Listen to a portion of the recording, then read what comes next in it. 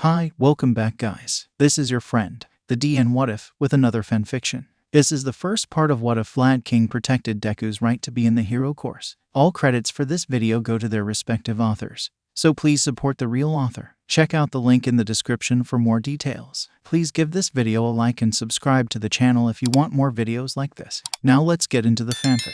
In a dark room, a huge man sat on a chair while scrolling through a file on his computer. He finally set his eyes on what he was looking for. A simple video. He started it and began to watch the video. The contents of the video showed a bunch of superpowered teens smashing and destroying robots left and right. However, one of them stood out. He was a young man about average height and had black hair with green highlights on its tips. He also had freckles on each of his cheeks. On each one were 4 freckles arranged in a diamond pattern. He also had large green eyes that sparkled whenever the light shined on them. But what made him stand out from the others was that unlike them, he wasn't able to destroy the robots. From the beginning to the near end, he was constantly trying to score a robot kill, but he wasn't succeeding, either other people saving him from a robot or him not finding one at all. Then the time came for the end when a giant robot was released. Everyone in the arena ran away avoiding the giant behemoth, and so did the freckled boy at first. But he suddenly stopped and looked in fear, not due to the robot, but it's something else. Near the robot on the ground, a girl with small blush marks on her face and brown hair was pinned to the ground under some rumble, with the robot nearing in at such a rate that she was about to be crushed under it. The boy then turned on his feet and began to run towards the giant, causing others to yell at him to stay back or return. He then crouched on the ground and jumped. But what happened next surprised everyone. The seemingly powerless boy jumped high in the air and then went straight to the robot as he cocked back his fist. Once he was in front of the giant machine's head, he yelled at the top of his lungs, "Smash!" His fist then made contact with the head of the machine, causing it to cave in and the robot to be destroyed. But what the boy did came at a price. Both of his legs and his left arm were annihilated beyond recognition as he began to fall helplessly to the ground. The boy began to panic, trying to find a way to land safely. But something then slapped him in the face. It was the girl from before, who he saved, coming to his aid. The boy then began to float above the ground harmlessly. The girl then pressed her fingers against each other, and the boy then dropped to the ground as he breathed out what was thought to be a thank you to the girl who was vomiting. The video was then stopped as the man watching it reclined back into his chair, reviewing the events that led to his current condition. He then looked at a roster with 20 names. He began to look through them and his eyes landed on the one he wanted. He began to rub his chin as he said, "Izuku Midoriya, you're quite the case, aren't you? You know you can always expel him like I was planning to do before you threw a hissy fit and took him to your class instead." A gruff voice came from behind him, causing the man to get startled a bit before turning to the source. "No, I won't," the man retorted. "I won't destroy a promising hero's future due to a simple problem that can be solved through hard work." "But he has no." "And you have." The man cut him off. "Listen, you may govern your class like some god who deems everyone worthy or not, but I don't. I at least try to give my students the benefit of a doubt before outing them." "You're acting irrationally," the man said. "We aren't here to be nice. We are here to make students into heroes. The boy doesn't have control over his quirk. I told you to put him in general studies, and if he did a good impression at the sports festival, I may take him in. There are better people out there." "Just," the man replied. "You are only saying this due to that purple-haired boy you saw and wanted to put him in your class even though he had no points whatsoever, unlike Midoriya." He stopped and then added, "And isn't our job as teachers to help students who don't understand how to use their quirks to use them? But that will take time and will be a waste of resources." He also chose not to dignify the accusation that was thrown at him. "For you, that might be true, but for me, it will be a good thing. I prefer to work with my students, not simply kick them out on the first day, cause I want them to come here and already be the next All Might." "Now, you're speaking irrationally. The boy will hinder your class and hurt himself during the process. You may think I'm acting cruel, but I truly have his best interest for him." "Hard to believe that." "Act as you like, but you'll eventually reach a point where you'll have to expel him, just as I was planning to do." "We'll see about that." The gruffly voiced man then turned around, walking outside the room, but paused a little as he said, "You know what you are doing is truly cruel, letting him dream only for his dream to be crushed midway when the bitter reality strikes him." As he finished his last words of wisdom, he left the room and the other man to his thoughts, who simply said, "Izuku Midoriya, you better not disappoint me. I took a huge gamble on you." The next day, the boy from the video stood in front of a huge gate with a smile on his face. He was now going to UA, the top school for heroes. In his world, around 200 years back in China, a boy was born with the ability to glow, and then other children began to be born with out-of-this-world abilities. Those abilities were eventually called quirks. They could range from simple physical mutations to the ability to control nature itself. And as time progressed, quirks became more and more abundant, but something else began to die. The quirkless are normal people with no ability whatsoever, and one of them was Izuku Midoriya. For the first 15 years of his life, was technically now considered a late bloomer. The boy then remembered his idol's words in his acceptance letter, "This is your hero academia." The boy smiled at the words. The entrance exam was truly an eye-opener for him to see truly how late he was compared to others. He wasn't able to score a signal kill in the exam. However, due to his heroic action of saving the brown-haired girl, he was given rescue points which were enough to help him succeed in passing the exam. The boy then walked through the gate as he remembered how he got his quirk to begin with, him meeting All Might, running to save his friend from the sludge villain after he himself was almost killed by the same villain. All Might saving them for the villain. All Might declaring him as his successor, the harsh training he went through to gain All Might's quirk one for all, and finally the entrance exam.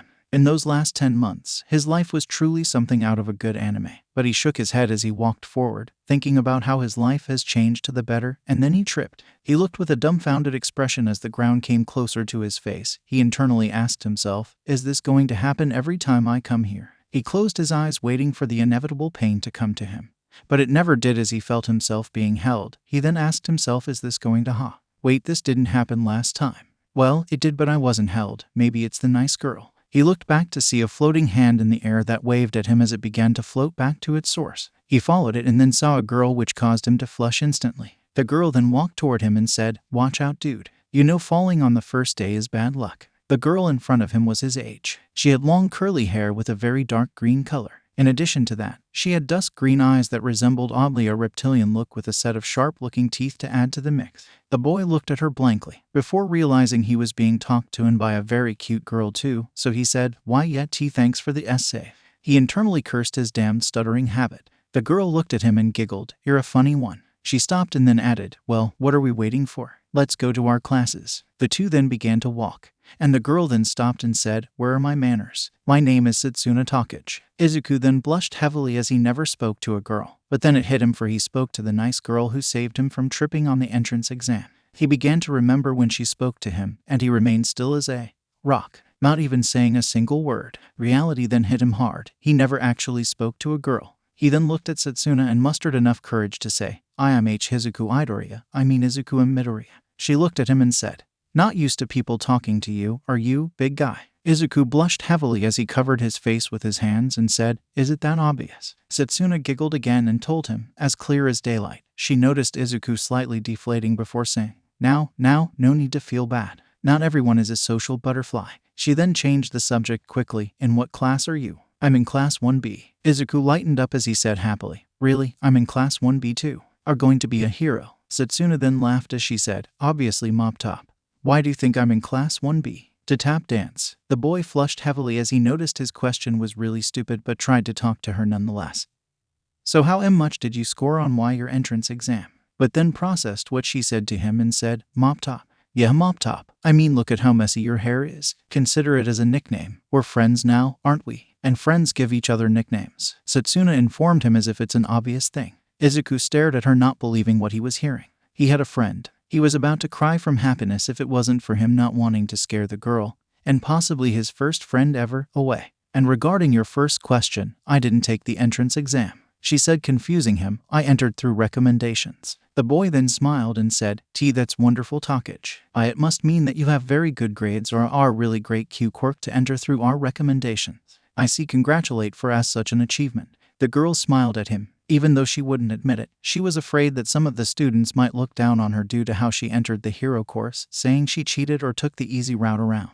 "Thanks, Mop Top." The boy's sweat dropped at the nickname, but he can live with it. He had been called worse through his quirkless years. As the two continued to walk toward their class while talking to each other, or rather Takage talking while Midoriya stuttered all the while, they eventually looked at the time and it was getting closer to the beginning of the class. This caused Setsuna to huff, saying, "Man, what the heck is this place? A maze. We've been walking around forever and haven't gotten any closer to our classroom."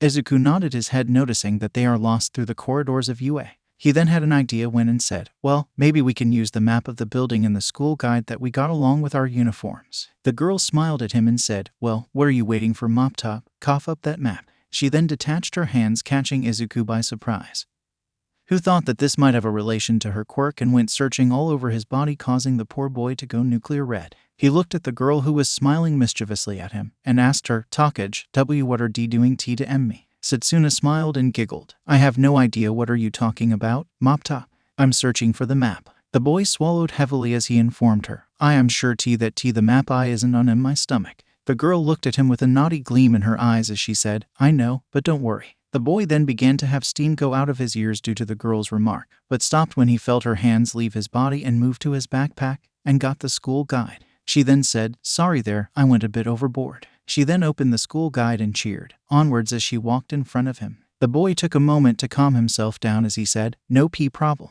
The girl looked back at him and said, but damn, you sure are ripped under these clothes. This remark was enough for him to almost faint, but he powered through. They both walked in silence, but Izuku decided to break the ice, so he started the conversation. So how was your trip here? My mom sure cried a lot. Seriously, that's the best I can do. Now she'll think I'm weird and won't talk to me anymore. Setsuna then laughed. You have no idea what my parents did. My mom threw me a party while crying. My dad threw a hissy fit saying that he will kill anyone who dares to touch his little angel. So be ready when you become my boyfriend. The boy flushed heavily as he said, what? The girl giggled. Calm down, I'm joking, she said before adding, or am I? This caused the boy to blush again. But if he had to tell the truth, he was honestly happy with this. That talkage didn't mean any harm toward him, but was only teasing him. It was what friends did with each other, right? He was cut out of his thoughts when Setsuna said, we're here. The boy looked and saw a large door with one bee on it. He mentally began to pray that neither Kaken nor the scary boy from the entrance exam was there. But he also hoped the nice girl from the entrance exam was there. He still had to thank her for offering to sacrifice her points to help him pass. He was then nudged by Setsuna, who told him, well, what are we waiting for? Let's go inside. Setsuna went through first and she seemed to be looking for someone. As Izuku mentally prepared himself as he said, calm down, Izuku.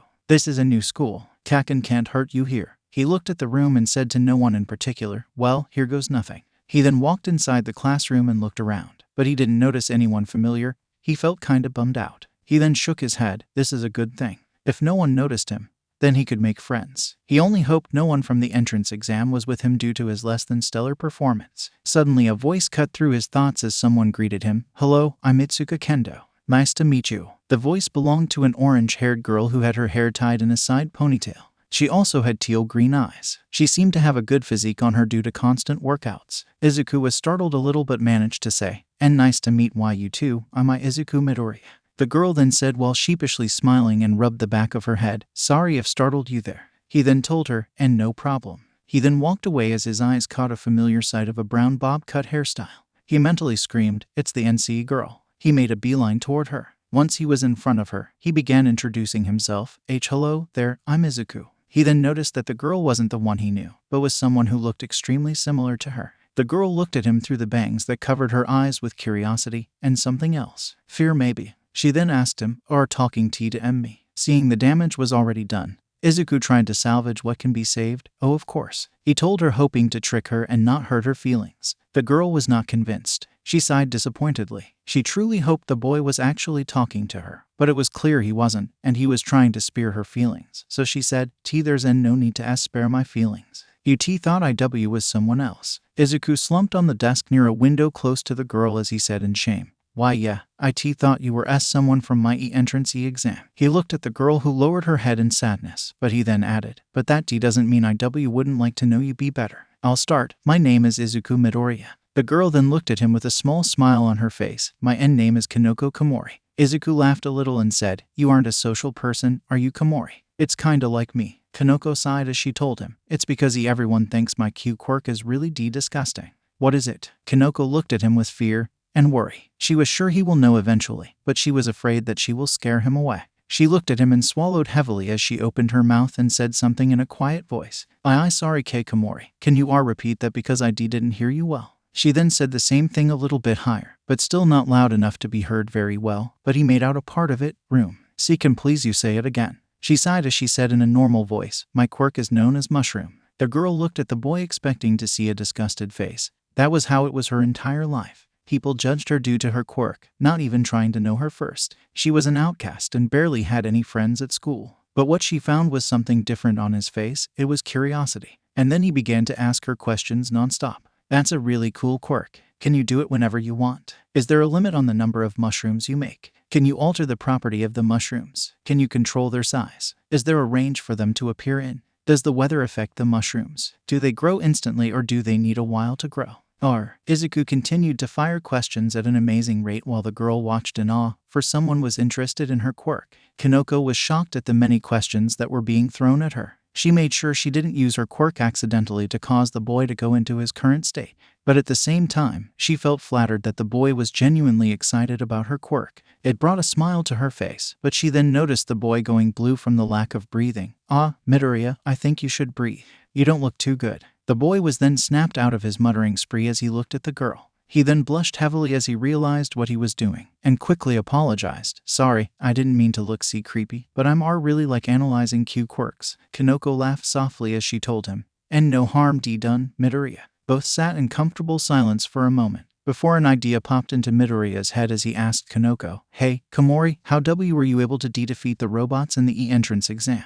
The girl took a thinking position before answering. I just spread my mushrooms all across the robots' bodies, causing them to malfunction and fail. The boy looked at her and nodded his head, unconsciously saving this little bit of information for later on. Suddenly, a loud yell caused both teens to jump in fear as a boy approached Izuku shouting, Hello, are you Izuku Midoriya?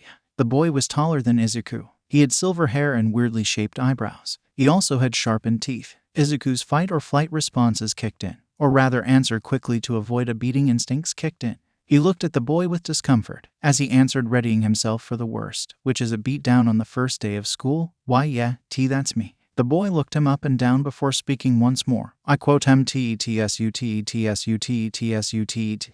He was silenced by a floating fist to the head. Both Izuku and Kanoko looked and saw Setsuna come to the boy and grab him by the ear. She then proceeded to yank his ear, causing him to yell out in pain as he begged for mercy. Didn't I specifically tell you to tone it down while you're speaking to him? Setsuna asked the boy, who looked like a defeated puppy. I know, he said as the girl yanked his ear even harder. Geez, I'm sorry, alright. I didn't mean to scare him. I told you he was a bit jumpy, so why didn't you listen the first time? She said as she finally released him. He then began to rub his ear with a pouty look on his face. He muttered something under his breath that the startled duo didn't hear, but Setsuna heard and blushed a little. The boy then looked at Izuku and said, I'm sorry if I startled you there, but I mean no harm. He raised his arms in the air as a signal of peace. He then added, Setsuna told me about this new guy she met, so I just wanted to meet you. Sorry if I came off a little bit extreme or intense. Izuku sighed in relief as the situation was cleared. He waved his hands and said, No problem. No harm done. He then added, As you already know, my name is Izuku Midoriya.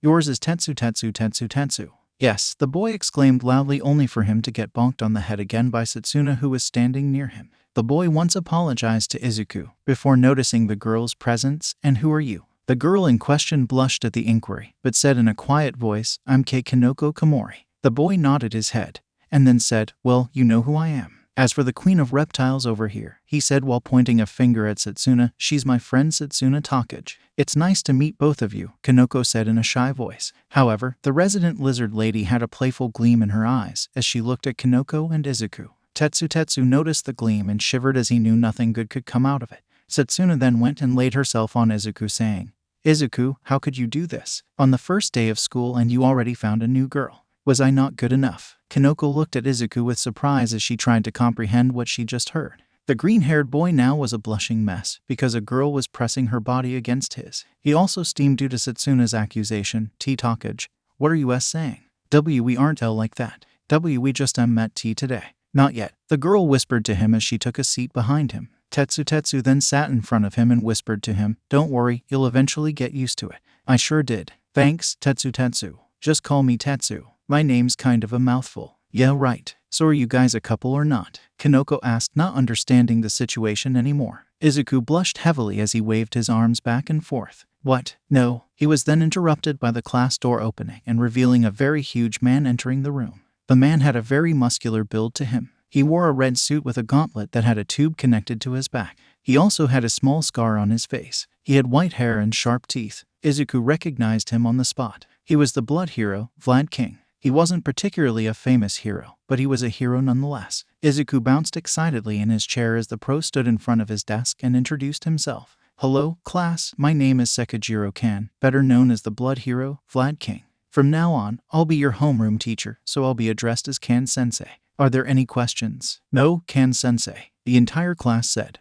Good. Now I expect that our relationship for the next 3 years will be built on respect. I'm not going to be some kind of totalitarian teacher who enslaves his class. However, I do expect you to treat me with respect and don't cross certain limits or there will be consequences. Any questions now? When the class didn't answer, he shouted. I said, is there any questions? No, can SENSEI. Good, now that's out of the way. I want everyone to come here when I call your name. I want to introduce yourself, your quirk, and what hobbies you like to build a better sense of familiarity between the students. He saw the entire class nodding their heads, so he picked up a roster and said, Yui Kodai. A girl with dark hair shaped in a bob cut style came up front. She had blue eyes, but her most striking feature is her expressionless face. I'm Yui Kodai. My quirk is called size. I alter the size of the things I touch with my fingers, and the effect wears off when I press both hands together. I like to read manga and watch anime. She then went to her seat as another name was called out, Senkaibara. Meanwhile, Izuku was having a field day as he was writing down his classmates' quirks. They were all awesome, and he wished he can ask them more about their quirks, but it can wait for later events. Now his primary mission was to survive day 1 without ending at the infirmary. Recovery girl made it clear she will whack him if he ended up there again. He looked at his notebook and continued to write as he began to mutter. At first, nobody noticed that he was muttering because he was keeping it down.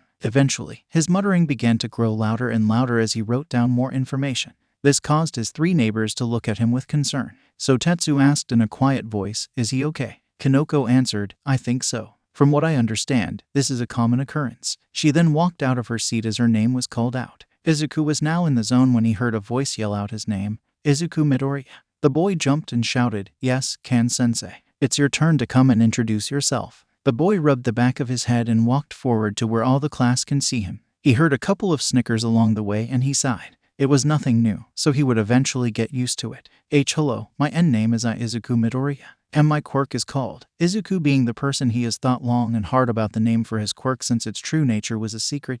Inner energy manipulation, it allows to augment my S strength and S speed. He was cut off by a shout. Today, stutter. We're not planning to die here while you talk. Izuku looked down before Vlad shouted, be quiet. Kamakiri. He then looked at Izuku and said, proceed, Midoriya. My hobbies are W watching Hero V videos and W writing Q quirk analysis. Izuku finished. So, you are like a stalker who watches people and studies their quirks, the boy from before said, eliciting a few laughs. His name was Tagaru Kamakiri. He had a bug-like appearance with yellowish-green skin. He also had 2 mandibles coming out of his mouth. His fluffy green hair was styled in mohawk style. Izuku looked down in sadness. This wasn't the first time his hobby was insulted, but it still felt bad. Then a voice came up. I think Sir Midoriya's hobby is rather impressive and should be complimented rather than insulted. In hero work, it would be most beneficial if we had an idea about the villain's quirks rather than being taken by surprise. It's an important skill. Izuku was shocked that this particular thing was being complimented and looked at the voice. It was a boy who resembled a beast.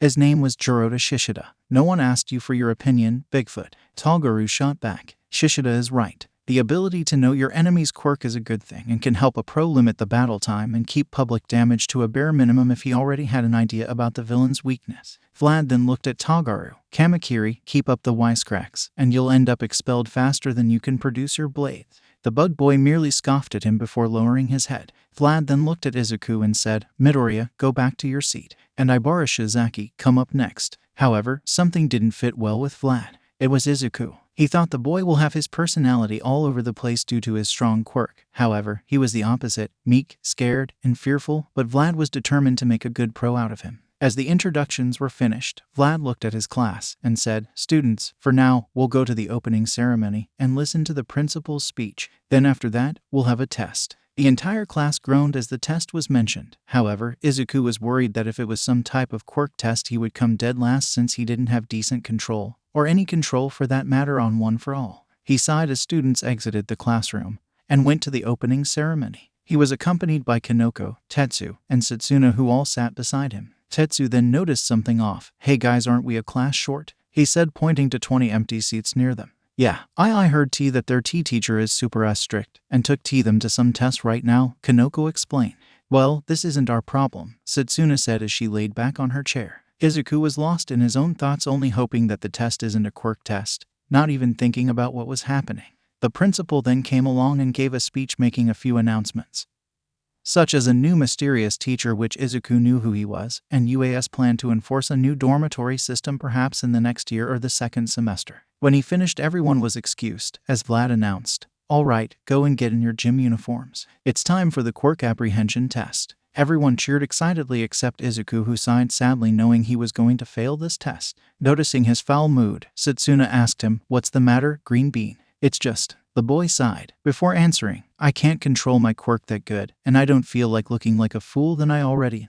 "You know this school's role is to help us control our quirks, right?" the girl told him in an all-knowing way. The boy laughed, before replying, "I know, but it's just, how can I be like All Might if I can't control my quirk?" "That's the thing, you aren't All Might. Geez, Green Bean, you're on your first day. And you already want to be number one, ego much?" The poor boy quickly shook his hands trying to defend himself. "No, that's not what I..." The girl snickered at him. "I know, Green Bean, just relax. My point is just don't try to reach the impossible on the first day. We're here to make mistakes, so we don't do them out on the field. So just take it easy." She then lifted her fist and said, "Fist bump." The boy's face flushed as he fist bumped her and then went to change his clothes. In the locker room, everyone was changing to their gym uniforms when Tetsu yelled, startling Izuku, "Dude, where did you get all these scars? That's so manly." Izuku, who was used to working shirtless with no one seeing him, was afraid, so he quickly answered, training. He didn't want them to know about his past, and that he was a quirk practice dummy, especially for Kaken. "Sir Midoriya, I must admit to push yourself to such lengths to strengthen your quirk. Gaining these scars along the way must have been painful." "I," the Beast Boy said while raising his hand, "respect you for such a strong will. We never got to be introduced properly to each other. My name is Jiroda Shishida, a pleasure to meet you." Izuku grasped the Beast Boy's hand and shook it, saying, "Pleasure's all mine, I Izuku Midoriya." After that, everyone went back to putting on their clothes, but when they were about to leave, they heard someone shouting. That voice was enough to make Izuku quiver like a leaf. "That test was so fucking easy. I completely aced it." The voice belonged to a boy with ash blonde hair. His name is Katsuki Bakugo, or as Izuku calls him, Kaken. Another boy with red hair. "Yeah, you totally killed that ball throw test. And so did Monoma." "Shut up, shitty hair. Don't compare me to that copycat freak," Bakugo shouted while his hands sparked with small pops from his quirk. Explosion. Tetsu frowned and said, so unmanly. He suddenly felt someone hide behind him. He looked and saw Izuku hiding. Concerned, he asked the boy, "Midoriya, is there something wrong?" The boy whimpered a response. "No, let's just leave." The bigger boy didn't know what happened, but he could tell that the newcomer was the cause of it, so he nodded his head and headed out with Izuku. On the field outside, everyone saw Vlad with a small digital timer and a paper sheet. He looked at them and began to explain what was going to happen. "Listen up, maggots, now. You're all going to participate in 8 different events. This is only a test to gauge your control over your quirks, so don't feel bad if you fell behind. Any questions?" "No, sensei." "Good. First, the 50-meter dash," he announced. "First up, Tsunotori and Yanagi." The two mentioned girls went to the start of the line. Back with Izuku, he was stuck with his thoughts on how to use his quirk. How can I use one for all without hurting myself? I mean, can only go 100% or 0. And every time I go 100% like All Might, I break my body, so how? Suddenly a thought hit him as Vlad called out the next two. Why am I trying to use 100% of my power? I was built in a hurry, unlike All Might who trained for years to master the quirk. It's like Takage said, I'm not All Might. He then heard Vlad say, "Rin and Shota, come up and get ready." Izuku was then deep in thought again. He found a solution to the first problem, which was not breaking his bones with too much power, but how he will use it. He can't just put all the pressure on one part. Even at a low percentage, one for all might do damage to him. He then remembered something Kanoko told him when they first talked. I just spread my mushrooms all across the robots' bodies, causing them to malfunction and fail. This was the last piece of the puzzle. How stupid of me. It's like the egg in the microwave. Instead of focusing on the egg alone, I also focus on the microwave too. He was called out of his thoughts when Vlad King called him. Midoriya and Kendo up next. The boy walked to the starting line with a thoughtful face, deciding to try his new theory out. When he reached it, Kendo said, "No hard feelings, Midoriya, but I'm going to beat you." Both students got ready, but Vlad watched Midoriya. He wanted to see what he will do. Will he break and fail as he did in the entrance exam? Will he have at least some decent control over his quirk, or will he decide to do it normally? The first case was something he hoped never happened. The second was something that would impress. And the last was something that he wouldn't mind, since his students' safety come first. As both students took a running position, something began to happen with Midoriya. Midoriya took a deep breath and allowed his quirk to flow through his entire body. His body at first glowed with red veins, grabbing everyone's attention. It then disappeared and was replaced by green lighting that surrounded his entire frame, but Midoriya held a pained expression. Vlad wanted to stop him but then noticed that along with the pain was concentration, as if he was focusing on something. Izuku during that time was focusing on lowering the power percentage. When he activated that new form, his whole body rattled, so he quickly began decreasing the power till it reached about 4%. He sighed as his body now felt comfortable with the power, rolling his joints to make sure that nothing was wrong. Seeing that both of his students were now ready and not going to break themselves, Vlad yelled, "Ready, set." The two then readied themselves to run, go. In a blare, a green streak of lighting ran the 50 meters, surprising everyone. The machine recording the results then announced 3.19 seconds, 5.12 seconds. Kendo looked at Izuku and said, "Damn Midoriya. Who knew for such a shy guy you had such speed?" Izuku laughed awkwardly before saying, "Why, you were good too." Vlad then came up to them and said, "Move it, you two. We still have things to do." The two apologized and quickly went to the rest of the class. However, unknown to them, Vlad was happy Izuku Midoriya, whom Eraserhead, his colleague, deemed with no potential whatsoever, proved him wrong. "In your face, Eraser. I told you he only needs time to control it," Vlad said to himself. Now then came the grip strength test. Most of the people did average on it, except for Shishida, who went beast mode, lifting about 500 kilos, and Kendo, who enlarged her fist to try and crunch the machine, only for her to get 320 kilos. Finally, it was Izuku's turn. He swallowed heavily since he wanted at least a decent score with this one, since his quirk is strength augmentation in the first place. He felt it would be kinda lame if he didn't at least get in the hundreds. So he then activated his quirk, allowing it to flow through his body as he grabbed the lever and pulled on it with all his strength at 4%. It finally beeped, giving him a score of 135 kilos. Sure, it wasn't the best, but still better than nothing. He still felt tired due to the use of his quirk, and his body was crying out for him to stop. Next was the long jump. The horse girl, or pony Tsunotori, used her horns to fly across the pit, while Satsuna disassembled her body and floated through it with ease. Izuku was truly astounded by his classmates' quirks. His only regret was that he didn't have his notebook to record them while in action. Finally, it was Izuku's turn. He activated his quirk and jumped, only for him to land a couple of centimeters away from the end of the sandpit. He walked out of it with a sad look on his face. His friends noticed this and went to him. "Come on, don't feel bad. You did great out there. You were so manly." Tetsu was the first to speak. "Yeah, dude, chill out. Like I told you, everyone is destined to fail once in a while," Satsuna said, with Kanoko nodding her head shyly. Izuku felt a little better and said, "Thanks, guys. You can thank me by taking me out on a date," Satsuna said, causing him to go nuclear red. They were cut out of the moment by Vlad saying it's time for the repeated side steps. Everyone did fairly in it, except Izuku, whose legs were killing him for the use of his quirk.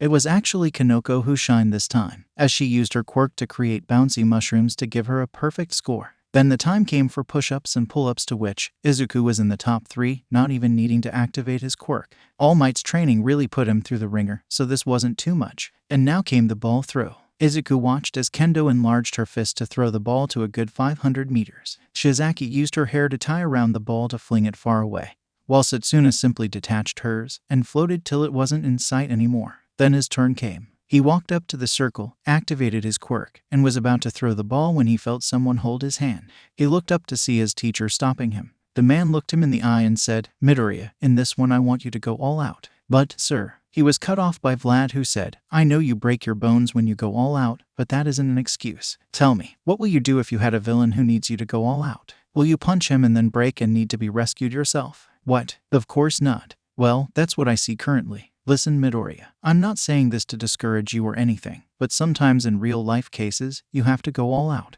He then patted the boy's back and said, "Prove me wrong. Prove to me that you can go all out and still be able to fight." Back at the sides, the students were wondering what was happening with Midoriya and their teacher. "So what go on?" Pony asked in broken Japanese, since she was an exchange student.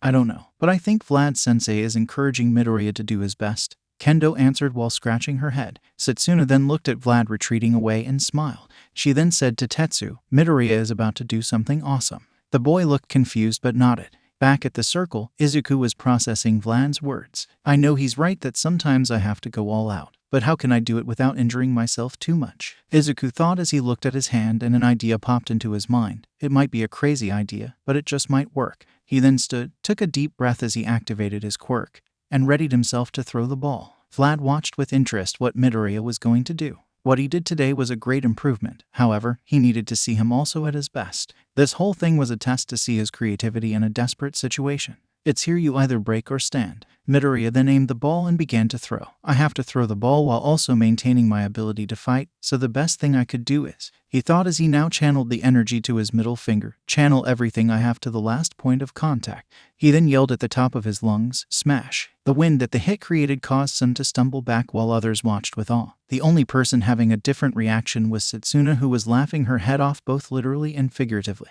Vlad looked at the dust cloud, which formed around Izuku, with a proud look as it cleared. It revealed Izuku holding his middle finger, which was bruised and definitely broken, as he told his teacher, "Sensei, you see this? I went all out and I can still fight." Around the corner of the field, All Might poked his head as he looked at his successor and asked himself one question. "What the heck, young Midoriya? When did you become so cool?" "Sensei, you see this? I went all out and I'm still able to fight," Izuku exclaimed, as he lifted his fist with his middle finger definitely broken and clutched it.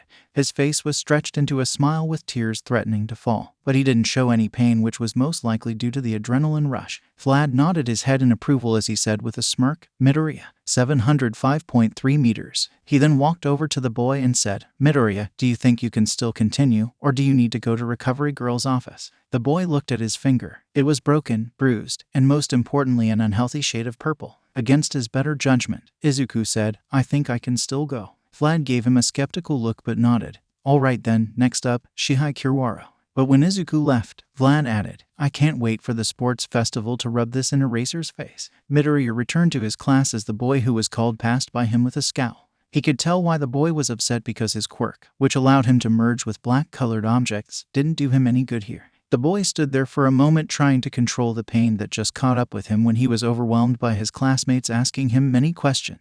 Tetsu first jumped at him and said, "Man, that was so manly. You threw the ball so far away. How strong are you?" The boy blushed at what he perceived as a compliment. Setsuna then came up and said, "Dude, that was so awesome. You totally killed it." She then hugged him on purpose, knowing she will get a hilarious reaction out of him, and on cue the boy had steam coming out of his ears and nose. When the girl let go, he tried to regain his composure. When he felt a small tap on his shoulder, he turned and found Kinoko holding a small mushroom. She then said, "Eat this." He raised an eyebrow, remembering how he got his quirk. The memory alone caused shivers to run down his spine. She then added, "It's a painkiller mushroom. I can see that you're in pain, and this one will numb the pain for a bit." The boy smiled at the girl and said, "Thanks, Komori." The girl blushed and said, "You're welcome." On the side, a certain orange-haired girl was watching the boy with great interest. He had such huge power, and it made her wonder in a match between them who would win, his strength or her skills. She also had a couple of questions she needed to ask him right now. "Midoriya, can I ask you a question?" The boy looked confused at Itsuka and nodded his head. "Sure, what do you want to know?" "How does your quirk work?" she asked, straight and direct. She was never for beating around the bush. "Well, it just gives me super," Izuku said, only to be cut off by Setsuna, who said, "Listen, Green Bean, we heard that part, but we want to hear the mechanism of your quirk. How does it work in the first place?" Izuku looked at her as he began thinking about an answer. He knew from his idol that his quirk crystallizes energy and stores it, allowing the user to access it, so it could be considered a battery of pure energy. Izuku looked at her and said, "Well, my quirk is kinda like an internal battery that I use once I tap into it.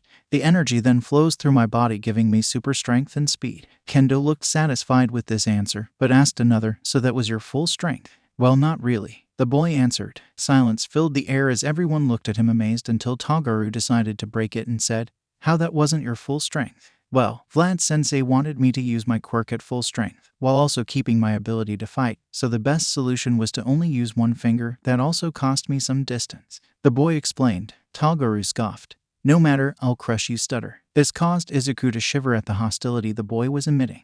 "Did I do something to anger him?" Izuku asked, getting confused looks. The bug boy had it out for him from the very start without a reason. He sighed. He was used to Kaken, so he can get used to Kamakiri. At least, he won't beat him. Setsuna then asked him, "Say, Green Bean, didn't you say that you didn't have much control over your quirk? How come you controlled so well today?" She remembered their conservation before going to change their clothes, and what he said. Izuku answered her, "Well, it was thanks to you and Kinoko." The girls looked at him and said, "Us?" "Yeah, at first when I was using my quirk, I always went 100% trying to be like All Might, but Takage reminded me that I'm not him, so I lowered the power percentage. And then I remembered how Komori defeated the robots in the entrance exam by spreading her mushrooms all over their bodies. So I decided to try the same thing with my quirk on my body," the boy answered, and then bowed to the girls and said, "Thanks." Kinoko blushed, while Setsuna laughed at him and said, "Don't mention it, Green Bean." What are friends for? Suddenly Vlad yelled, come on maggots, we still have 3 tests to complete. Next was the flexibility test, which Izuku did decent on given that his finger was broken.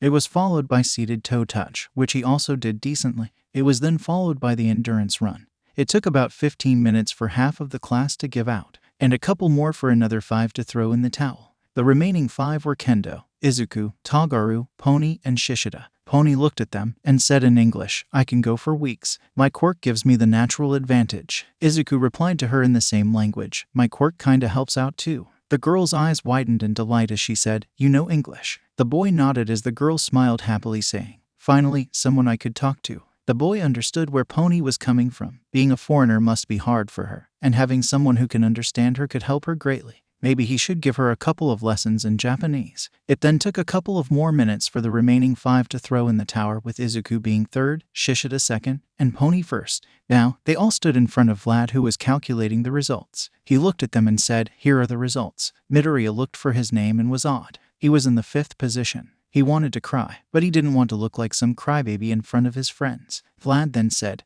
now regarding the results, those tests only showed your skill with your quirk, and some were at a disadvantage, not able to use their quirks at all. For all of you to know, these tests don't define who you are. I saw that you all tried your best. Some of you used your quirks creatively. Others made up for their inability to use their quirk by pushing their bodies to their limits, and some put up a good show. Now for those on the top, don't get too comfortable with yourselves. Always work hard. Those in the bottom, don't feel bad. We'll work from the bottom up. He noticed that there was no other reason to keep them, so he said, all right, go to class and get your syllabus. He then turned to Midoriya and said, Midoriya, go to Recovery Girl's office, here's a slip.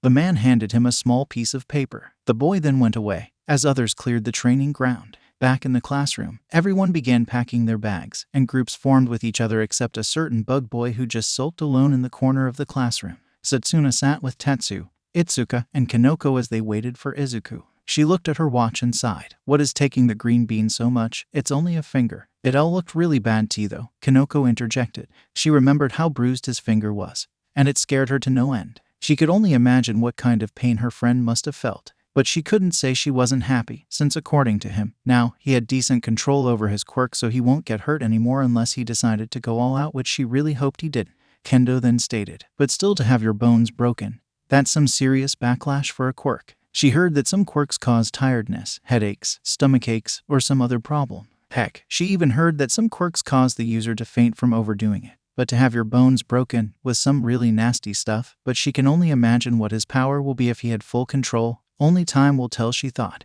Tetsu was about to add something, when a boy with black hair and a headband said something. Oh, you haven't seen what kind of damage his quirk can do yet. This was a small display. Tetsu then looked at the boy and said, what do you mean, Oase? The boy looked at him and said, I mean, he got off lucky this time. I was in the same arena with him, and I have to say that he left one heck of an impression, he said, remembering how Izuku easily leveled the 0-pointer into the ground. A voice spoke up. Can we stop talking about the lame-ass stutter like he's freaking All Might? Tagaru said, clearly annoyed with the subject the class was talking about. Setsuna, who had enough of his attitude, walked up to him saying, hey dude, what's your deal with Midoriya? The moment he spoke, you began picking on him. She was truly angry that the bug boy showed such hostility towards her friend. She never liked bullies, and she wasn't going to let one get his way. If she didn't know any better, she would say that Tagaru was here just to fight, not become a hero. The boy pushed her aside and said, keep your opinion to yourself, lizard wretch. You don't see me snooping around your personal business. He then walked away from her toward the door. Setsuna couldn't believe what she heard.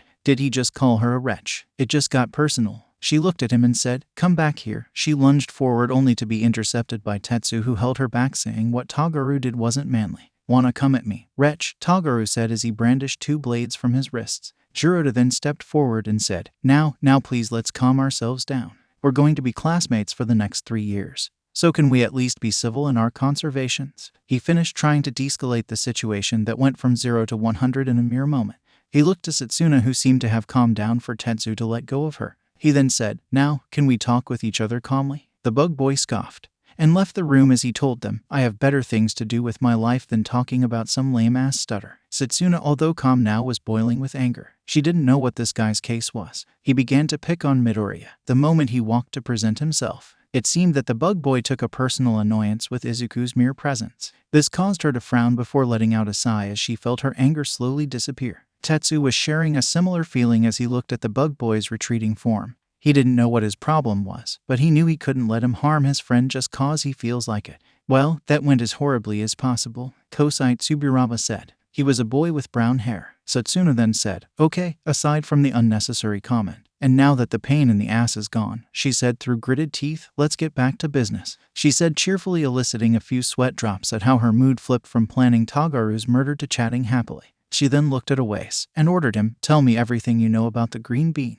The boy scratched his head. Well, as I said before, I was with him in the entrance exam, but I don't think he remembers me, not that I think he wants to. Honestly, he was very plain, and he didn't do much. Hell, he couldn't even destroy any robots. He had to be saved every time he tried to. This caused confusion to envelop the class. The main question was how a person with a strength quirk wasn't able to fight robots. He should have torn right through them. But Midoriya has a strong quirk, so how wasn't he able to destroy the robots? Senkaibara asked the question on everyone's mind. I don't know, Yostu said as he shrugged. I'm just saying it as it happened. For most of the test, he was trying to fight the robots quirkless, but seeing the backlash, I can't say I blame him. Though, he was able to level the 0-pointer. This information got wide eyes from all the students except those who entered through recommendation. Juzo Honuki then asked, the what? Juzo was a male with sandy blonde hair, but his most striking feature was his face, which resembled that of a skeleton since he had no lips or visible nose. Everyone looked at him. And Manga Fukadashi showed through his thought bubble a phrase that said, it's a giant robot. Huh, Satsuna said, but then asked, can you guys please explain what the 0-pointer is? No problem, Lady Takage. You see, the 0-pointer is a giant robot about 7 stories high. We were told that it was an obstacle that we should avoid at all costs, and seeing it in person I know why. Jiroda explained. And yet the green bean still went against it. Man, he's full of surprises, Satsuna said, imagining Midoriya defeating the huge robot. Yeah, but why did he do something so unnecessary? Kendo asked, trying to understand the reason why Izuku went after something that was virtually equal to 0. Well, you see, Yostu said while smiling sheepishly. When the 0-pointer was released, everyone ran for their lives, but a girl got stuck under the rumble. When he saw that no one was trying to save her, he ran and destroyed the robot, but he was cut off by Tetsu, who cried, dude, that's so manly. The boy then returned to his story. Aside from that, Midoriya broke his left arm and both his legs during his attempt and then began to fall to the ground. If it wasn't for the girl he saved having some type of gravity quirk, well, recovery girl might have found a red stain on the ground. The last remark earned him a punch to the head from Satsuna, who felt very uncomfortable at the idea of one of her friends dying.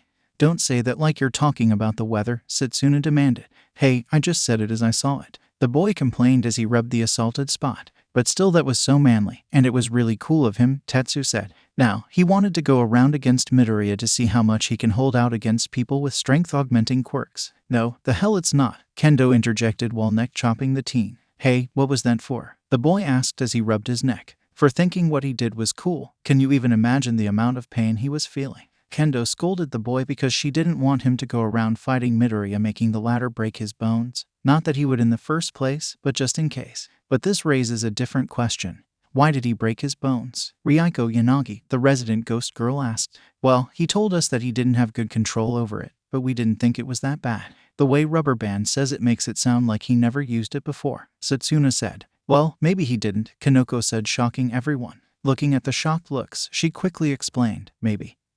He wasn't able to control it well when he was young, so he never actually used it till the entrance exam. Everyone nodded at the logic. Broken bones could make anyone shy away from using their quirk if it meant saving them from intense pain.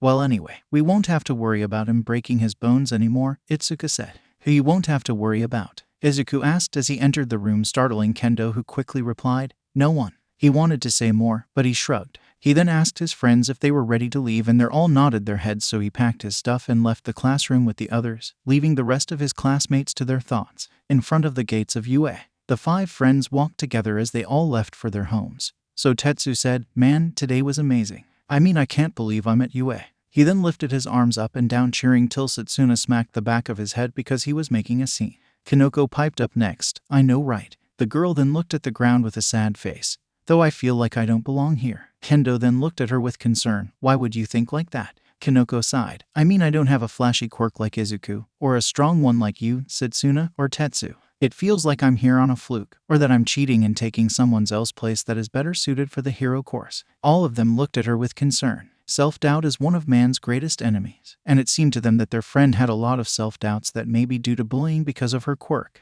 Izuku then remembered his conversation with All Might when he received his quirk. Back then, he felt like he was cheating since his power wasn't originally his, but All Might assured him that this power was now his. So he said with a smile, "You definitely deserve it, Komori. You managed to pass the entrance exam even though your quirk wasn't suited for combative purposes. In addition, you don't need a flashy quirk to make it into the hero course. Your quirk is great as it is. It's very versatile. I mean, if I can be in the hero course, then so can you." The girl looked at him with tears in her eyes as she sniffed, "Thank you." The others smiled at Izuku's encouraging words for Kanoko. But then Izuku said, "But I do get that feeling sometimes.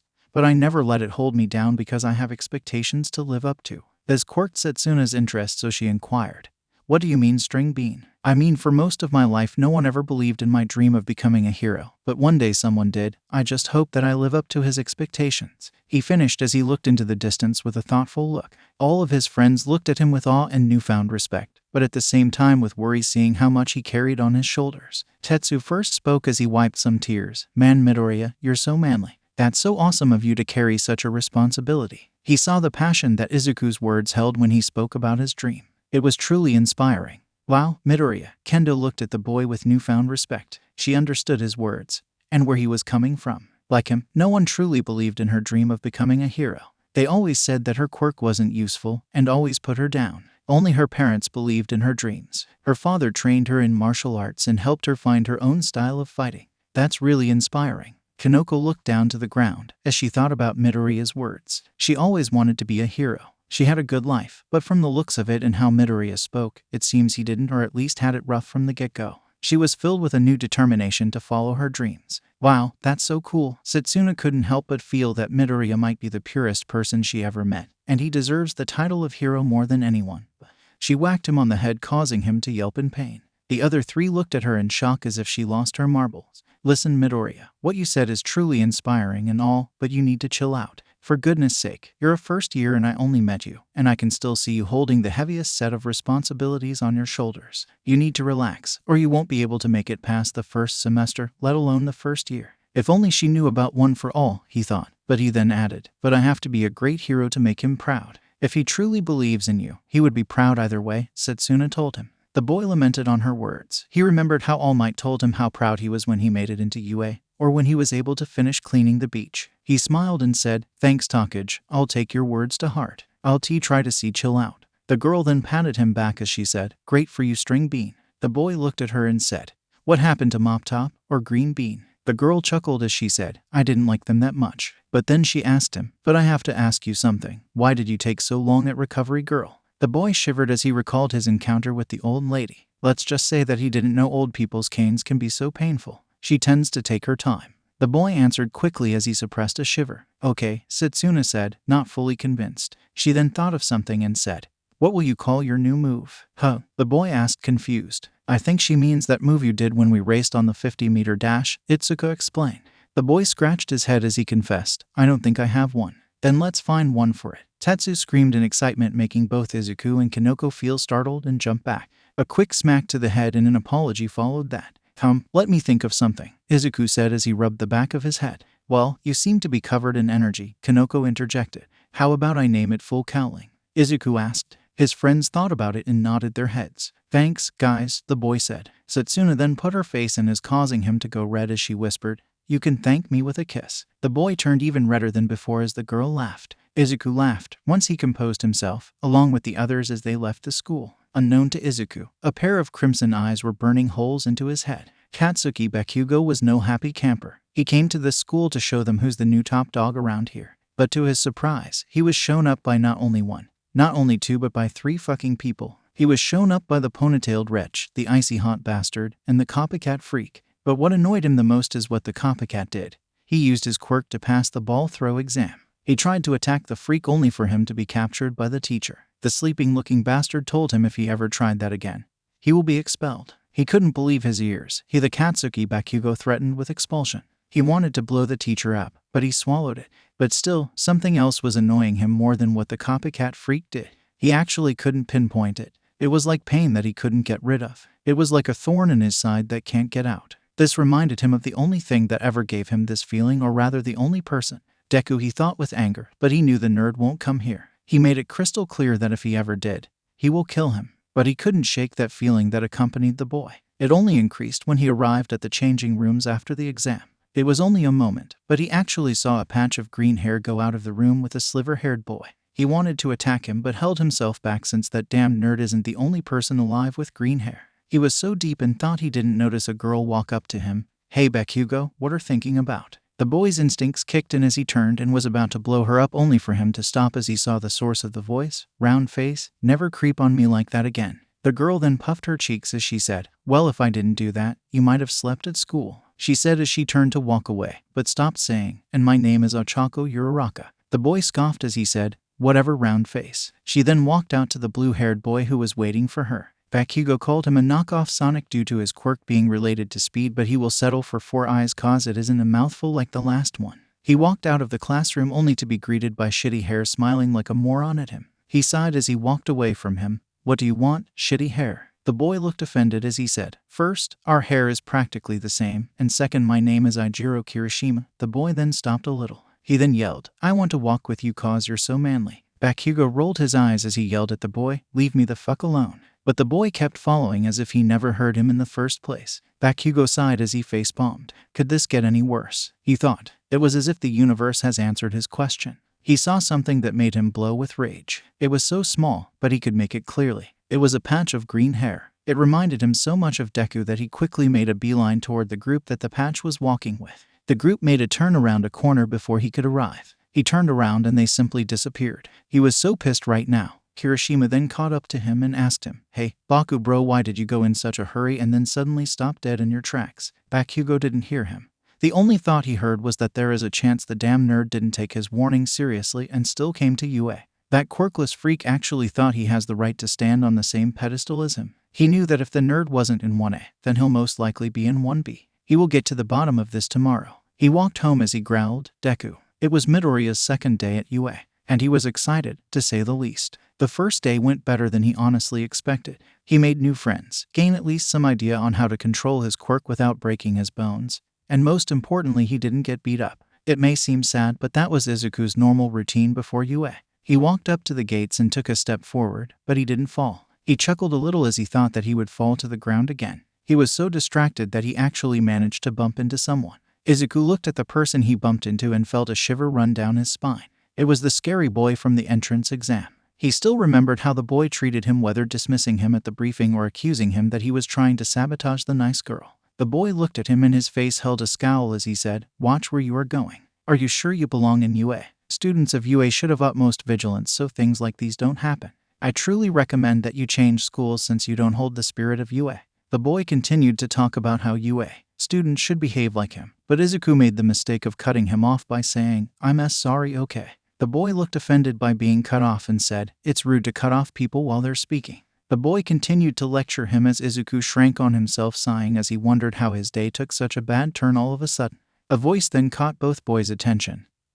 "Hey, leave him alone. He said sorry, didn't he?" Izuku looked and sighed in relief as he saw Kendo approach him. The boy tried to talk to Kendo to reprimand her for something, but the girl didn't have it. She grabbed Izuku's arm and dragged him away, saying to the boy, "Since you're the model student of UA, get to your class. You're almost late." The boy looked at his watch and ran quickly. "Well, he's something," Kendo said. She then looked at Izuku and asked, "What did you do to him anyway?" "I just bumped into him," the boy answered honestly. This made the girl confused. All this fuss just for bumping into him. Either the guy was seriously stiff, or no, he was just stiff. "Well, anyway, let's go to class," she said. She then took a more excited tone as she asked Izuku, "Who do you think our teacher is? What do you think we will do today in our first heroics class?" The boy smiled sheepishly and said, "I have no idea." The girl pouted as she said, "You're no fun, Midoriya." A few moments later, they both reached their class just in time to hear Satsuna and Kanoko speaking. Man, what a freak. What he was doing here anyway. He was watching everyone entering the class with a look that can kill the gods. Kanoko then said, "His crimson eyes really scared me. It was like he can see in my soul." Izuku shivered at the description and can only think of one person. Kaken, he thought in fear. He hoped he can avoid the boy for a little longer or perhaps forever if possible. But it looks like the boy has already begun searching for him. He shivered at the idea of Bakugo giving a beatdown every day here. He didn't want his friends to find out about his past with Bakugo. He sure learned to accept it, but that doesn't mean he wanted others to know about it. It would make him look weak. Not that he was strong before entering UA. The boy was startled out of his thoughts when a floating hand poked his stomach. The boy turned red as he asked the lizard girl, what are D doing, T-talkage? The girl laughed and said, you went into a muttering spree, so I stopped you. The boy blushed heavily. He then looked at Kinoko and greeted her. Then Tetsu burst into the room, and he shouted as he raised his arms in the air, I scared him away. What do you mean? Kendo asked. There was some freak that was standing in front of the door of our class saying he was looking for someone named Deku. He wouldn't go away nicely, so I sicked Tetsu on him, Setsuna said. Izuku shivered a little at the mention of the nickname Kaken gave him. Izuku then looked at Tetsu as if he was some sort of deity. Never in a million years did he think someone can defeat Kaken.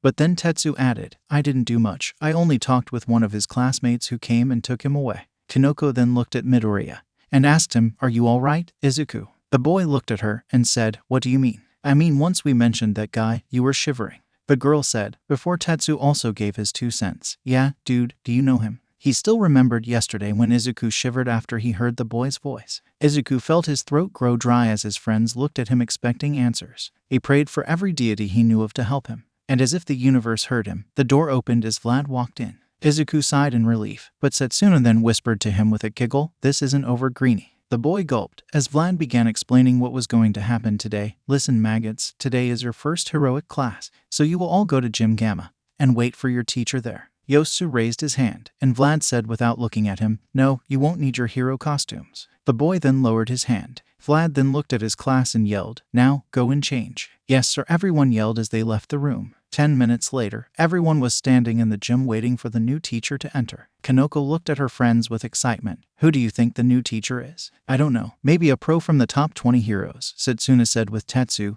Kinoko, and Kendo nodding their heads. Izuku, on the other hand, was beaming with excitement. He knew who the new teacher was, and he couldn't wait to see him. He was excited to study under such a strong hero. The gym's doors opened and everyone looked with anticipation only for them to all scream at the same time. Vlad SENSEI, you're the new heroics teacher. Disappointment could be seen on the students' faces, especially Izuku's face. The teacher looked at his students' crestfallen faces and didn't know whether to laugh or feel offended.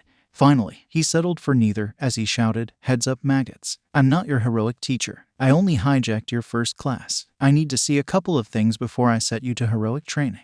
And what would be that, Vlad-sensei? Setsuna asked the blood-themed hero. I want to make a sort of physical examination. I want to see how much you can all push your bodies before they fail. Second, a combat session, quirkless style first, then a small one with quirks, the matches he had already been set. And finally, a quirk showcase. Ibarra then raised her hand. After she saw a nod from her teacher, she asked him, Vlad-sensei, didn't we yesterday tell each other our quirks, so why a quirk showcase? Vlad nodded at her logic. She wasn't wrong, but she also wasn't right. You're right, Shizaki, but what you did yesterday was the equivalent of just giving the title of a presentation. I want you all during the quirk showcase to give as many details as possible about your quirk. This will help you later on when you're partnered with each. It will make you work smoothly as a team. He stopped and then asked, does that answer your question? The vine-haired girl nodded her head and then lowered her hand. But Vlad had another reason for the quirk showcase. Unknown to Izuku, Vlad heard his mumbling the day before when the students presented themselves and their quirks. And when the boy said he does quirk analysis, he came up with this thing to test the boy's abilities. It was killing 2 birds with 1 stone.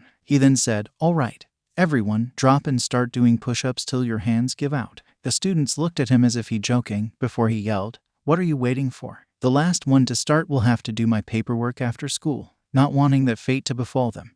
Everyone dropped to the ground, and all the students did their best. The first to throw the towel was Manga, followed closely by Kinoko, and so on till there were only Kendo, Tetsu, Tagaru, and Izuku doing them. The green-haired boy looked at the others, and they seemed that they were not going to stop anytime soon. 10 more minutes and only Izuku and Kendo were doing push-ups. The girl looked at him and said, you're quite strong, Midoriya. Thanks, you too. 2 more minutes later, both students fell to the ground tired and exhausted. Setsuna then came and said, you seem like you're both enjoying this way too much. Vlad then yelled, come on.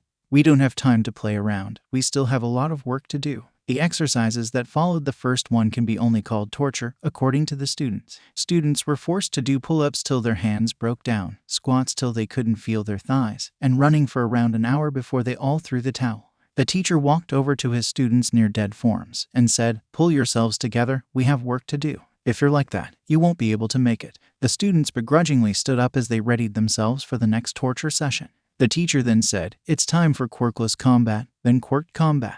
The first is to see how you do if you come up against someone with a quirk opposite to yours, or if using your quirk will damage the surrounding area. Quirk combat, as I said, will be later to see if there is a certain fighting style that will help you. Now here are the matches. 1. Kendo vs Tetsu. 2. Tokage vs Kamakiri. 3. Komori vs Kodai. 10. Midoriya vs Shota. Both boys looked at each other. Izuku looked at the mentioned boy.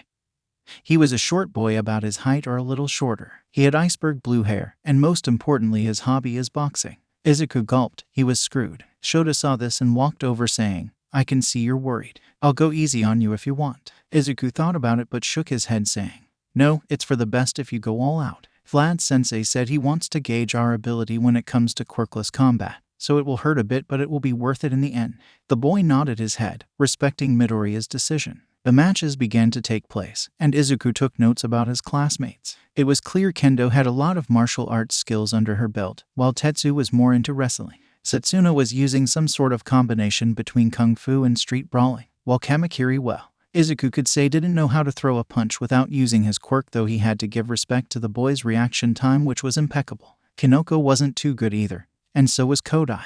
Then it was him against Shota. The fight was long. Although Midoriya didn't know how to throw a punch, he knew how to avoid one. 5 minutes into the fight and Shota was able to land a hit, causing Midoriya to bend over, and he officially lost. "Okay everyone, stop and take 5 minutes to rest," the teacher yelled as he reviewed the results for later examination. Izuku sat depressed as he thought that without his quirk he was a sitting duck, and there were a lot of cases where he couldn't use his quirk. Kendo approached him with Setsuna. "What's up with you?" the green-haired girl asked. The boy answered, "I really did badly in quirkless combat. Without my quirk I can't fight." Kendo then asked, "Didn't you learn any type of self-defense classes during your childhood?" Izuku thought about it once in 2nd grade but then changed his mind. It was due to Kaken, who saw him going to a dojo and told him if he ever went there again he will break his legs. He said that the dojo shouldn't waste its time on a quirkless freak like him, so he lied, laughing a little. "My mom is a little bit overbearing. She thought I might get hurt if I went there." The girls looked at him with confusion, because if what he was saying was true, then why was he here in the hero course? Being in the hero business is much more dangerous than a simple dojo. But they didn't push him and they knew he will eventually tell them the real reason.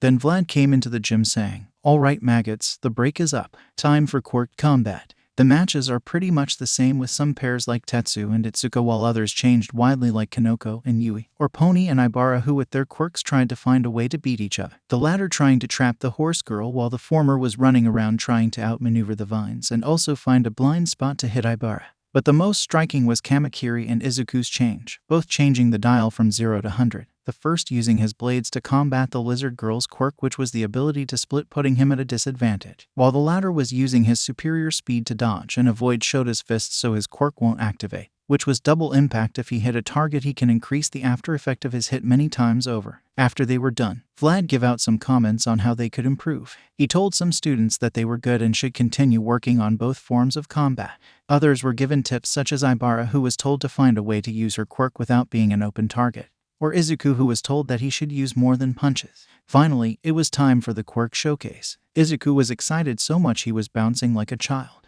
His friends came alongside him and saw his state and smiled. Tetsu was first to speak. "Hey Midoriya, bet you're excited?" "Huh, I am. It's just your quirks are so awesome. I can't wait to ask you questions about them," Izuku said with a big smile. His friend's sweat dropped, hoping that he didn't ask them questions that they themselves didn't know how to answer. "All right, everyone, let's begin." Vlad looked at his students. "Let's see, who wants to go up first?" No one raised their hands except Tetsu, who Vlad allowed to come first. "All right, as I told you before, my quirk name is Steel, which allows me to make my body into steel. But my quirk can get stronger if I eat metal, so that's why I always eat iron shavings to increase my durability." The whole crowd was silent, except Izuku, who raised his hand to ask a question.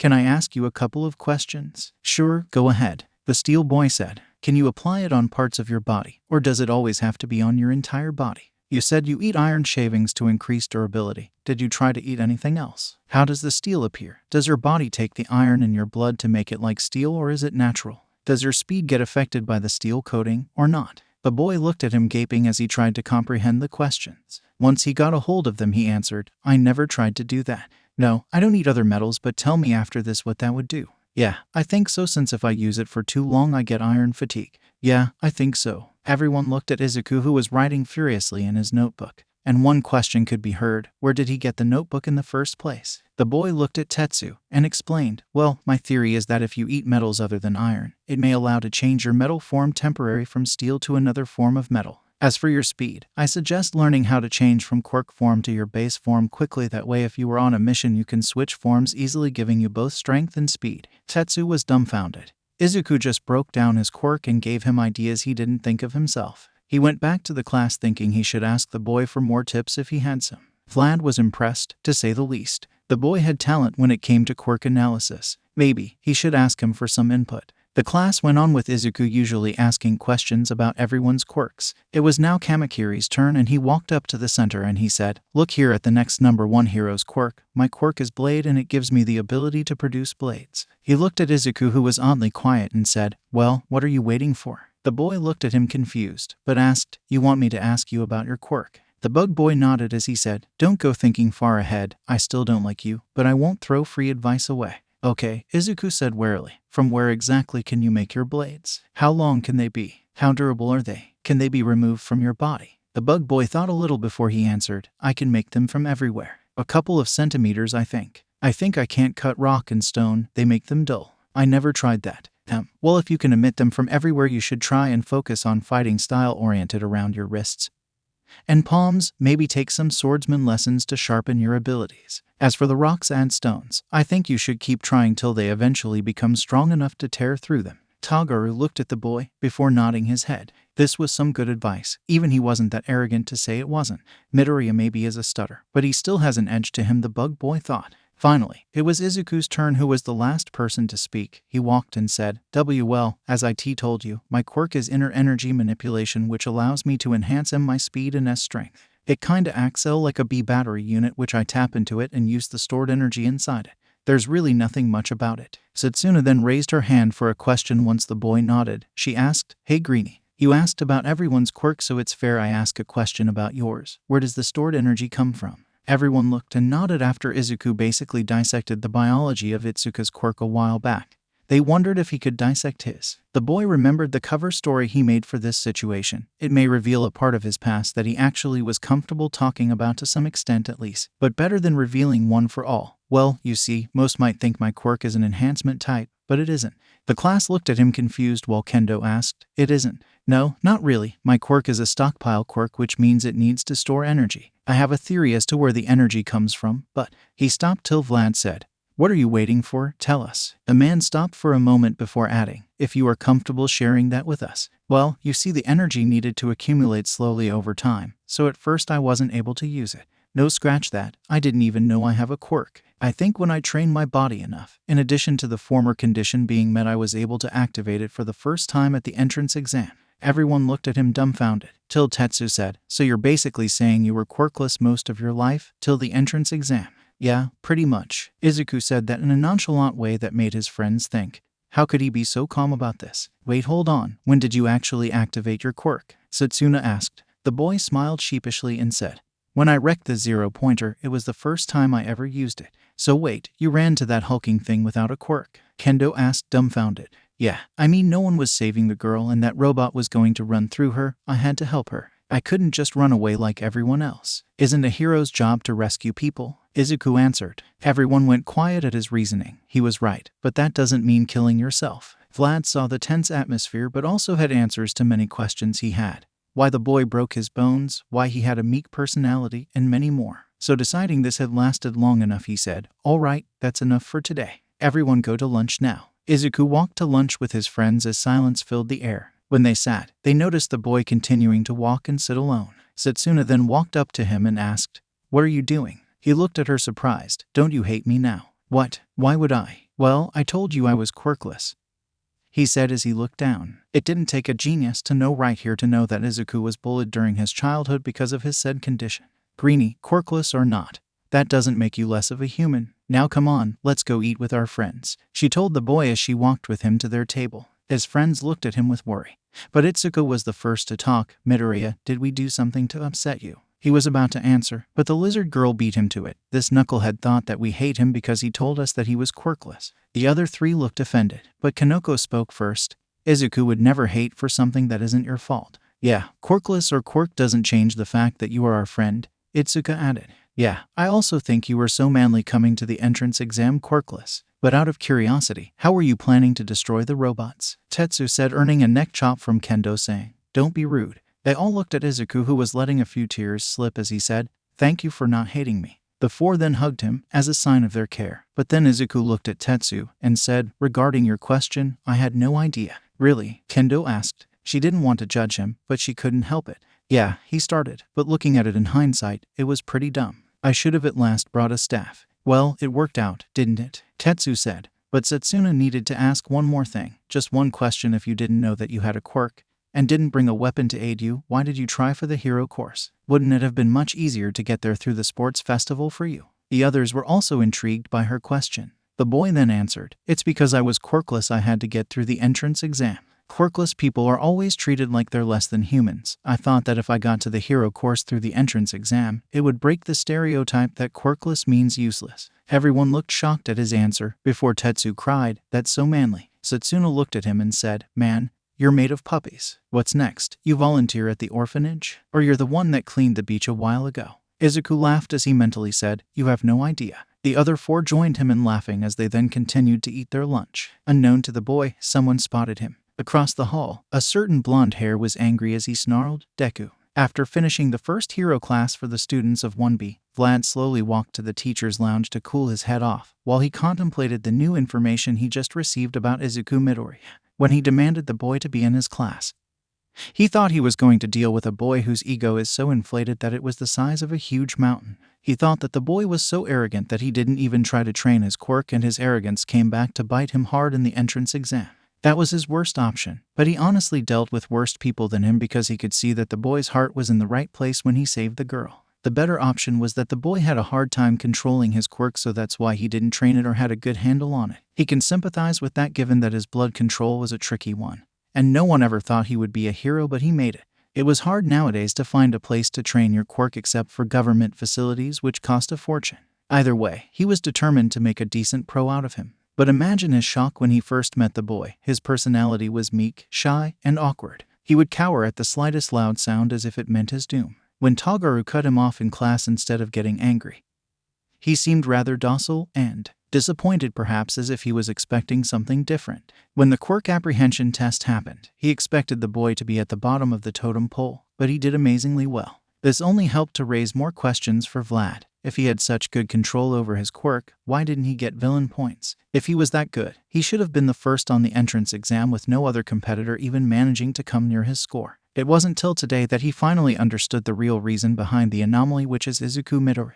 It wasn't due to arrogance or due to lack of control. The real reason was that the boy didn't even know that he had a quirk in the first place. His student lived his entire life believing he was quirkless only for it to manifest during the entrance exam in the most catastrophic of ways. But why during the entrance exam? He can only chuck it off to the adrenaline rush and the situation he was put in that caused it to activate for the first time. This also tipped him off that his coworker, who was responsible for looking up the files of the first 10 examinees, didn't do it. Lazy bum, he muttered under his breath. He wanted to yell at him, but he already won and had the grand prize delivered to him. He can still remember the argument that he had with Eraserhead over Izuku. The underground hero wanted to kick him out before he even saw him in action. It was a good thing he refused that and insisted that the boy will be in his class, or else the worst could have happened with the boy trying to be a vigilante like many other of the underground hero's students who he expelled wrongfully. He started to reminisce about the entire conversation he had with him and the other teachers when they decided the fate of the boy. After finally finalizing the results of the entrance exam and picking the 36 examinees who would be part of the hero course, he already had his share of the recommendation students. He took the girl with the splitting quirk and the boy with the softening one, while Eraser took the one with the dual ice and fire quirk and the girl with the creation quirk. First, Eraser chose to take the boy with the hardening quirk and the girl with the acid one, while Vlad chose the boy with the steel quirk and the boy with the blade quirk. Next, Eraser tried to snatch the girl with the hand enlargement quirk, but Vlad refused, saying that she would benefit from his class that mostly focused on technique rather than raw strength. The underground hero begrudgingly accepted it and snatched for himself the boy with the tail. Then came the boy with the quirk that allowed him to merge with black objects, which Vlad took much to Eraser's annoyance. The latter was mildly pleased when he took the invisible girl. The two homeroom teachers then divided two girls with quirks who had similar activation requirements, the gravity quirk for Eraser and the size quirk for Vlad. Then Vlad took the giant with the glue quirk and the boy with the wielding quirk, while Eraser took the ones with the tape and sticky balls quirk. How did that boy get in was beyond Vlad's understanding. Then it was followed by a heated discussion on who takes the girl with the vine quirk. It didn't end till Nezu gave her to Vlad, who seemed victorious, while Eraser was given the girl with earphone jacks. Vlad then took the girls with the mushroom and telekinesis quirks, while Eraser took the girl with the frog quirk and the boy with the multiple arms. Eraser then demanded the boy with the sugar quirk, which Vlad accepted, taking for himself the boy who was using some kind of recoil impact quirk he thought initially. The boy with the beast quirk then went to Vlad, while the boy with the explosions went to Eraser, much to Vlad's relief. A character like him in his class will definitely cause problems. The boy with the rock head then went with Eraser, while the one with the grating one was taken by Vlad.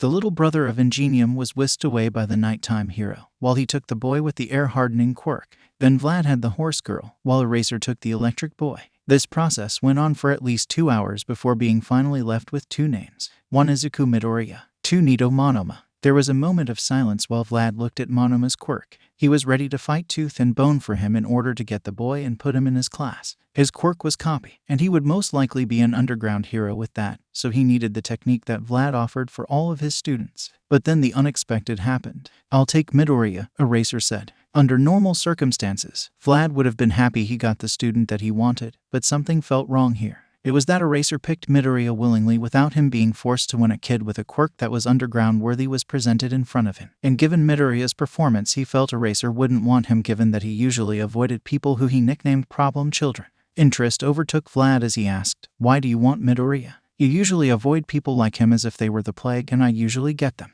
The insomniac hero smiled a creepy grin that nothing good could come out of it as he said, "You caught me." Vlad raised an eyebrow and said as he crossed his arms, "What are you planning?" "Simple. I will expel him the moment I walk into the room. He has no place here," the underground hero said with zero hesitation. Present Mike then said as he put his hand on Aizawa's shoulder, "Come on, Shota, aren't being a little cruel toward the little listener. You usually give your problem children a chance to prove themselves before you make the decision." He knew his friend wanted the best for his students, but this was borderline cruel. Expelling him before he even had the first class was too much. At least last year, he gave the entire class he expelled a chance to get to the field before giving them the kick. Midnight then said, "Yeah, at least let him take the apprehension test. You don't know, maybe he will have some control till then." She tried to get to the logical area in her friend's mind, but apparently it didn't make it. "No, he had 11 years to get control over his quirk, but I know the reason why he didn't," Eraser said with a bored face as he opened a small bag, pulling out a file, slowly earning Vlad's attention, who saw a picture of a boy with purple hair on it.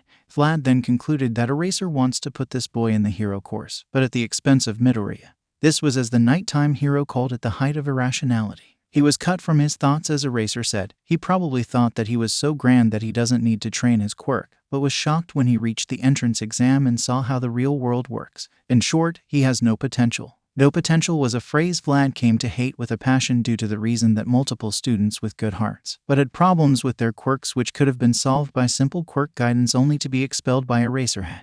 They then went either 2 ways: vigilantism, or other schools where they flourished, unlike what Eraser said. Ectoplasm then said, "You being too harsh here, maybe the boy has a hard time controlling it. Does his file say anything that could give us an idea as to why he can't control it?"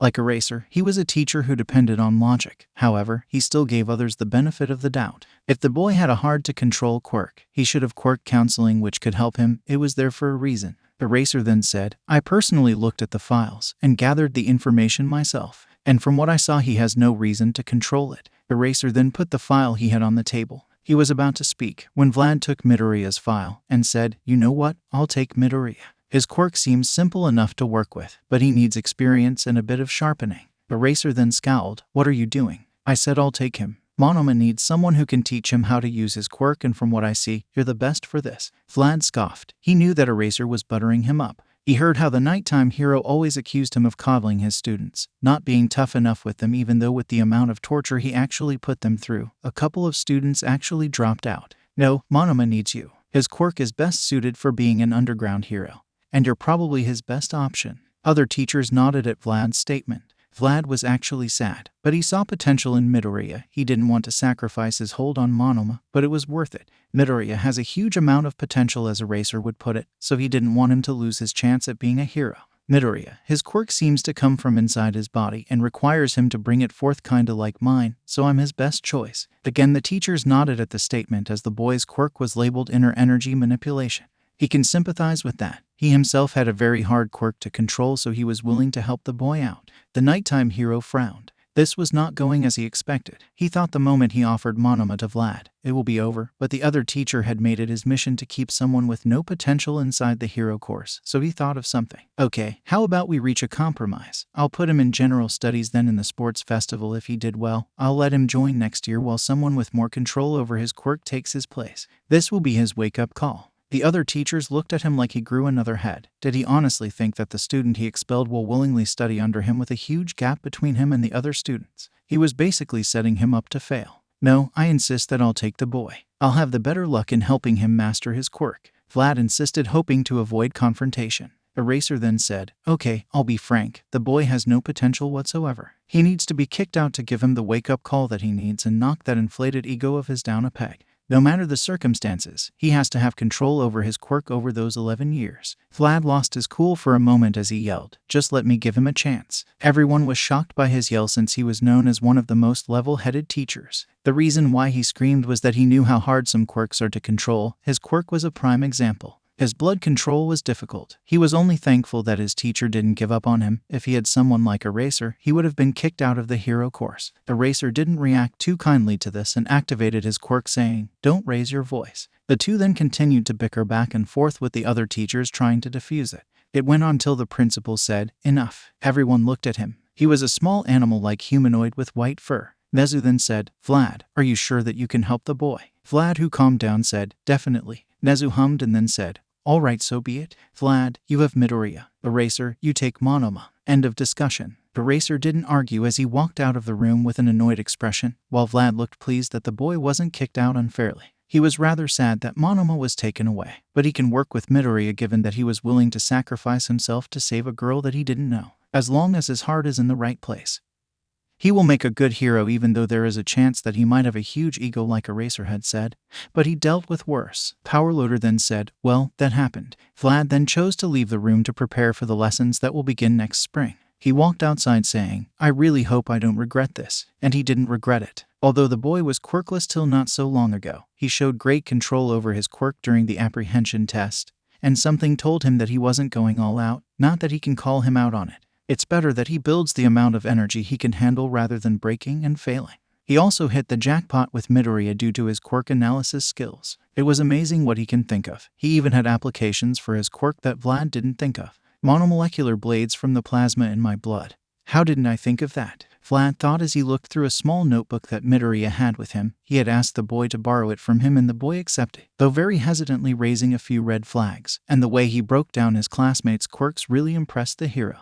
But aside from that, he was also concerned for the boy, especially how skittish and meek he seemed. He would bring up the possibility of putting him under Hound Dog to help him deal with any damage that may have occurred from his quirkless years. He could only hope that the damage isn't too intense. He also was thinking of a way to help the boy further strengthen his control over his quirk, or at least build up more power. This could be done through quirk counseling or after-school activities. Either way, he would have to talk to him about this, though he would emphasize the importance of the boy not pushing himself too much. In the teacher's lounge, everyone was sitting peacefully while doing their thing. Well, everyone except Powerloader, who was stuck to the cameras making sure his newest student didn't blow up the lab for God knows how many times. Mike looked at him and said, come on, relax a little. I doubt the little listener could do so much damage in so little time. Powerloader looked at him and retorted, she caused 10 explosions in 1 minute. I highly doubt she wouldn't cause a disaster while I'm gone. This new student was a menace, but at the same time she was one of the best students in the new batch. He couldn't throw her out. Midnight laughed at the support teacher's plight, while Mike looked over to Eraserhead, who was snoozing off in his sleeping bag. What do you think, Shota? The tired hero looked at him and said, everyone has their problem child. I have Bakugo with the ego of 10,000 mad tyrants. Majima has his problem child, and Vlad has. He was cut off by Vlad coming inside the room and greeting everyone. The night hero then returned to his sleeping bag, not wanting to continue.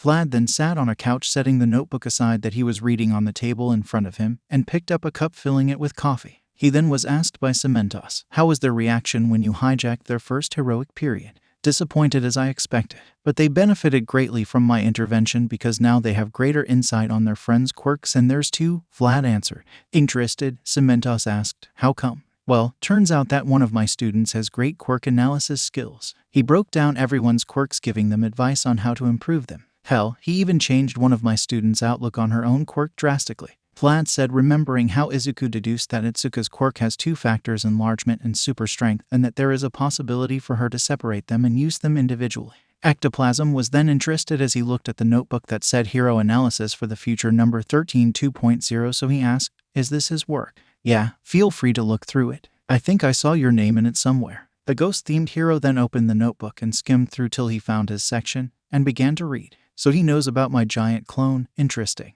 His idea about my clones being in between regular form and giant form isn't wrong though, it could come in handy. Well, this one is quite interesting. He theorizes that I should be able to create clones with multiple limbs, preferably arms, sort of a combination technique. I have to try this later on. The ghost-themed hero then put the notebook down as he said, he seems to have quite the eye for detail. I must admit that he has ideas I didn't think of. Midnight then snatched the notebook saying, my turn, causing Eraserhead to say, this isn't a competition. The R-rated hero then pouted while saying, no one asked you. She flipped through the small book till she found her page. How does he know that I only rip my suit for show? Oh, he seems to think my quirk works on producing pheromones mixed with a sleeping agent.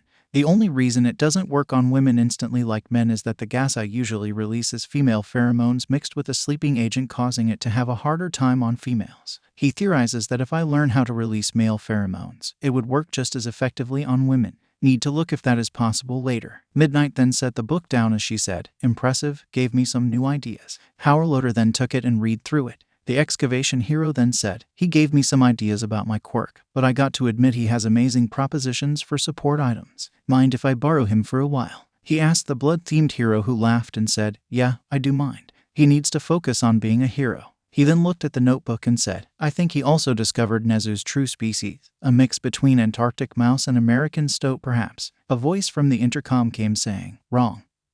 But he is the closest to discovering it. I think I would like to have a cup of tea with him sometime.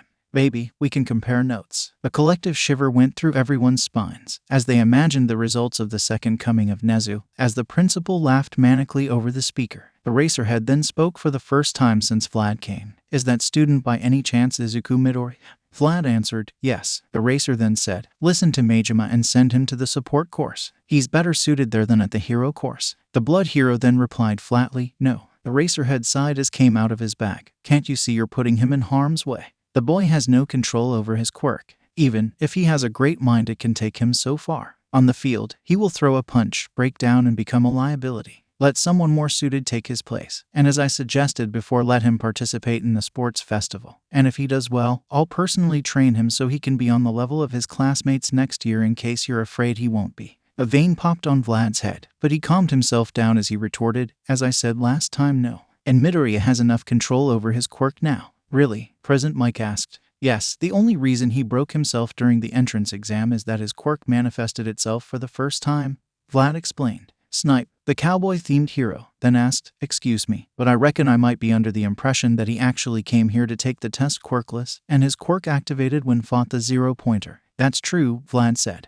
But how? Cementos asked. He said that his quirk is a stockpile type that needed to collect energy over time, that's why it didn't appear till later on in his life. And due to the circumstances of the test, it kinda activated, and he already has control of it. Midnight asked. Well, around 4%, but we all need to start from somewhere, Vlad answered. He looked at Eraser and said, and didn't you say that you looked through the files of first 10 examinees? I'm pretty sure you could have found out that he was quirkless and just activated his quirk. The underground hero then noticed the looks he was receiving and answered, in all honesty, I didn't have time between my work and teaching, I didn't have time. That didn't surprise anybody. But I would have still expelled him nonetheless because he just manifested a quirk and a highly destructive one.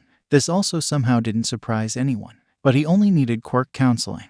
And the situation could have been remedied, Vlad said through gritted teeth. Eraser looked at him with a bored expression. We're here to make heroes who already know how to use their quirks, not coddle children who just manifested them. In my eyes, he still has zero potential. Vlad was about to retort when an alarm went off saying a code purple occurred in the cafeteria, which meant a student attacked another one with his quirk. Choosing to ignore the zombie of a man, he went with Hound Dog to check the problem.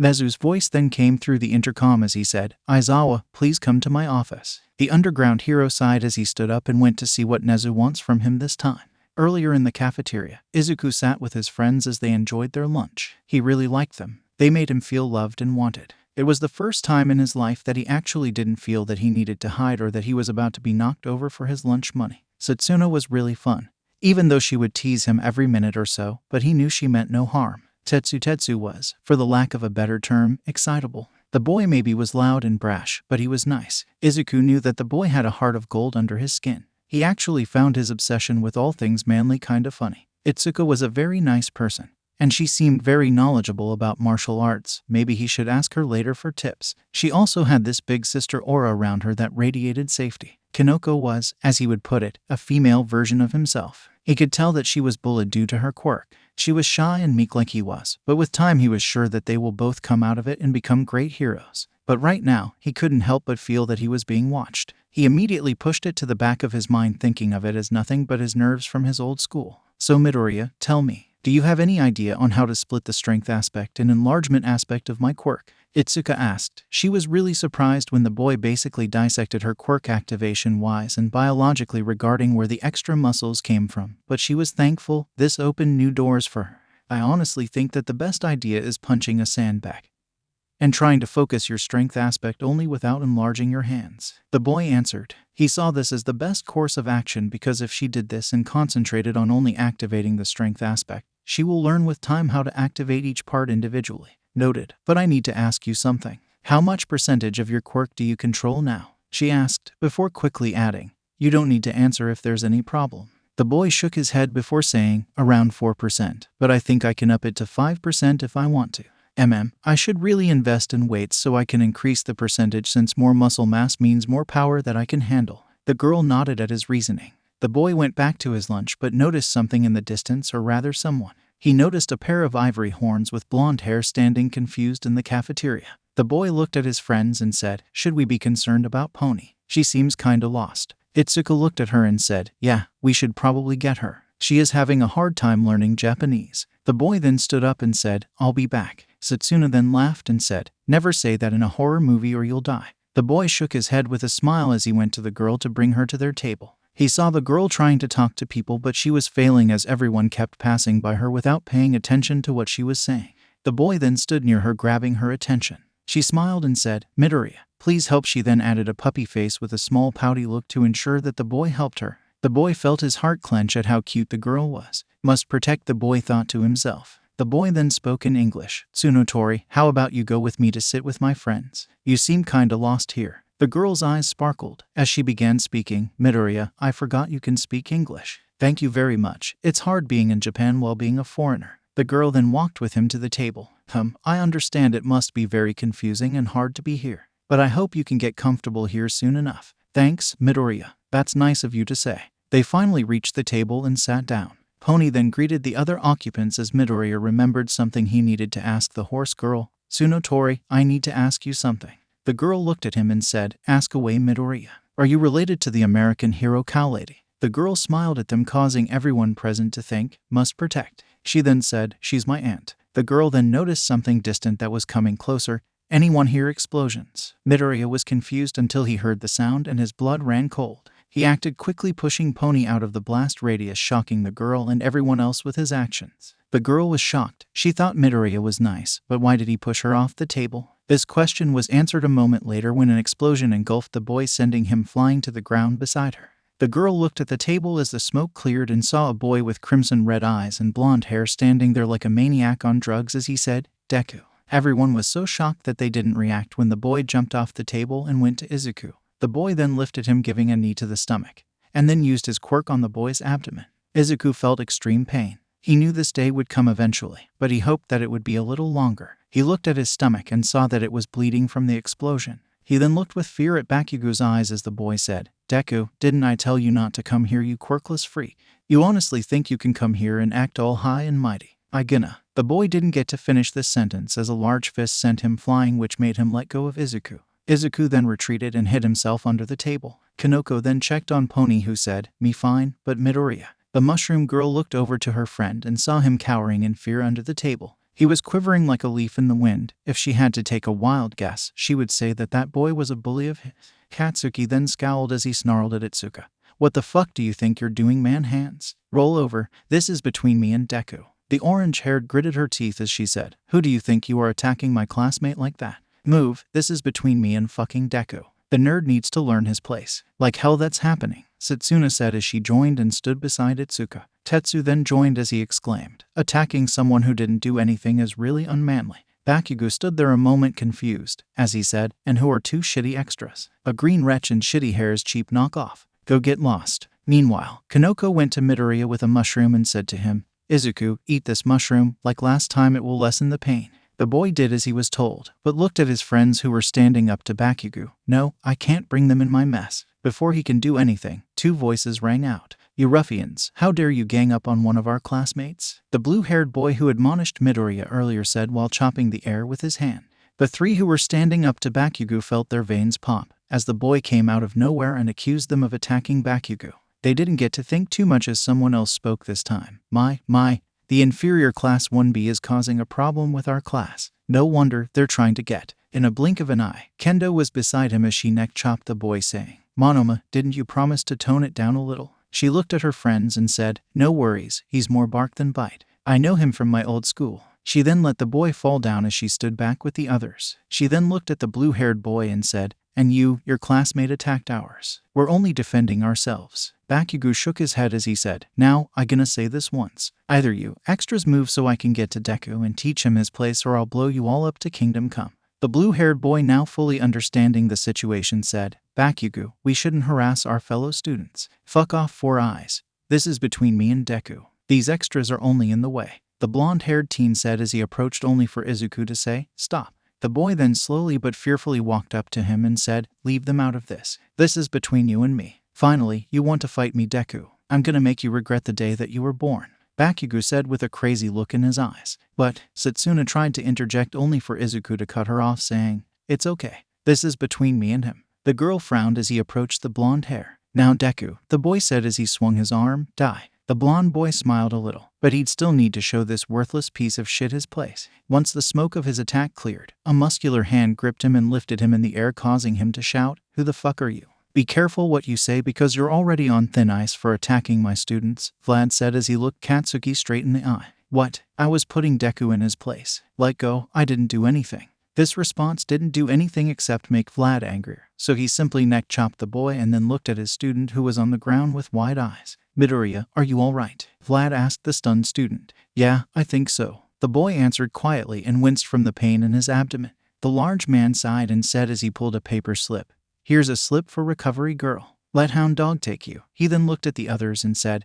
you can go with him as well, but make sure you all arrive to class on time. Vlad then took Bakugo to the principal's office. Hound Dog, who was there, looked at the other WANA students and said, where are they part of FIS? Kendo then answered, no sir. Good, let's move then. The teacher ordered. On the way to the infirmary, Izuku and his friends walked together with Hound Dog. He looked at them and said, I'm sorry guys, I let you all get caught in my trouble. No worries, Greenie, but really who was that freak? Setsuna asked. Midoriya began to sweat, which grabbed Hound Dog's attention. But a voice from behind them made them all turn. It was a girl who looked like an exact replica of Kanoko. Hey guys, wait up. The girl then stopped, catching her breath. When she stopped panting, she saw Hound Dog, so she asked, sir, can I talk with them for a bit? The hero shrugged and said, as long as you're not late for class, that's fine by me. Also, Midoriya, when she's finished, join me in the infirmary. We're already here. The hero then entered through the door. The 6-1B students looked at the girl, especially Kanoko, who said, whoa, you look just like me. The girl looked at her and said, wow, I know, right? The girl chuckled a little before bowing and saying, I'm sorry for what my classmates did. Please don't think that class 1 are bad people. Only Bakugo acts that way. Itsuka then said, don't worry. We don't think like that. But please keep that guy away from Midoriya and also the blue-haired guy because he seems to have something against Midoriya. Monoma. I know him personally, and he only does this for show. He really has a good heart under that big ego of his. Blue-haired. Do you mean Eda? Oh no, you got him all wrong. He's just a little bit too earnest sometimes, and tends to jump to conclusions. The girl said before realizing she hadn't said her name. Oh, I'm so sorry, I'm Ochako Uraraka. Okay, it's nice to meet Uraraka, but still keep the blue-haired boy away from Midoriya. Itsuka said, but then added, I'm Itsuka Kendo by the way. Tetsu Tasu Tetsu Tetsu. Setsuna Takage. Honitsuno Tori. Kanoko Komori. Izuku Midoriya. The green-haired teen asked, but are you the nice girl who tried to give me her points? He asked just to be sure since last time. He jumped to conclusions. The girl then looked at him and something flashed in her eyes. You're the falling boy. Thank you very much for saving me. she said before blushing hard and saying, "Yeah, that was me. I thought it would be only fair that I give you something in return." Thanks. He suddenly felt something press on his back, as Setsuna laid on him, and said in a dramatic voice, "Izu, is this the new woman of yours? Not only did you cheat on me with the mushroom girl on the first day, but now this one too. How could you?" Izuku and Kinoko then turned a bright red as they tried to put an answer while Ochako stood there clueless, as she said, "What?" Setsuna then laughed and said, "Calm down, Greenie, I kidding." Midoriya caught his breath, but then Ochako asked, "Midoriya, can I know why Bakugo attacked you? You're so nice, and he totally attacked like a villain today." As if something flipped in Izuku's head, he actually began to defend his bully. What? Kaken, a villain? That's impossible. He's going to be a great hero one day, and I know that. He has a great quirk. His friends were dumbfounded by the fact that he was defending his bully. Even Ochako was confused, and asked, "Do you know him in any way?" The boy smiled as he rubbed the back of his head. "Yeah, we're childhood friends." Tetsu wanted to say something, but was silenced by Setsuna, who elbowed him in the gut before saying, "Greenie, why don't you enter the infirmary? We don't want to be late to class, now do we?" The boy then quickly entered and the sounds of shouting could be heard, presumably Recovery Girl chewing him out for getting injured again. Ochako then said, "Well, I need to go, guys, and like I said before, I'm really sorry for what happened." And then she went back to her friends. Tetsu then said, "Why did you hit me in the gut?" "It's because you were about to say something stupid," Setsuna replied. "What do you mean?" "You were about to call out Midoriya for saying the blonde ass was his friend.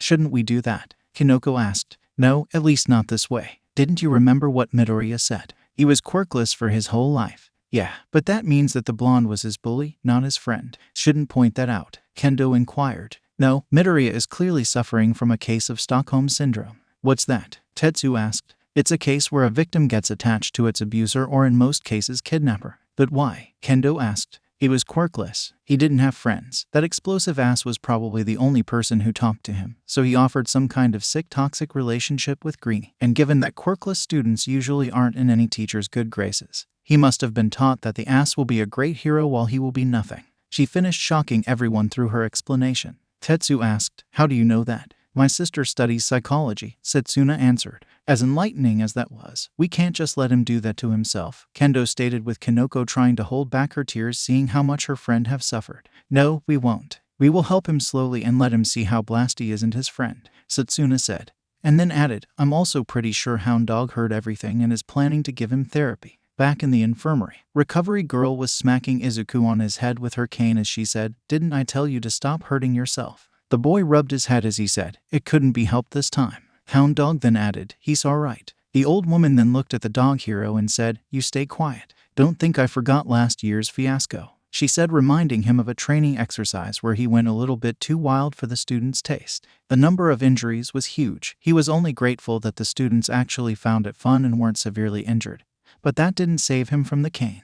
The hero raised his hands and remained quiet. Recovery Girl then kissed the boy using her quirk and threw him a clean set of clothes, saying, "Here, wear these," and then went to her chair. The dog hero then cleared his throat and said, "Midoriya, I want you to come to my office every Friday." "What did I do?" the boy asked, afraid. "Nothing. But Vlad told me you were quirkless for most of your life. I want just to help you in case there is any lingering damage." The dog hero left out the part which said, "And why did you defend the boy who attacked you?" "Okay," the boy answered. "Good, now that you're finished here, go with your friends. Your English class is about to begin," the dog hero said. The boy then walked out, and the hero could hear talking as the students went away. He muttered under his breath, "Poor kid." Back in the principal's office, the nighttime hero sat as he looked at the animal who he preferred to call the rat god. He finally asked, "What do you want?" "I'm a busy person." Nezu smiled. "Always to the point, Aizawa. I merely wanted to have a chat with you." "Is that so wrong?" The nighttime hero frowned. "What do you want to talk about?" Nezu said, "I want to have a chat about what you and Vlad talked about." Aizawa gritted his teeth. "The child has no potential. He only manifested his quirk. He's a liability. And I believe you think that you have potential. If I may remind you, you entered this course through the sports festival, unlike our friend Midoriya, who entered it through the entrance exam. Shinso, the student that you want to replace Midoriya with, earned no points whatsoever. The entrance exam is illogical. It favors those with combat-related quirks, unlike mine and Shinso." Eraser tried to talk, but Nezu cut him off. "But what about the rescue points that our friend Midoriya has earned? Which, may I remind you, could have been earned by both of you, yet you both forgot the importance of saving lives." The nighttime hero couldn't retort because he saw that there were several cases where Shinso could have saved someone but didn't do, despite regarding the treatment he received while growing up. Then Nezu said, "Let's watch something now, shall we?" He then opened a video that showed the cafeteria. He then pointed the video at Midoriya. Eraser sighed as he said, "The problem child. What do you want, Nezu? Is this some attempt to change my mind? Because it won't." "No, please watch. I think it will be interesting," Nezu said with a mischievous gleam in his eyes. He watched as the problem child talked with his friends, and then walked up to the exchange student, which he was thankful not to have. He didn't have time to coddle students. "Leave that to Vlad. What are you doing? I don't see a point in any of this." Eraser spoke with annoyance. He didn't have time to see the problem child socialize. Sure, he felt bad for the boy being quirkless for most of his life and treated badly for something he can't control. But this same concern made him want to put the boy away from the hero course till he can fully control his quirk.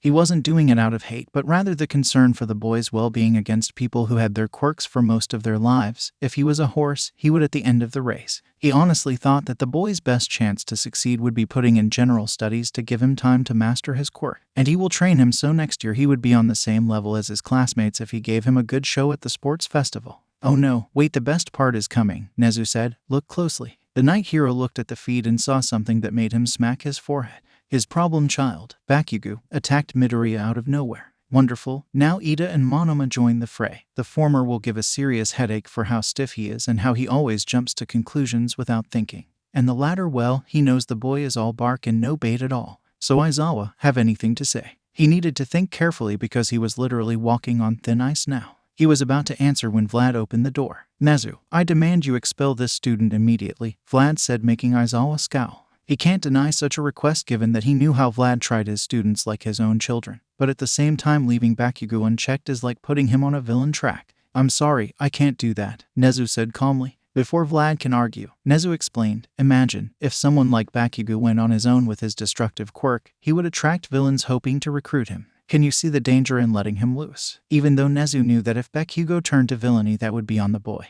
not the school. But expelling him for only one offense would become some sort of martyr story to the boy if he decided to become a villain. He didn't want to give Bakugo any reason to say that Yue has wronged him. He would give him a chance to become better, and if that fails, he knows what he has to do. The huge teacher gritted his teeth as he sighed. "Fine, but I want him to write an apology letter for Midoriya and have detention for the entire year. That could be arranged," Nezu said as Aizawa breathed a sigh of relief. The principal then pointed to a chair and said, "Put him down."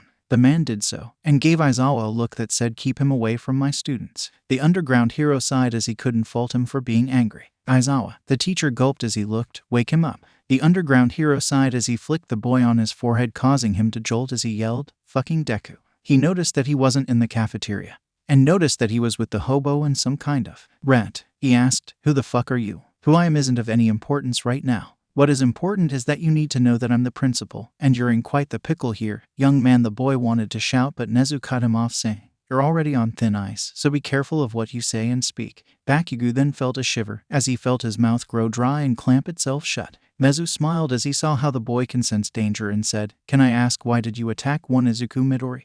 He's a fucking Deku that needs to be reminded of his place." The boy answered, and to him, this was enough. This was always the case, and no one ever cared. "Not good enough," Nezu spoke and then added, "But given that you attacked a student unprovoked with the intent of harming him, I'm within my full authority to hand you over to the police for illegal quirk usage, expel you from the hero course, and give you a one-way ticket to our lovely prison Tartarus." He looked at the boy whose face lost color from fear. Oh, how he loved his reaction. People who think that they're all grand and almighty only for reality to smack them hard in the face. "Deku, this all your fucking fault," Bakugo thought as Nezu continued. "But the only reason I'm not doing that due to my fear of setting you on the course of becoming a villain." Bakugo froze. Him a villain, he was going to be the #1 hero. Fucking Deku. "Now, if you want to continue in the hero course, I would need you to do a couple of things." The boy looked at the rat as he said, "First, you'll write an apology to Midoriya and his friends." Bakugo was shocked as he gritted his teeth. "Second, you'll have detention for the rest of the year except if you have an internship." The boy's eyes widened. "And lastly, you'll have therapy with Hound Dog every Thursday to make sure that you get over your anger issues, superiority complex, and inferiority complex, or you'll be downgraded to general studies." The boy's teeth almost broke from anger, but he took a breath and said, "Fine. Good." Nezu then turned to Aizawa as he said, "Aizawa, you can consider your rights to expel students revoked, and have a nice day. You can go." The teacher wanted to argue, but he was already on thin ice as it already is. He sighed and told his problem child to follow him. When they left, Nezu opened both Midoriya's and Bakugo's files and searched through them. He frowned when he saw that both were faked for obvious reasons. He was half tempted to ask All Might if he ever talked with his successor about his school life, but refrained since he knew the man didn't. Aldera, hi, what secrets do you hide? He said as he hacked into their servers. His maniacal laughter could be heard throughout the entire school, and one lanky man with blonde hair shivered as he knew nothing could come out of this. At the end of the school, Midoriya walked with his friends. He was still pretty glum about what happened, so Takage thought of something. Guys, about we go to the arcade. I have no plans today, Tetsu said with Kendo shrugging, signaling her okay. Kanoko then said, I'm free too. Izuku then looked and said, I can go, but I need to tell my mom. He then pulled out his phone and sent her a text. Seconds later, his neighbors sent him a text telling him that his mother flooded the apartment complex. He chuckled and said, my mom says it's okay, though she may have passed out from happiness. Setsuna giggled and grabbed his shoulder and whispered, imagine her reaction when she finds out that I'm your girlfriend, Greenie. The boy blushed as swirls appeared in his eyes, while his friends laughed as he eventually joined them. They all walked to the arcade after that. Friends, it's really nice to have them. Setsuna came home after a day of hanging out with her friends. She remembered the amount of fun she had in the arcade. She couldn't still believe how Midoriya was able to beat her in the game machine dance war, even though he totally sucked at it when they first began playing the game.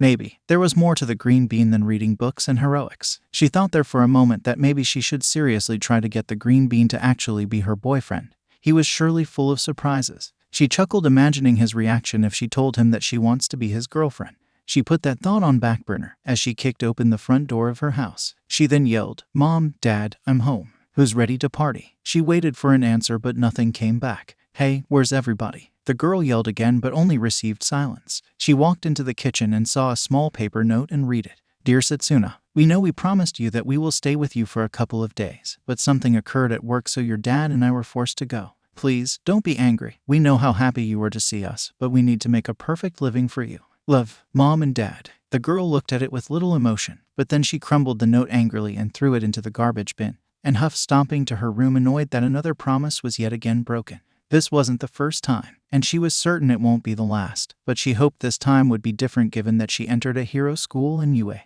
At that, she sighed as she changed into her pajamas. She went down to the kitchen, but she felt that someone was watching her, so she said, Come on, Hana, I know that you're here. That used to work when I was a little girl, but now I'm a big girl. She looked to her side as something began to flicker into existence. The other person was a girl older than she was. She had a somewhat scaly appearance that added to her beauty. Her eyes had slits like most reptiles. She also had wings and small horns. That was Setsuna's older sister, who, although had a very hero-worthy quirk, chose to be a psychiatrist. And here, they say you don't have a very strong sense of spatial awareness. The older one teased before she took a softer voice and said, So how are you doing, sis? The girl sighed as she sat at a table and began to eat her noodles. What do you think? Come, Set. You know that Mom and Dad want nothing more than to spend time with you, but... The older tried to talk, but was cut off. But what? I only ask for 2 days so that I can see my parents. See them and spend time with them, that is. I only see them when they come like the Walking Dead. They sleep and eat alone, and that's when they don't pull an all-nighter, which happens like every single day. Connor rubbed her forehead as she sighed. Listen, they are only doing this because they care, and they want to make a good living for us. At least, they came for the first of school. Yeah, whatever. I heard it all before, Setsuna said as she pouted. The older one then smiled and picked up her phone as she said, Other than this recurring childish behavior. The younger girl then stuck her tongue out. Let's talk about your new boy toy that I saw you have a picture with. The young girl blushed a little as she said, Midoriya is only a friend, but he's also a work in progress. The older one smiled, revealing a set of sharp teeth, as she began her teasing, Work in progress, so you do like him. Tell me now, did you kiss him? Did you hug him yet? Come on, don't forget anything. I love the small details. The smaller girl blushed heavily. Her sister is one of the only people who can make her blush, even if it was normal teasing material. No, I mean, it's not what I mean. Setsuna began to stutter a reply, but her sister's laughter drowned her out, causing Setsuna to yell, Stop it, it's not that funny anyway. Hana then rubbed her head as she said, Clam down, shrub. You can dish it, but can't take it. You're seriously one of a kind, Set. The younger one pouted at the older sibling, but then took a serious look and said, Hey sis, I want to ask, how can I help a person who's suffering from some type of Stockholm syndrome? The older one took a thinking position. It depends on how he is attached to that person. Well, he sees him as a good person, even though he attacked him in the cafeteria. He says he will become a hero even though the person in question acts more like a villain. Setsuna explained. Seems bad, but it could have been worse. Well, seeing that you're using he instead of she, I guess you're talking about your new boy toy, since that buckethead has nothing of this sort on him. You seem to care for him a lot. Are you sure that you don't love him? The older one said, making the younger sigh as she wasn't in the mood for her sister's antics. The older, seeing the unamused look she was receiving, coughed in her hand as she said, well, the best I can offer is that you can try to let him see that he isn't a friend. Point out that what he's doing to your friend is wrong. Though, you should seriously tell him to have therapy. It's the best solution. Plus, you can go there for emotional support. The younger one hummed at her sister's suggestions as remembered hearing Hound Dog telling Midoriya to go see him every Friday. Well, that takes care of that. Thanks, sis, Setsuna said with a smile on her face. The older one hugged her and said, come on, let's go watch a movie. I have some old pre-Quirk movies I know that you would love to watch. They then walked to the sitting room together. The next day at UA, the entire class was buzzing with excitement as they were the first class to meet the new heroics teacher, given that their schedule made it such that they had heroics classes in the morning and regular classes during the afternoon. Man, who do you think he's going to be? Tetsu asked in excitement as he waited for the new teacher to arrive. Whoever he is, he's going to be manly. Kendo sighed at Tetsu's excitement, but she couldn't fault him as she said herself, I can't wait, I'm really excited to see how he is. What do you think, Midoriya? The green-haired boy smiled and said, whoever he is, I'm sure he has to be a numbered hero, or they wouldn't have made his identity a secret. He already knew who he was, but he couldn't reveal it or their relationship with each other will be revealed. No one needs to know that he was the successor of All Might yet, and he hoped there will be no need for that either and hopefully never. Kanoko then added saying, I suppose what you said is true, Izuku. They won't make it such a secret if that wasn't the case. Setsuna then put her floating head on top of Midoriya's, making him blush. So who might it be? I really hope it's Maruko. She's so badass and I'm sure she will be an awesome teacher. The others looked at her and nodded their heads, knowing that having the rabbit hero as a teacher will be amazing given that she's one of the strongest heroes out there. The door then slid open, revealing Vlad King. The class looked at him and Kendo asked, Vlad-sensei, where's the new teacher? The blood hero looked at her and said, well, he's coming to your class if you're worried about that. The class sighed in relief as they thought they would have to go through another torture session like last time. But they counted their chickens a little bit early. I just wanted to accompany you to do some warm-ups before you start the lesson today. Some students who were on the more physical side of the spectrum sighed. Others like Rin went pale white as his legs and arms still hurt him from yesterday, while people like Rikio had their souls leave their bodies. Murmurs of displeasure began to fill the class.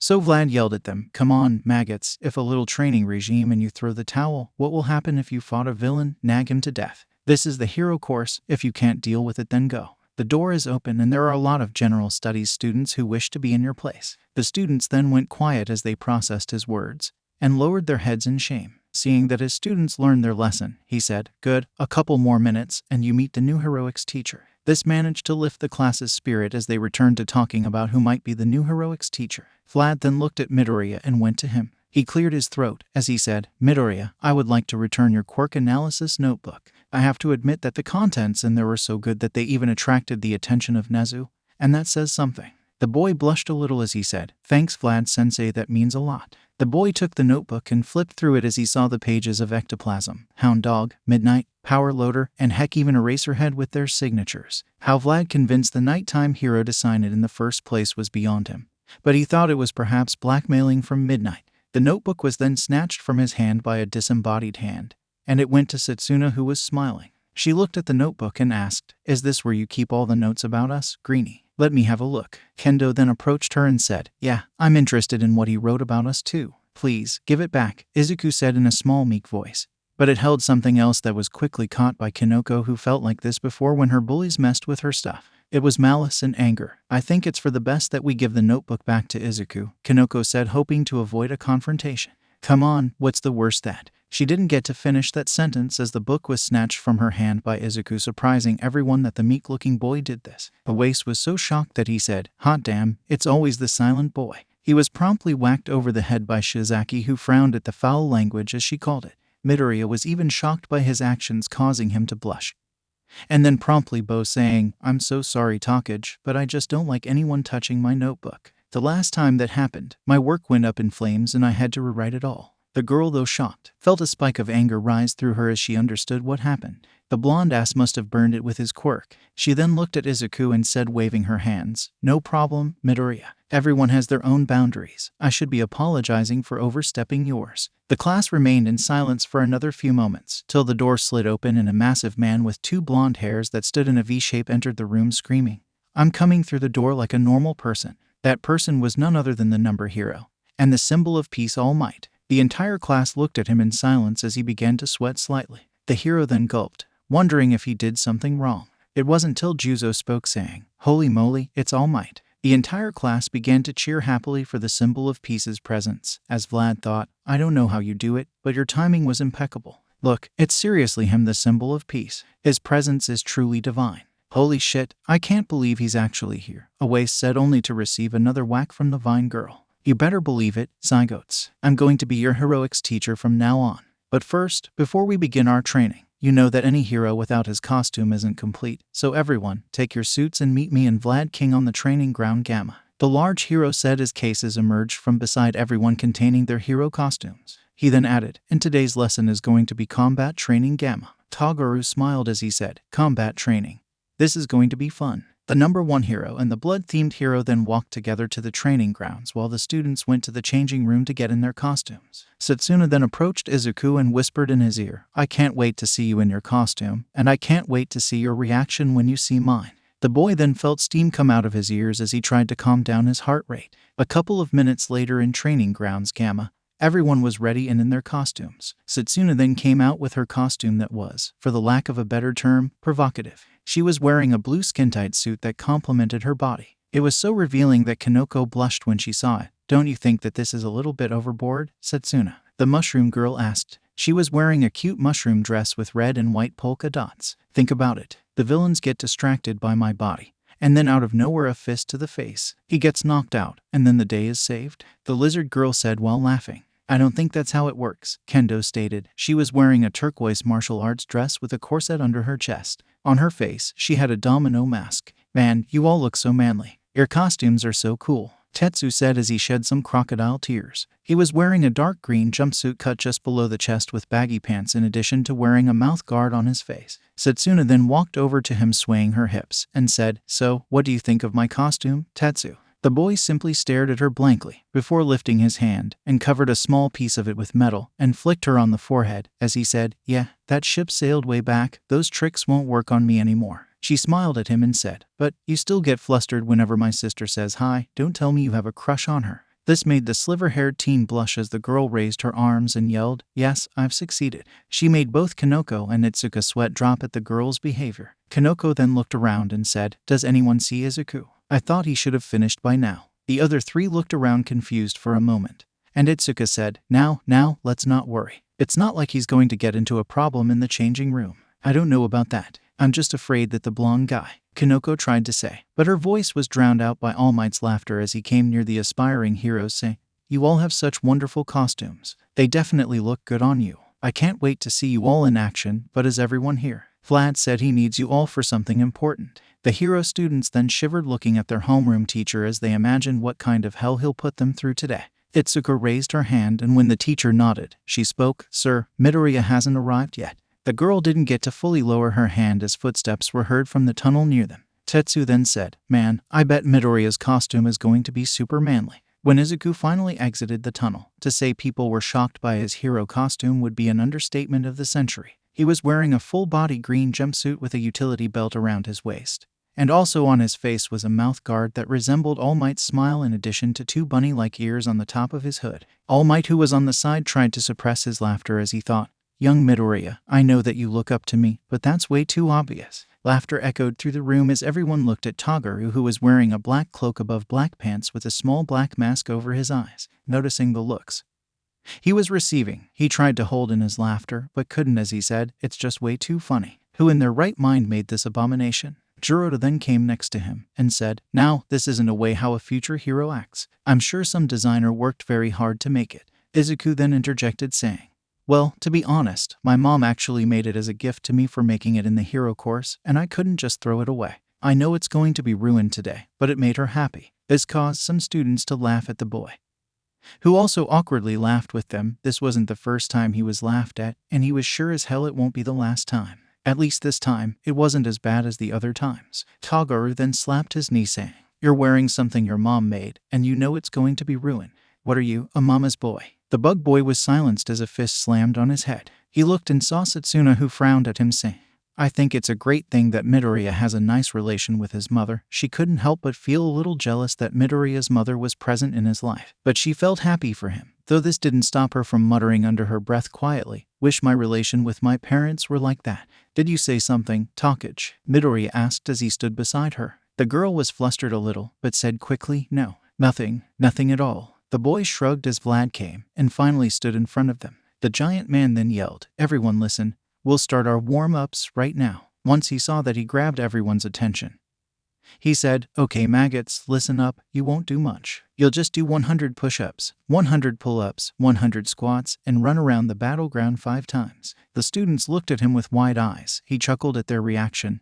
Then he yelled, "Get to it." The students scrambled to their feet to finish the warm-ups, as All Might approached the blood-themed hero and asked him, "Is this really necessary, Vlad?" The blood-themed hero looked at him and said, "If you continue to whine on their behalf, you can join them. If you don't want that, keep your mouth shut. I run my class as I see fit." The blonde hero chuckled nervously, knowing from the records that Vlad might actually do it and force him to join the students in their warm-ups. But in all honesty, he was happy that Izuku made it in his class rather than erasers. He was pretty sure that the nighttime hero will try to single his successor out in an attempt to expel him. He then looked at his successor doing push-ups with vigor and smiled, remembering the training he gave him. "You came really far, young Midoriya. But today, I want to see how far." After 1 hour, the students have all finished, but some were worse for wear. The first to finish was Itsuka, followed closely by Izuku. The last was surprisingly Rikio. Everybody thought it was going to be Mango or Kanoko. The blood-themed hero then said, "Good, now that you've finished the warm-ups, expect that every heroic class will start like this." This caused Rikio, Manga, and some others to drop to the ground with a sad aurora around them.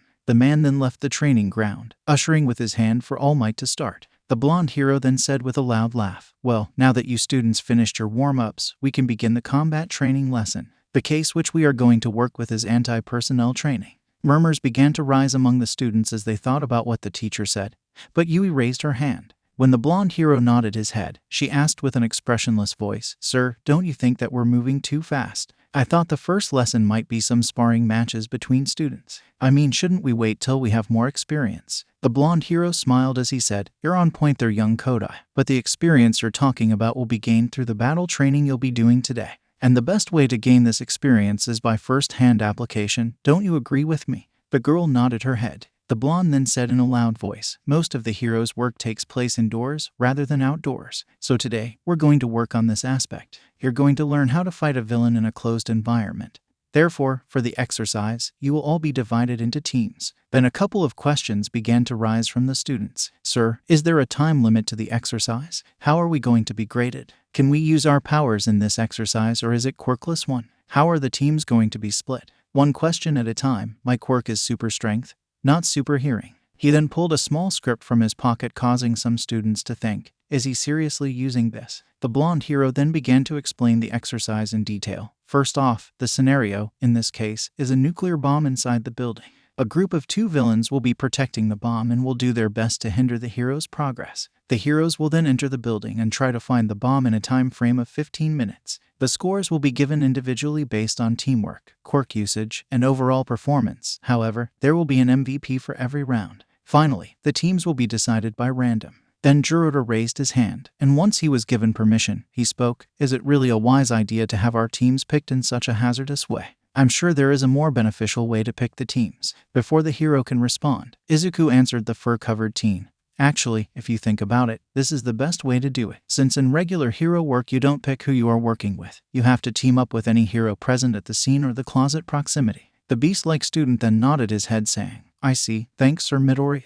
He then looked at All Might and bowed saying, "I apologize for the interruption." The large hero smiled at the student, "No problem, young Shishida." He then picked a box and ushered for the students to come near it. "Come on now students, everyone come here," and drew a ball to see on which team you are. One by one the students took turns picking a ball from the box, and when Midoriya picked one of the balls, it had the letter D on it. He looked at his friends and raised the ball, hoping that one of them was on his team, but to his dismay, it wasn't. Kendo had the letter A, Setsuna had F, Kanoko had G, and Tetsu also had A. The boy then frowned a little as he said, "I guess I'm going to be alone." But then he looked at his friends with a strong expression as he said, "Don't expect me to go easy on any of you, and also please don't go easy on me too. I want you all to give it your best." Tetsu then cried, saying how Midoriya is being manly, while the girls smiled, or in Kanoko's case gave him a thumbs up. The mushroom girl then felt her shoulder being tapped. She turned around and saw Kiwaro holding a ball that said G on it.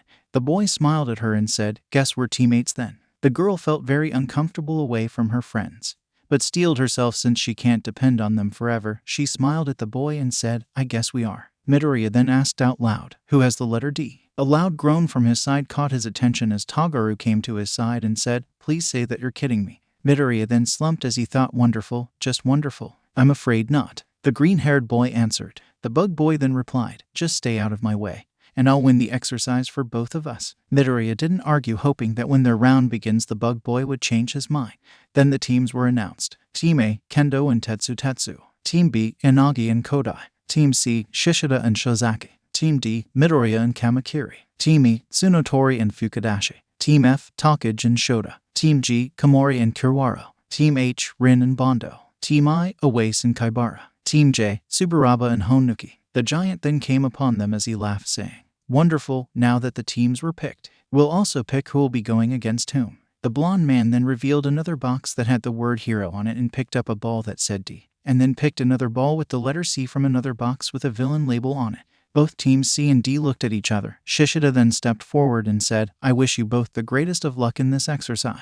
While Midoriya thanked the boy, Toguro merely scoffed at him. In the end, the placement was like this. Heroes, D versus Villains, C. Heroes, F versus Villains, J. Heroes, I versus Villains, G. Heroes, E versus Villains, B. Heroes, A versus Villains, H. All Might then approached the villains team and looked at the two young heroes. He then said, heroes, today to win and save the day, you must become villains. Here's a map of the building. You must begin strategizing on how to stop the heroes. You have a 5-minute head start, so go. Two then bowed, saying, hi, All Might Sensei. The villains team then went and entered the building. All Might then went to the heroes team and gave them the manual to the building. As he said, heroes, the villains right now are threatening the safety of the civilians. It's your job now to secure the bomb and capture them. Don't forget that you are fighting indoors, so you must keep the damage to a minimum. Here's a manual to help you understand the interior structure of the building. Good luck, heroes. You have 5 minutes before you enter the building to come up with a plan to defeat the villains and secure the bomb. The hero then retreated to the viewing room. Midoriya then looked at the manual and said, I think that the bomb might be on the 5th floor. Given that Shizaki's quirk gives her the perfect defense, it would be reasonable to assume that she will be protecting. In that case, Shishida will be the one going to confront us, so if we fight him together we'll be able to defeat him and then go on to secure the bomb. Midoriya was cut off by the bug boy, who said, be quiet. I told you to stay out of my way. You're only going to slow me down. But you can't win this alone. Shishida is a strong opponent with a strength-enhancing quirk. You can't expect to defeat him that easily on your own. We need to work together, Izuku said, trying to get his teammate to cooperate. The boy looked at him with an unamused look and said, listen, nothing personal, but you're only getting in the way. You just manifested your quirk, and you don't have control over it, which means you're going to break down. Izuku couldn't say the boy wasn't technically wrong, but he had enough of people walking all over, so he said, no, I can control it. A small piece of it, but if you had to go higher, you would break. The Blade Boy said, so stay here. Midoriya then sighed, but he wasn't deterred. He was going to show that he was worthy of being in this course whether Toguro liked it or not. He looked at his watch and saw that there are 2 more minutes, so he began to think of a plan to win the exercise, and hopefully make it look like he was working with his teammate. Back in the viewing room, Setsuna said, I don't like this. Her friends looked at her, and Itsuka asked, why not? Just look at the heroes team. The others looked at Izuku and Toguro, who were standing there without talking to each other. Kanoko then said, shouldn't they be? I don't know planning how to win this exercise. The others looked again and frowned. Tetsu then said, I heard that Kamakiri wasn't planning to work with Midoriya, but I thought he was kidding. That's really unmanly of him. In the building, Shishida and Shizaki stood beside the bomb, as they began to talk about their plan to defend the bomb and defeat the heroes. So Lady Shizaki, I think the best course of action is that I go and confront the heroes while you stay up here and defend the bomb, given that your quirk offers the best offensive and defensive capabilities. Shishida explained his plan while the girl listened to his plan carefully. The girl nodded his head as she said, I agree with you, Shishida, though I emphasize that you must take Kamakiri out first, since I don't know if his quirk is strong enough to cut my vines or not, but I don't want to take any chances. The boy nodded his head. I also think we shouldn't underestimate Sir Midoriya. Even though he doesn't have experience with his quirk, his intelligence is something that shouldn't be taken lightly. The girl looked at him confused, before remembering how Izuku was able to dissect everyone's quirks in mere moments after every presentation. She then said, noted. Both are highly dangerous. While one is battle-thirsty with his quirk to boost it, the other one is a highly tactical mind. such an unholy team, but we still have an advantage given that Kamakiri doesn't seem to like Midoriya that much. The boy nodded as he heard All Might. Time's up. Heroes, you can enter the building. The declaration was followed by what seemed like mad laughter echoing through the building. Shishida then walked out of the room, but gave Shiozaki one last look before he left. If I return to this room and seem out of control, tie me up since my quirk's drawback must have kicked in. The girl nodded as the boy walked out. He then turned into his beast form, as he tried to keep himself in control. Focus. I should seriously try Sir Midoriya's advice and meditate to control my beast mode more efficiently. Tagaru was in the zone as he ran through the corridors of the building. He looked around the rooms, hoping to find the bomb. He was going to end this exercise as quickly as possible, and he will win it. He only hoped the lame-ass stutter doesn't get in his way and interrupt his work. He didn't want someone to help him to win this thing. He stopped as he heard heavy footsteps coming from the top of the building. He smiled as he knew that Bigfoot was on the move. He ran as quickly as possible to disable him, and he readied his capture tape. He stood there for a moment, before a giant paw smashed the ground in front of him, but he managed to dodge it. Barely. Shit, he almost got me, Tagaru said as he made two blades come out of his wrists and looked at the giant furry student. Come on, Bigfoot, let me see what you're made of. I'll beat your ass in 3 seconds flat. The giant student snarled at him as he lunged at the boy, smashing his fist into the wall when the smaller boy jumped away from there. Tagaru then jumped at him while slashing his blade at his forearm, causing the giant student to howl in pain. Tagaru then said, "Not so tough now." The boy was then slammed into a wall by a furry fist but pulled himself out of it even if he felt a little bit dizzy, and then said, "Lucky shot." The boy then jumped at the beast-like student, brandishing his blades. He was shocked when the giant boy smirked at him as he dug his claws into the ground and lifted a chunk of rock. Shishida put the rock in front of him, causing Tagaru's blades to clash on it. The bug boy railed back in pain as he felt the similar feeling of his blades being dulled. He frowned. Either he was lying about his quirk drawback, or he still has some cognitive abilities in this form. Whatever the case, I have to find a way to beat him quickly. I don't have... He was cut from his thought as the chunk of rock was sent flying at him. The boy panicked, but the chunk of rock suddenly exploded. The boy looked and saw Midoriya standing in front of him. The green-haired boy looked at him and said, "I told you that you need my help." Back in the observation room, Tetsu yelled with excitement with crocodile tears flowing down his face. That was so manly. He came out of nowhere and stopped the rock with a single punch. Kendo then said, "I hope this will make Kamakiri realize that he needs Midoriya's help." The girl didn't like Kamakiri's attitude from the beginning of the class. He treated Midoriya like he was dirt. She was used to people like that trying to tease her due to her interests or her quirk, but that didn't mean she liked them. Yeah, I don't think he's going to admit that he needs help, but most likely will give Midoriya the honor of fighting Shishida, Setsuna said. The others looked at Shishida and were worried that the boy might accidentally hurt anyone. All Might stood there watching the match as he thought, "I'm sorry, young Midoriya, but today I'm going to act fairly. I can't show favoritism. You're going to have to prove yourself like the others." He then watched as his successor dodged a strike while dragging the bug boy away from the beast boy. Back with the heroes, Midoriya looked at Kamakiri and said, "We need to come up with a plan."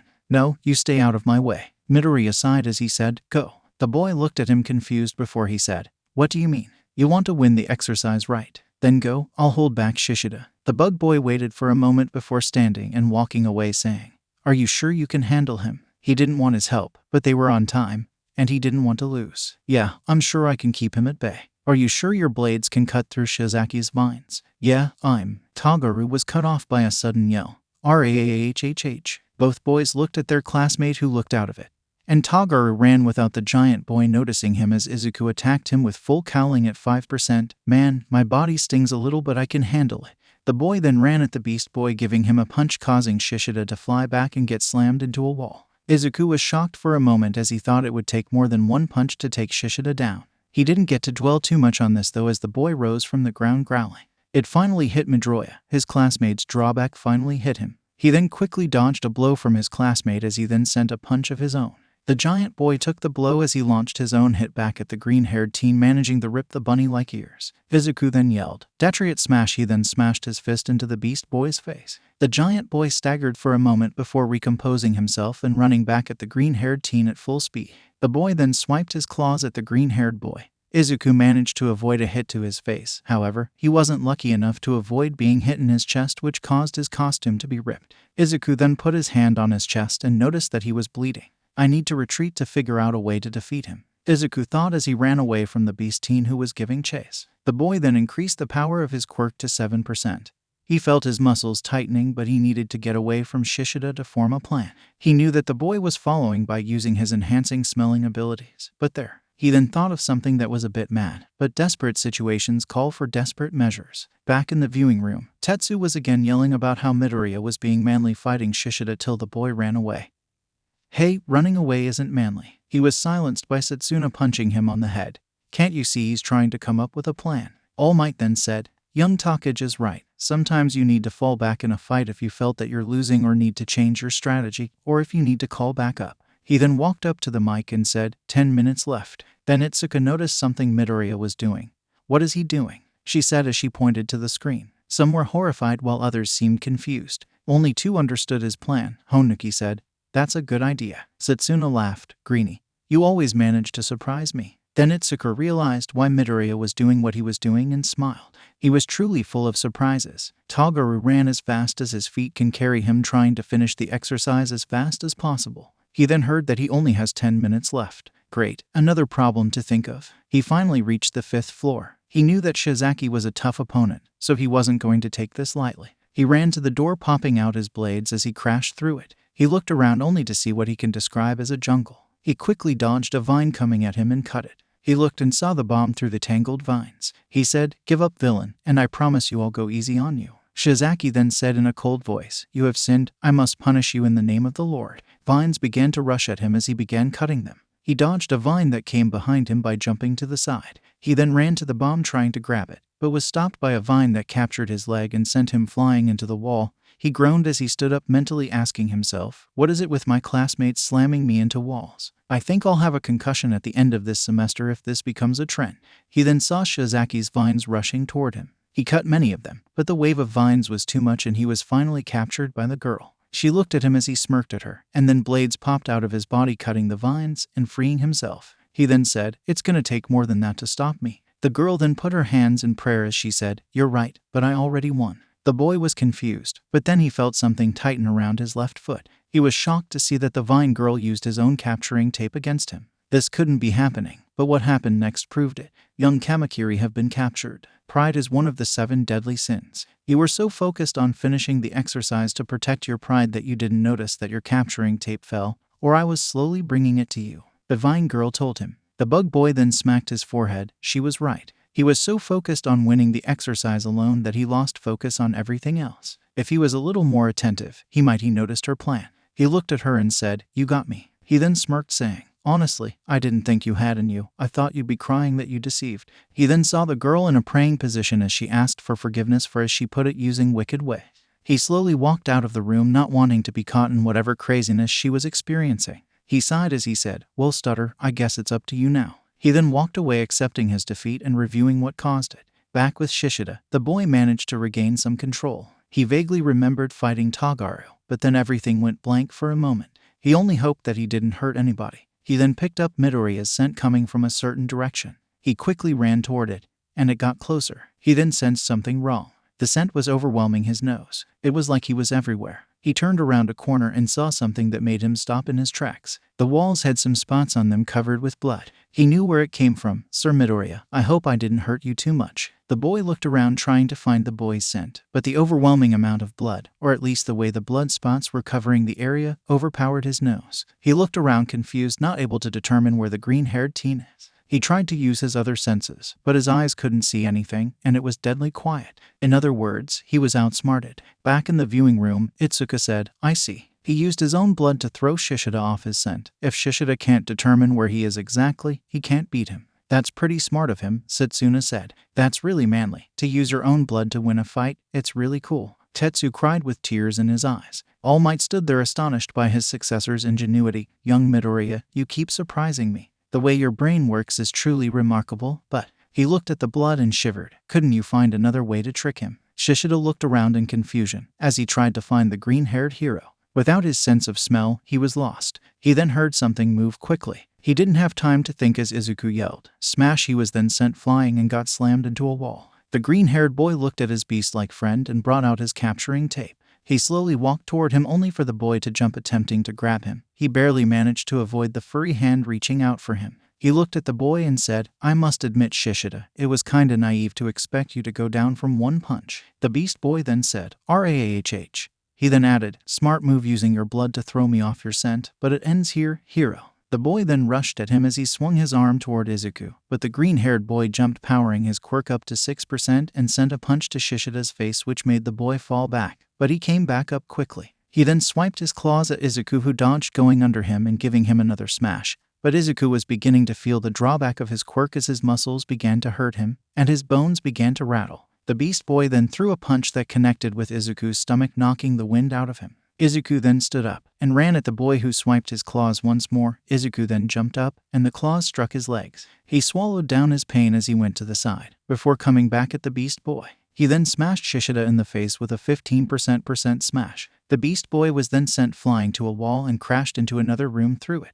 Izuku waited for a moment before walking to the boy. He saw that Shishida was now unconscious and in his human form. The boy then pulled out the capture tape and put it around the boy's arms. He then looked at his own body to assess the damage done from the fight with the beast boy. His arm was clearly bruised, not broken. It began to turn red, which in his books was a sign that he can continue. He looked down and saw that his chest was slashed and bleeding, but he can walk through it. Finally, his legs were also bleeding. He then moved them and hissed at the pain, but pushed forward. He then heard All Might say, young Shishida is captured. 5 minutes left. He sighed as he activated full cowling and ran to the 5th floor where thought the bomb with Kamakiri caught. It was up to him to catch the bomb. In the viewing room, Itsuka walked up to All Might and said, Sensei, can you please stop the exercise? The blonde hero looked confused as he asked, why is that, young Kendo? There is still time for this round. Kendo then said, but sir, look at Midoriya. He seems to be in a lot of pain. He can barely stand. All Might then looked at the screen, and it was true. His successor seemed horrible with his chest and legs bleeding, and his arm didn't look too good. He was torn between stopping the boy from harming himself even further or allowing him to continue the exercise. He walked over to the mic not knowing what to say, but Setsuna then said, that's a bad idea. Itsuka looked at her and said, you don't honestly think that allowing Midoriya to continue like this is somehow better? She then pointed to the screen. The lizard girl sighed as she said, no, but we can't coddle him. Midoriya now is in his zone. I mean, look at him, his demeanor is different. The usual stuttering, anxious, and nervous boy is replaced by someone more confident. I think it is best if we see what he will do. If we can't handle small injuries from training, how are we going to be heroes? What Midoriya is doing now is the right thing. In desperate situations, you can't back down. You must overcome your injuries and keep pushing forward because people are depending on you. Itsuka then nodded her head saying, I hope this is a good idea, while Tetsu cried in the background saying that Setsuna was manly. All Might smiled as he said, once again young Takage is right. In situations where everything is hanging in the balance, we must overcome our pain and injuries. We must go beyond. He then lifted his hand as he yelled the school's motto, plus. The students carried on as they yelled, Ultra. Back with Izuku, he managed to reach the 5th floor. He looked at his watch and saw that he only had 3 minutes left. He knew Shizaki was a tough customer, so he had to outsmart her and reach the bomb before she can catch him. He looked at the entrance, which was covered by vines, and powered his quirk to 7%. He then punched the vines, which blew them away. Once he entered the room, he saw the girl in front of him, while the bomb was on the other side of the room. The girl then sent her vines toward him. He then began to try and dodge the vines, which he was able to do successfully most of the time, and in some cases, he had to rip them off. He then ran to the bomb, but a vine caught his leg, causing him to hiss, and threw him back. The girl then said, Midoriya, don't fall into the sin of pride like your friend, and give up. She then saw his state, and added, you are in no state to fight. You fought now honorably, but it ends here. The girl then sent her vines from multiple angles and tied them around the boy. Back in the observation room, they saw Shizaki tie Izuku with her vines, and Itsuka said, please call it off. It's clear he was caught. All Might knew that his successor had 1 minute left, but he was caught. He went to announce his capture, but Setsuna stopped him by saying, what is Greenie doing? He looked at the screen and smiled. Izuku knew he was captured, and he didn't have much time left. If only he could hit her from here, he could free himself. He looked at his fingers, and an idea came to him. He then angled his hand from his binds in such a way that it was aimed at the girl. He then powered one for all to 20% as he flicked his finger at the girl, sending a huge burst of wind that not only cut his bindings but hit Ibara in her stomach, causing her to double over. The boy then fell and hit the ground as he looked at his fingers, which were bruised and red. Wonderful, he looked at the girl, then the bomb, and bolted toward the ladder. Ibara then saw Midoriya run toward the bomb, so she sent her vines after him as she said, you'll not succeed. Give up. The boy then jumped with a quirk, empowering his leap. He was now in front of the bomb with his fingers centimeters away from them, as he also felt the vines slowly catch up to him. And then, pain and extreme pain were what Izuku Midoriya was feeling at the moment. You would think it would be from his injuries from the battle training, but no, it was from Recovery Girl's legendary cane smacking his head. He could only remember waking up from sleep and seeing the old lady frowning at him. And then the chewing out began, as did the beating from her legendary cane that he was sure All Might once said gave him more than a few bruises. But this raises a question in his head.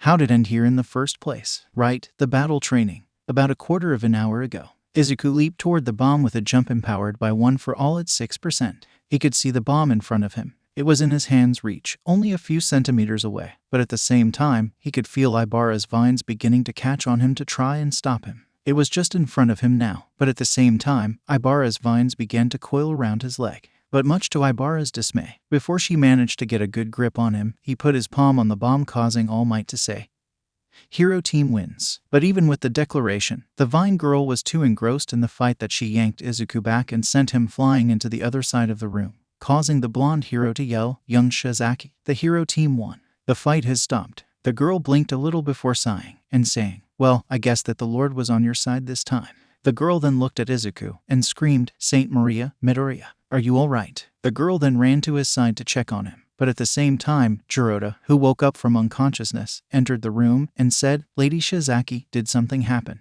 I heard you screaming." He then looked at where the girl was standing and yelped himself, "Oh, dear goodness, Sir Midoriya." Said boy was now laying against the wall. He had a bruised arm, his chest had slash marks, and so did his legs. One of the fingers on his left hand was also bruised and was hurting him like hell. He looked at his classmates' concerned faces and smiled, saying, "I'm all right. There's nothing to worry about." He then promptly passed out. The Beast Boy then heaved his fallen classmate on his shoulder and began to run with him to the infirmary with the Vine Girl on his toes, but was stopped by his teacher saying, "Young Shishida, don't worry about young Midoriya. The medical bots had already arrived and are going to take him to the infirmary." Both the Beast Boy and the Vine Girl frowned. They felt that they were responsible for their classmate's condition and wanted to go with him to the infirmary to make sure he was all right. Jiroda then felt someone tapping on his leg. He looked down and saw 2 medical bots holding a stretcher. One of the bots then said, "Cough him up, punk." Both of the students' eyes went wide as they felt that they were being mugged and not getting help. He hesitantly put Izuku on the stretcher and began to follow the robot out of concern. But All Might then said, "All right. Everyone who wasn't injured go to the observation room to discuss who the MVP is." The blonde hero then saw both members of the villain's team looking in the direction where Izuku was going in. He smiled at both students' compassion and spirit, but they were needed, so he said something to comfort them. "Young Shishida, young Shizaki, don't fret, young Midoriya is going to Recovery Girl. He will join us in a little while." Both students looked at each other and then walked with their heads down in shame to the observation room. In Recovery Girl's office, the old lady sat organizing some files in front of her. It was a slow day, as she would call it, not that she was complaining. Today was the first day of the heroic classes. She expected by now that at least 2 or 3 students would have come to her injured, but she smiled. Maybe that huge oaf is a better teacher than he looked like, she thought. Then she shook her head. She knew that thinking too much about this would begin to tempt fate to mess with her. It was as if fate heard her and began laughing as the door of the infirmary opened up and a medical bot entered. The bot then unloaded someone on a bed and said, "There was a kind of a situation." She sighed as she turned around, only to be greeted by the familiar sight of fluffy green hair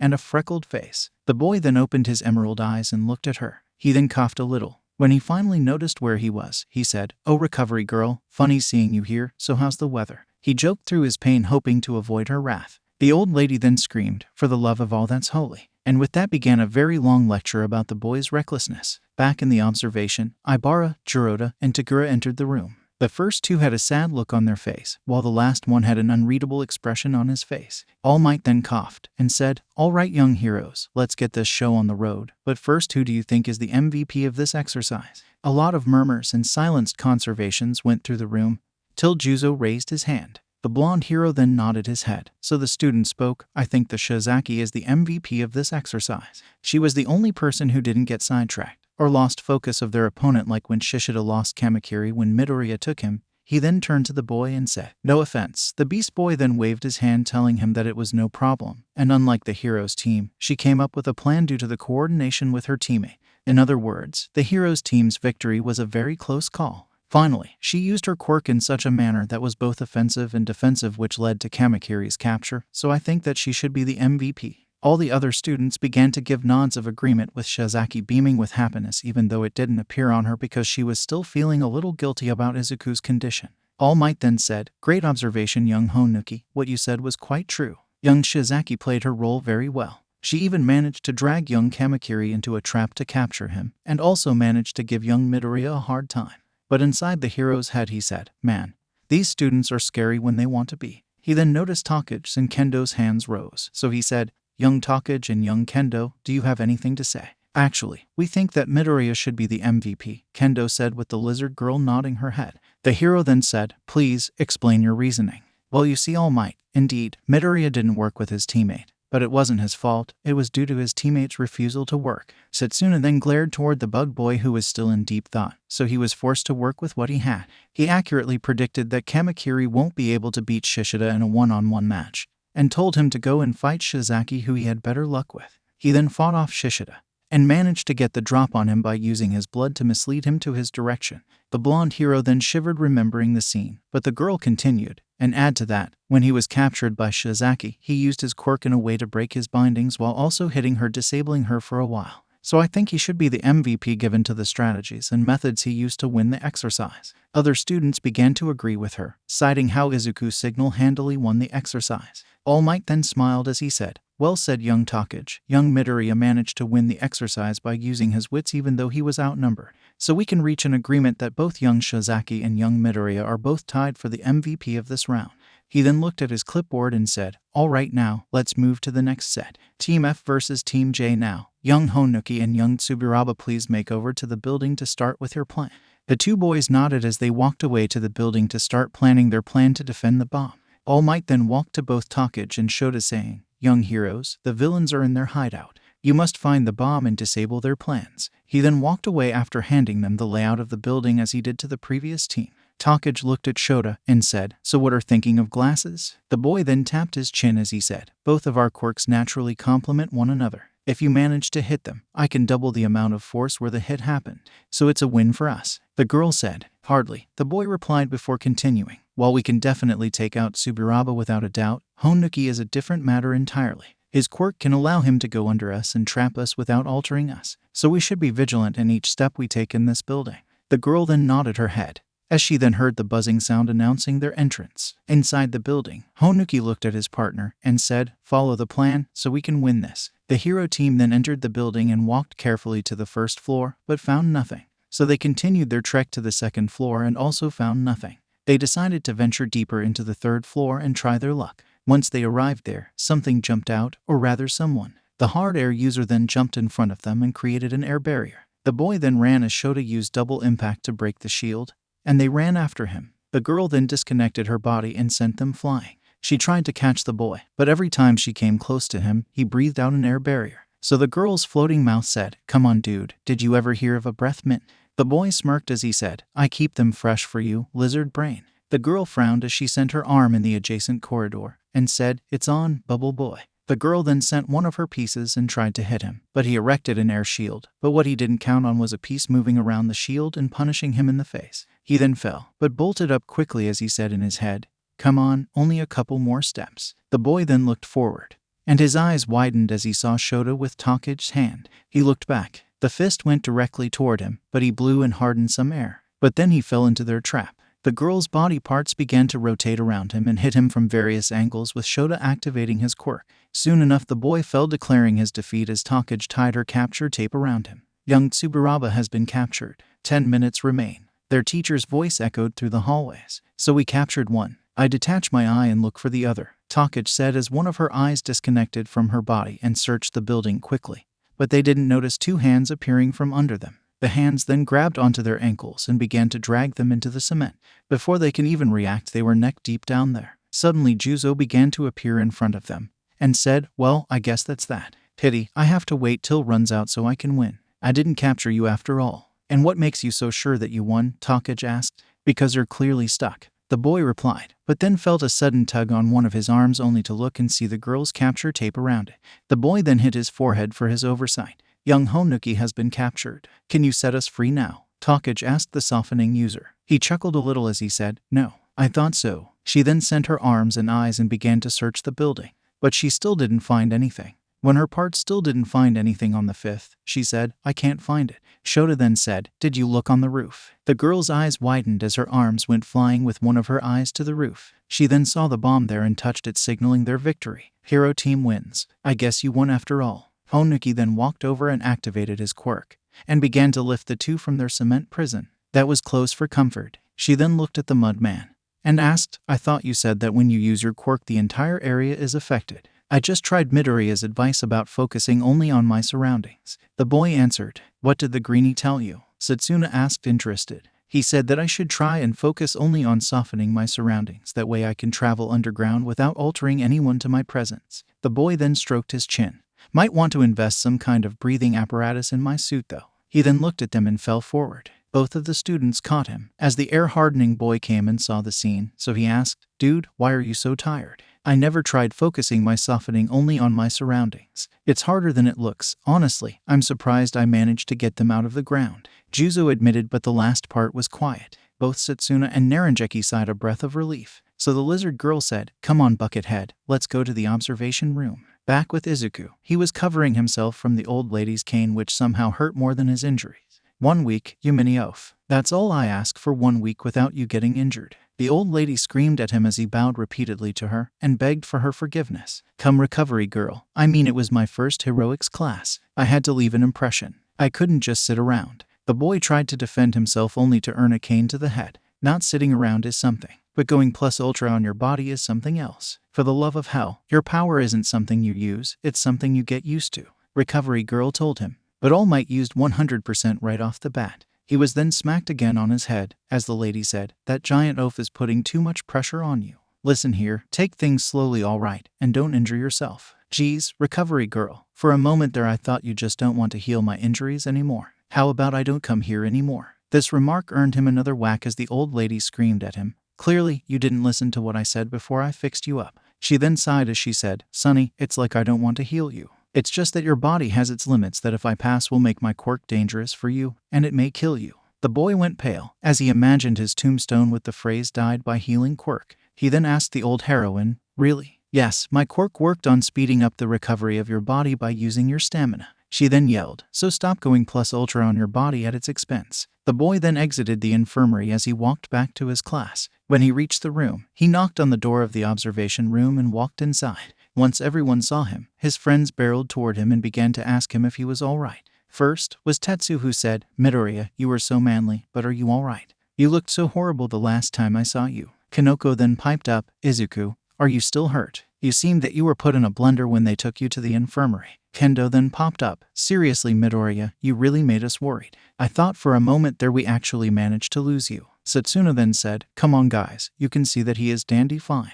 Give him some space. Izuku only laughed at them as he waved his hands saying, it's alright guys, I'm fine as you can see. I was only hurt a little so there's nothing to worry about. His friends then backed down, and he then asked, so what did I miss when I was out of action? Setsuna then tapped her chin and said, well Greenie, if you want to catch up on what happened then you and Shizaki were declared MVP of your exercise. I won my own and was declared MVP. Shroomy over there won her match and was also declared the MVP of her own round.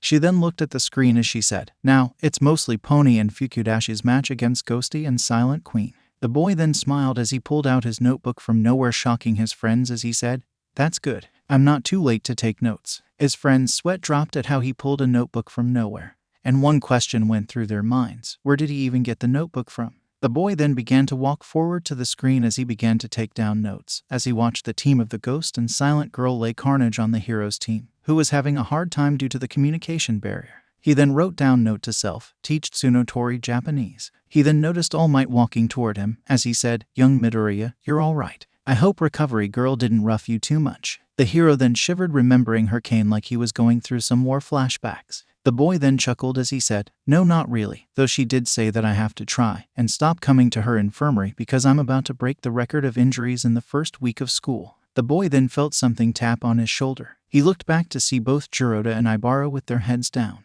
The boy was alarmed as he said, hey guys, is there something wrong? You both seem kinda down. Can I help you in any way? He was shocked when both students bowed down as Jiroda explained the reasoning behind their actions. Sir Midoriya, we're both extremely sorry for the huge amount of harm that we caused to you. I can understand if you don't want to forgive us. We were in an exercise. and yet we inflicted heavy damage on you. Ibara then carried on as she said, what he is saying is true. We hurt you horribly. We have sinned heavily. And I have heard at the end of the exercise when you were declared as the victor, but still, I fought you. Can you find it in your heart to forgive us? The boy just stood there confused a little as he tried to process. Did they really apologize to him? Is this really happening? He rubbed his eyes to make sure he wasn't seeing things.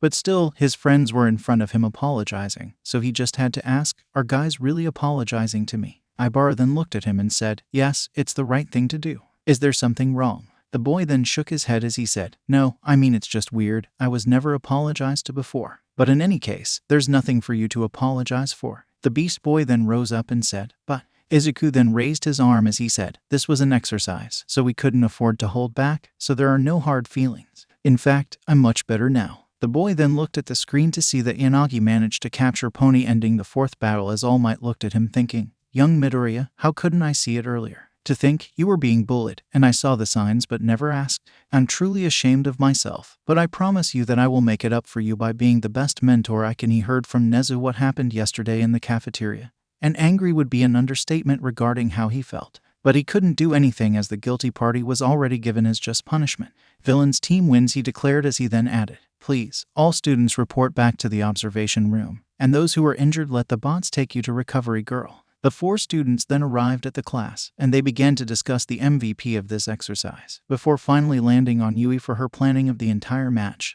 That's correct, young Kodai managed to win the exercise through her careful plans. Now the last group, Team A versus Team H, please prepare for your match. The villains team made of both Rin and Bondo made their way to the building as they began to plan their best course of action. Rin then said, I have a plan, but I need you to be ready. How much Semitine can you produce and go? The giant then stroked where his chin should be as he said, a lot. The dragon scale user then nodded his head as he said, my plan has one shoot, it works or it fails, so what do you say? He looked at the giant who gave him a thumbs up. So the Chinese student then began to tell him his plan. At the entrance of the building, Kendo stood there with Tetsu as she looked at him and said, so how is this going down? Can't we just go in there and catch them or something? The steel boy asked. The girl smacked her forehead as she said, no, we can't do that. We need a plan, not wing it. The boy shrugged as he said, I offer manliness, not brains. The girl couldn't help but laugh a bit as she said, I'm sure you do, Tetsu. She then began to stroke her chin a little as she said, I say we first try to take out Bondo, because if we're caught off guard by him and he managed to glue us to the ground, there's no telling how strong his glue is.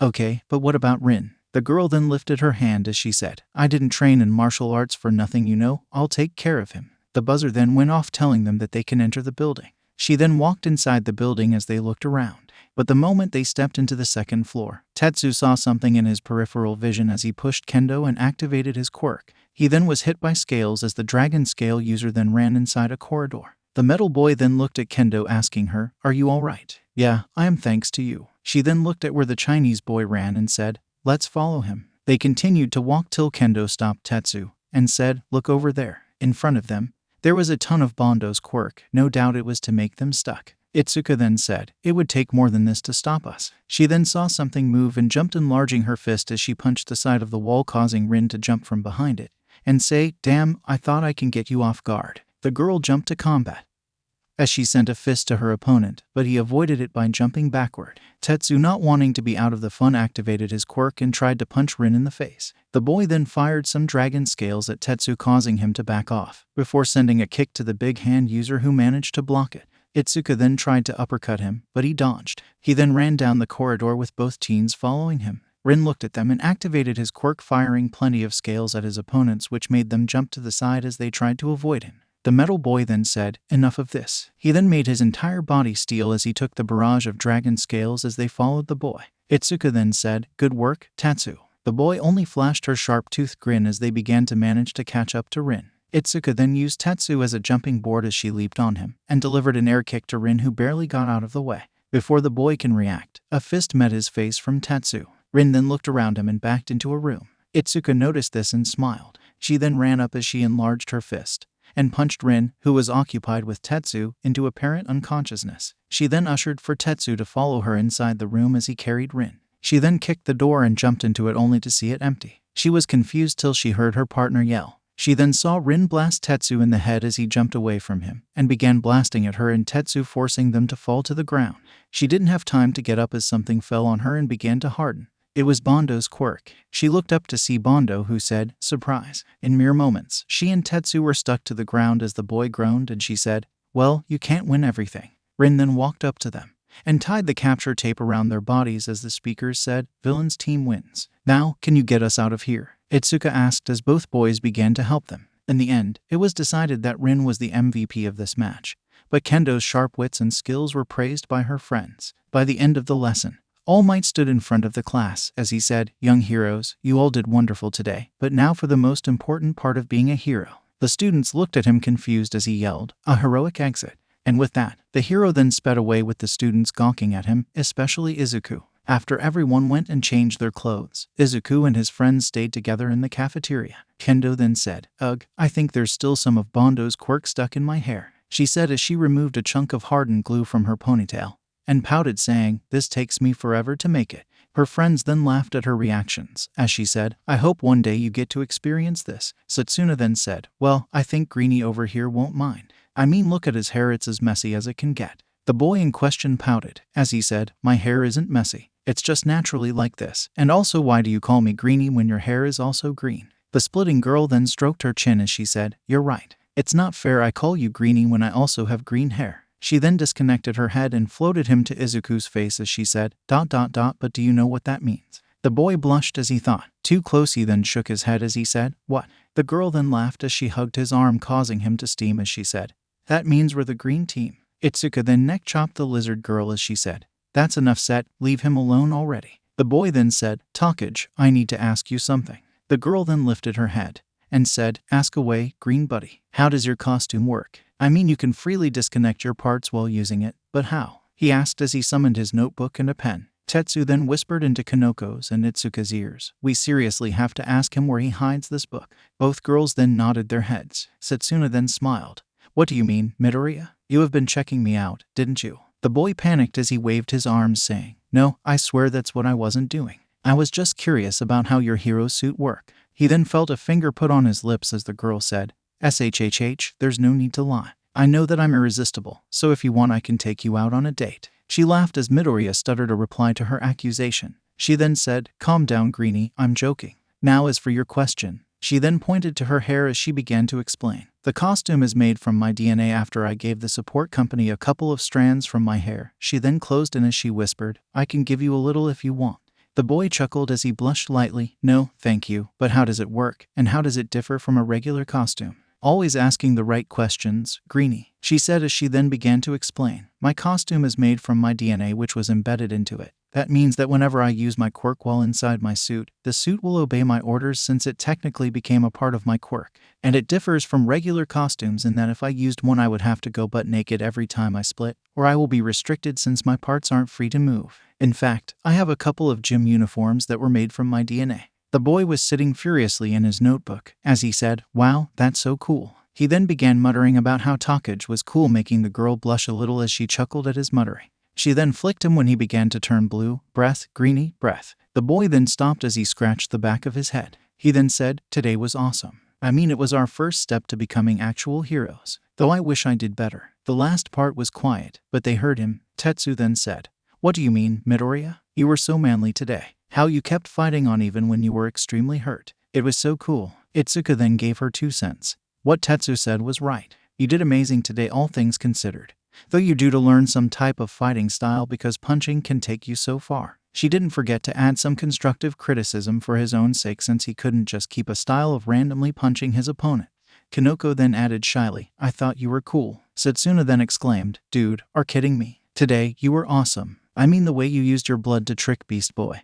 And how you caused a hurricane by flicking your fingers. I mean, given that Bug Boy wasn't a team player, and you won the exercise single-handedly, I thought you did more than enough." The boy chuckled as he said, "Really thanks guys, but I'm only sorry that I didn't see all your matches, but I bet you were really great." Satsuna then smiled as she hugged Kanoko. "You should have seen Shroomy over here." She covered the entire building with mushrooms, as her partner jumped from one black mushroom to another. Once the welder boy and spinning Jack entered the building, they were down for the count. I mean, when they thought they caught Kiwaro, Shroomy was like Shroom as she covered them with mushrooms and won the round. "I think they'll have nightmares for weeks." While Satsuna was telling the boy how Kanoko won, said girl was blushing while Izuku was writing down notes. "That was really cool of you, Komori. I see that you did an awesome job." Izuku complimented the mushroom girl, who blushed as she thanked him. Tetsu then frowned as he said with a sad aurora around him, "Is it only me and Kendo who lost their match? It's not a big deal, Tetsu. I mean, you did your best, but everyone loses once in a while, so don't beat yourself about it," Izuku said as he turned to Itsuka. "Kendo, you said that I need to learn some fighting styles, right?" The girl nodded as Izuku then asked, "Can you teach me?" The girl looked at him and smiled. "I would be happy to." She then stood up and grabbed Izuku and told him, "Let's go talk to Kan-sensei so we reserve a training room for us." He then saw Setsuna walk up saying, "I'll help too." Izuku looked at the other two and said, "If you see Pony, tell her to meet tomorrow morning so I can help her with her Japanese." Vlad was not having a good day. He frowned as looked at the results from Nezu's investigation in Aldera High, the school where Izuku went before coming to UA. He was half set on going there and tearing it down brick by brick, but from what Nezu told him, he was already on it.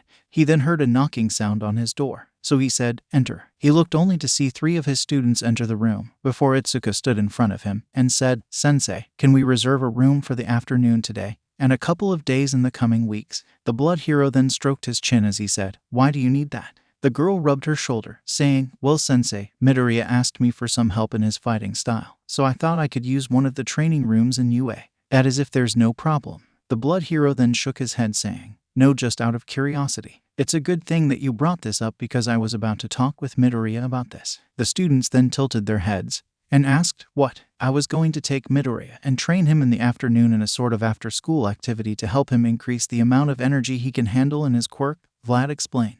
The students nodded their heads as he said, "Now since that is covered, meet after the classes end in the training ground Gamma." The students nodded their heads as they returned to their classes. Vlad then picked up his phone saying, "Cementos, I need a favor from you to ask. Meet me this afternoon in the training ground Gamma." The 3 students then walked together to their class. As Izuku said, "I can't wait to see what Vlad-sensei is going to give us." "I think you mean you, Greenie. Plus, you're excited about anything regarding heroes," Setsuna said as she came to learn from the previous 2 days that Izuku is a huge hero nerd. "Haha, I guess so. But I still think it's very cool that a pro hero will train us privately," Izuku said as he walked beside the 2 girls. Kendo then looked at him and said, "Midoriya, bring today your game because I won't go easy on you during training."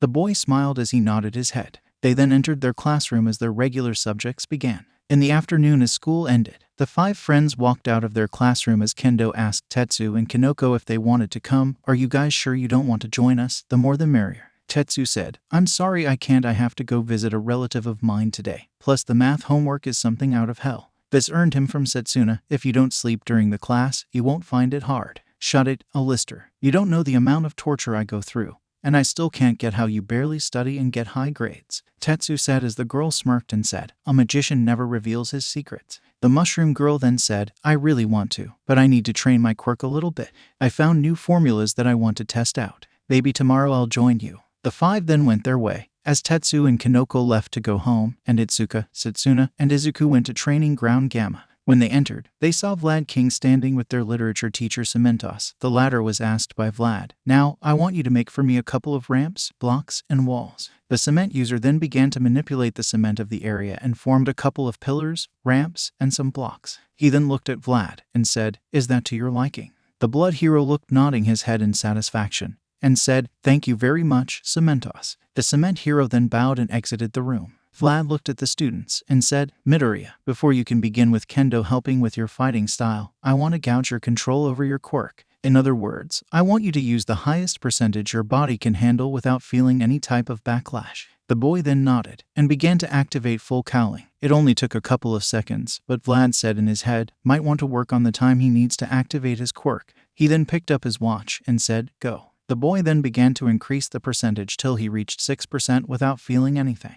He then tried to up it to 7%, but he felt his muscles tighten, so he said, "I think that 6% is my upper limit right now." The blood hero nodded, as he said, "Midoriya, do you see that course that Cementos set?" The boy nodded, "I want to complete it as fast as you can." The boy then nodded as he began to run through the walls and jump the ramps. He was running around with green lighting coursing over his body. This intrigued Setsuna, who said, "I wonder, what are the lightning bolts that are coursing on his body?" The blood hero then said, "I think maybe it's the excess energy being filtered out so it won't hurt him.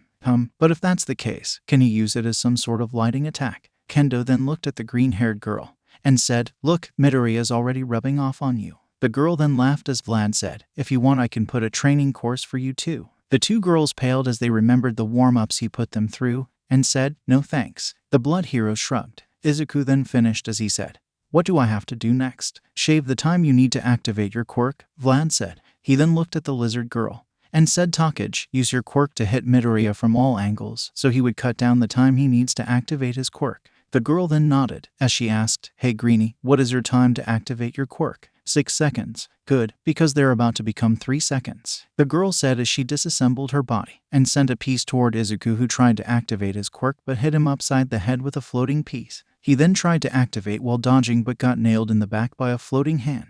"Come on Greenie, put some more effort into it." The girl taunted him. He then finally ran as he finally managed to activate his quirk. He then jumped above the pieces, but one hit him in the face when he was distracted by dodging a piece. He fell face first as the girl's head hovered above him saying, "Try harder, Greenie." He then stood up, and this process continued for about half an hour before the girl called it quits. Itsuka then walked up front as she said, "Let's Midoriya, let me see your pose while fighting." The boy took a stance as the girl began to evaluate his stance. She saw that it wasn't too bad, but still, it could be better. She then said, "Listen Midoriya, your stance is not bad, but try to bend your knees a little.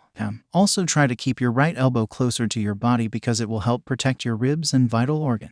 Also, try to raise the heel of your feet a little, okay?" The boy quickly did as the girl told him, and she said, "Perfect. Now, let's spar a little." She knew that this will answer her question from the beginning of the year about who will win her technique or his strength. But will it though? He clearly doesn't know how to fight properly, so maybe she should wait till he developed fighting skill of his own.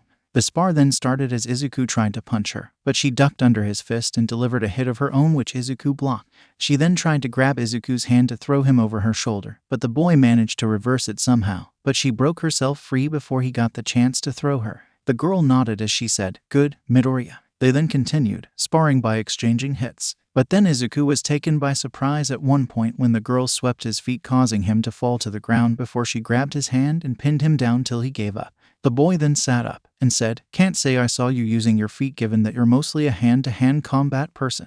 "That's the point, Midoriya. If the villain thinks that I'm only good as a hand-to-hand combater, he will be caught off guard when I use my legs." She then scratched her head as she said, "Why didn't you use yours?" She remembered a couple of moments where he would have gained the upper hand if he used kicks instead of punches. He chuckled nervously as he said, "Would you believe me if I said I forgot about them?" The girl then broke into laughter with Vlad and Setsuna joining her, as the ginger head said, "Only you can say that, Midoriya, and be completely serious." When she stopped laughing, she said, "Okay, let's spar a couple more times before we called it off." The two then did 5 more spars. All of their victories went to Kendo, but Izuku was one time very close but slipped and failed due to his shoelace coming off. The green-haired boy sat with the two girls, as he said, "Well, that was really helpful." Itsuka then said, "Indeed. But don't worry Midoriya, you seem like a smart person and a fast learner, you'll get there eventually." Vlad then stood in front of them and said, "All right Midoriya, break time is over. Time for the last exercise of the day, fighting me." The boy looked at him before gulping.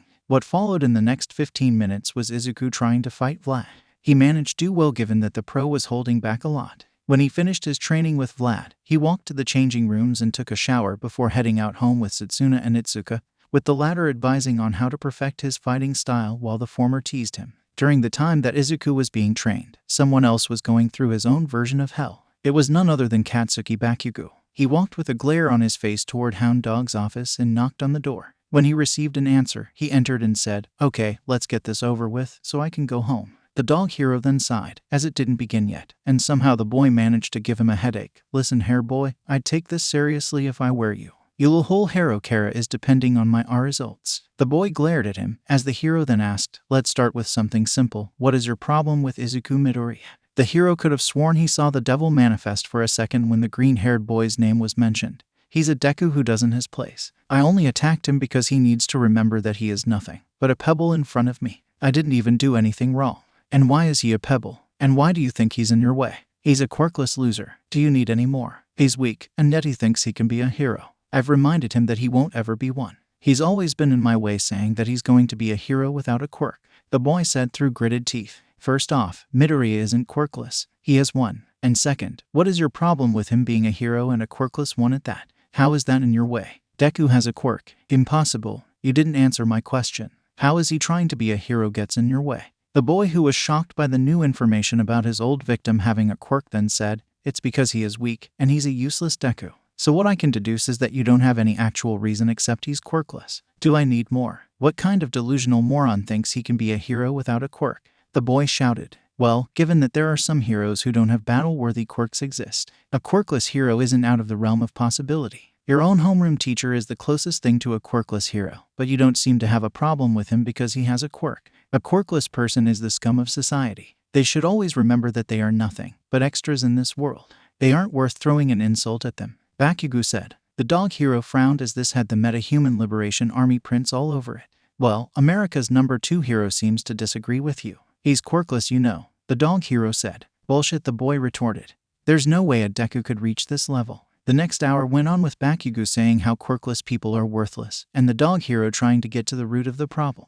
Finally, Bakugo walked outside the office. As he stomped home, he saw Izuku with his friends walking home. He was half tempted to attack him right there and now to know about the whole Deku has a quirk thing, but he bit it in knowing that it may lead to him losing his spot in the hero course. Deku, have you been looking down on me this entire time by hiding your quirk? I don't care how, but I will get to the bottom of this and force you to give me answers as to where you have a quirk. Bakugo thought as he walked home. Our reports from several sources are saying that our very own symbol of peace, All Might, is now a teacher at UA. A reporter with horns coming out of her head said before turning to her co-host and asking, "What do you think about this development, Yasaku?" The man who had a small physical mutation in the shape of a gem in the center of his head then said, "I think this will be very beneficial for the heroes of tomorrow to learn from such a man how to be a hero. A man who had years of heroics under his belt, and now is planning to work with the future generation to secure a brighter world. I can tell you, Hanabi, that the world will be a better place." There you had it, folks, our special report about the symbol of peace teaching at UA. And now in other news, the TV was turned off as a man began to violently scratch his neck. The man was a blue-haired individual who had very crusty and dry skin. He was wearing a blue shirt with jeans. He then said, "Kirigiri, pour for me another drink. This news report gave me a bad headache." "Yes, Master Tamura," Kirigiri said as he began pouring the drink. The man in question was entirely made of mist, wearing a bartender's outfit. He also had yellow eyes that pierced through the mist with a metal collar around his neck. As he finished pouring the drink, he then slid it to the man known as Tamura. Tamura then said as a creepy smile adorned his face, "So the rumors are correct, All Might is teaching at UA." He then looked at Kirigiri and said, "So is everything ready for tomorrow?" "Yes, young Master Tamura, everything is ready for tomorrow," Kirigiri said to the boy as he bowed down. Tamura then took the drink from Kirigiri, making sure to let his pinky not touch the glass, and drank it, before grasping it with his 5 fingers, which made the glass decay and turn into dust. He then turned to a picture of All Might hanging on the wall of the bar and said, "Tomorrow's symbol of peace, the world will see how fragile their hero society. They will see how their system is unreliable." He then walked up to the poster, pressing his fingers against it as the picture and a small part of the wall decayed and became dust. He then looked at Kirigiri saying, "Clean this up, I'm going to play a video game." The mist man then picked up a broom as Tamura went to his room to play. Behind both of them was a screen that connected to somewhere. Through the screen was a figure who was connected to multiple life support machines. The figure then grinned as he wondered how will tomorrow's events play out. The feed was then cut out as the figure laughed a little before he contacted someone and asked, "Is it ready?" The next day, Izuku woke up from his slumber, but he didn't feel very well. This could be majorly attributed to him fighting Vlad King. He was seriously excited that he fought a real-life pro. Granted, he trained with All Might for 10 months, but he never fought with him. It was truly exciting that he lasted against Vlad the time he did. Granted that the pro was holding back, way back. Izuku then jumped out of his bed and went to the bathroom, and he began to brush his teeth, readying himself for a new school day at UA. He quickly put on his uniform and went to the kitchen to have breakfast with his mom. His mother, Inko Midoriya, who was a short chubby woman with green hair, greeted him with a smile as she asked, "How is my little hero today?" The boy smiled at his mom and said, "I'm good, Mom. Can I have a sandwich to go?" The mother then gave him one, and a small bento, saying, "If you feel hungry during training here, eat from these." The boy then bowed down and thanked her. He then wore his iconic red shoes and went out, finally dropping his smile, even though he loved his mother dearly. He hated how she started to fake smiles around him ever since he started going to UA. He could tell that she was faking it. It hurt that his mother didn't believe in his dreams, but he knew that she'll come around eventually. On the other side of the door, Inko sat down with a sad face. It was truly hard, but she couldn't help it. Her only son, whom she long thought that he was quirkless, had a quirk. He passed the UA entrance exam and got a seat in the hero course. She didn't want to discourage him from his dreams. But why be a hero? There are safer options where you can still help people, like a cop, doctor, or firefighter, so why was her son deadest on becoming one? She knew she was being selfish by wishing he would quit his dreams, but she couldn't help it. Every time she sees him, she only sees a weak, quirkless boy that needs protection from the world around him. She then shook her head, remembering a very bad day, saying, "No, Izuku is following his dreams. I need to support him." She then looked at a picture of a small Izuku with her as she said, "I'm sorry I failed you as a mother, Izuku, but I promise from now on I'll support your dream with everything I have." Back with Izuku, he had just finished his trip to UA on the train and was walking to the school when something, or rather someone, grabbed him, covering his eyes as the individual said, "Guess who?" The boy smiled as he said, "Good morning, Takage." The girl smiled as she greeted back, "Well, good morning to you too, handsome." The boy then blushed a nuclear red as the girl began to laugh at his reaction, saying that he was really funny. They then walked together to the school and began to chat with each other. Takage asked him, "So Greenie, what do you think Vlad-sensei will teach us today? I highly doubt that they will give us another exercise after tomorrow." The boy hummed as he stroked his chin. "I agree. I think that Vlad-sensei will mostly review our fights and will give us notes on how to improve our performance." The girl nodded as she added, "Maybe also he will tell us how to increase the efficiency of our quirks in situations like these, since some of us were limited by the environment we were training in." She finished as Izuku nodded his head. He then looked around and said, "Odd, usually the others would be here walking with us by now." Takage then said, "Well, Shroom and Metalhead are running late while Kendo came here early so she can train a little." The boy nodded, and he tried to say something but was cut off when both he and Takage were surrounded by reporters asking them questions.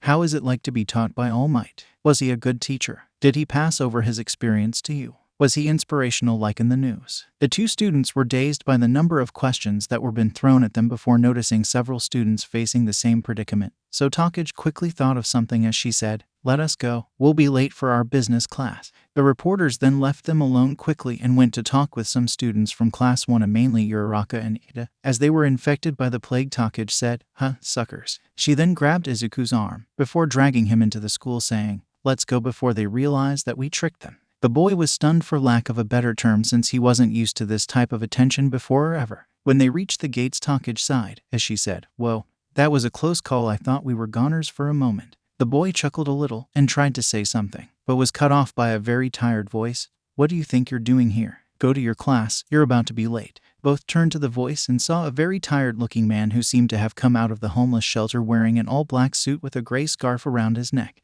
The man had very long black hair. Izuku couldn't help but notice that the man was staring, or rather glaring, at him. They both stared at him briefly before he said, "What are waiting for? An invitation. Get moving." His eyes then glowed red, and his hair lifted as both students nodded their heads and ran away, leaving him with present Mike to deal with the press. He looked at both students and took a pic of them while Takage was still holding Izuku's arm. He smiled as he sent it to Midnight, who loved this kind of thing.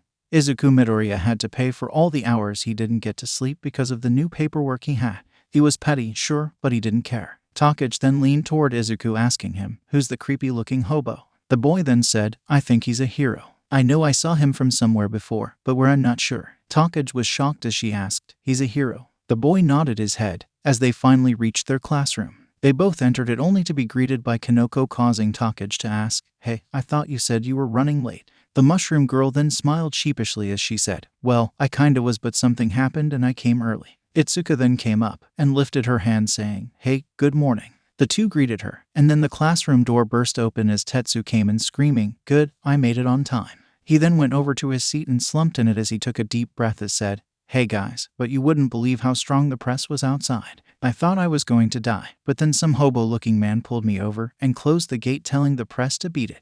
The others smiled at him, and they began to talk before the class begins, but then Kanoko asked Izuku a question. "Izuku, I never asked you, but why do you want to be a hero?" The boy blinked at her a little, causing the girl to backpedal as she said, "I mean, you don't have to answer if you don't want to."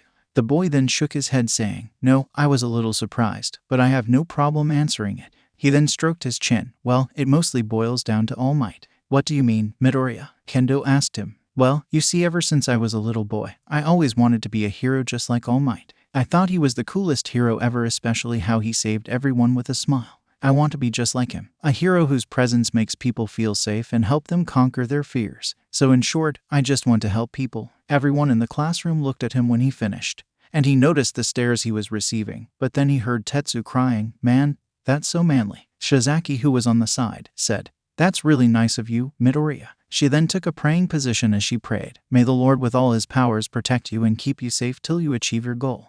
Her prayer was accompanied by mysterious light coming from nowhere. Izuku then said, "Shizaki, I didn't know you had a second quirk." The girl blinked at him in confusion as she said, "But I don't have a second quirk." This made the five and some of their classmates' sweat drop as they thought, "Then where did the light come from?" Choosing to avoid an awkward situation, Izuku then asked, "What about you, guys?" Tetsu then yelled, "I wanted to become a hero to help people since it's so manly." He then muttered something under his breath that no one caught. Takage then said, "I want to become a hero to make people feel that they always have someone that cares about them, and will be there for them no matter what the circumstances."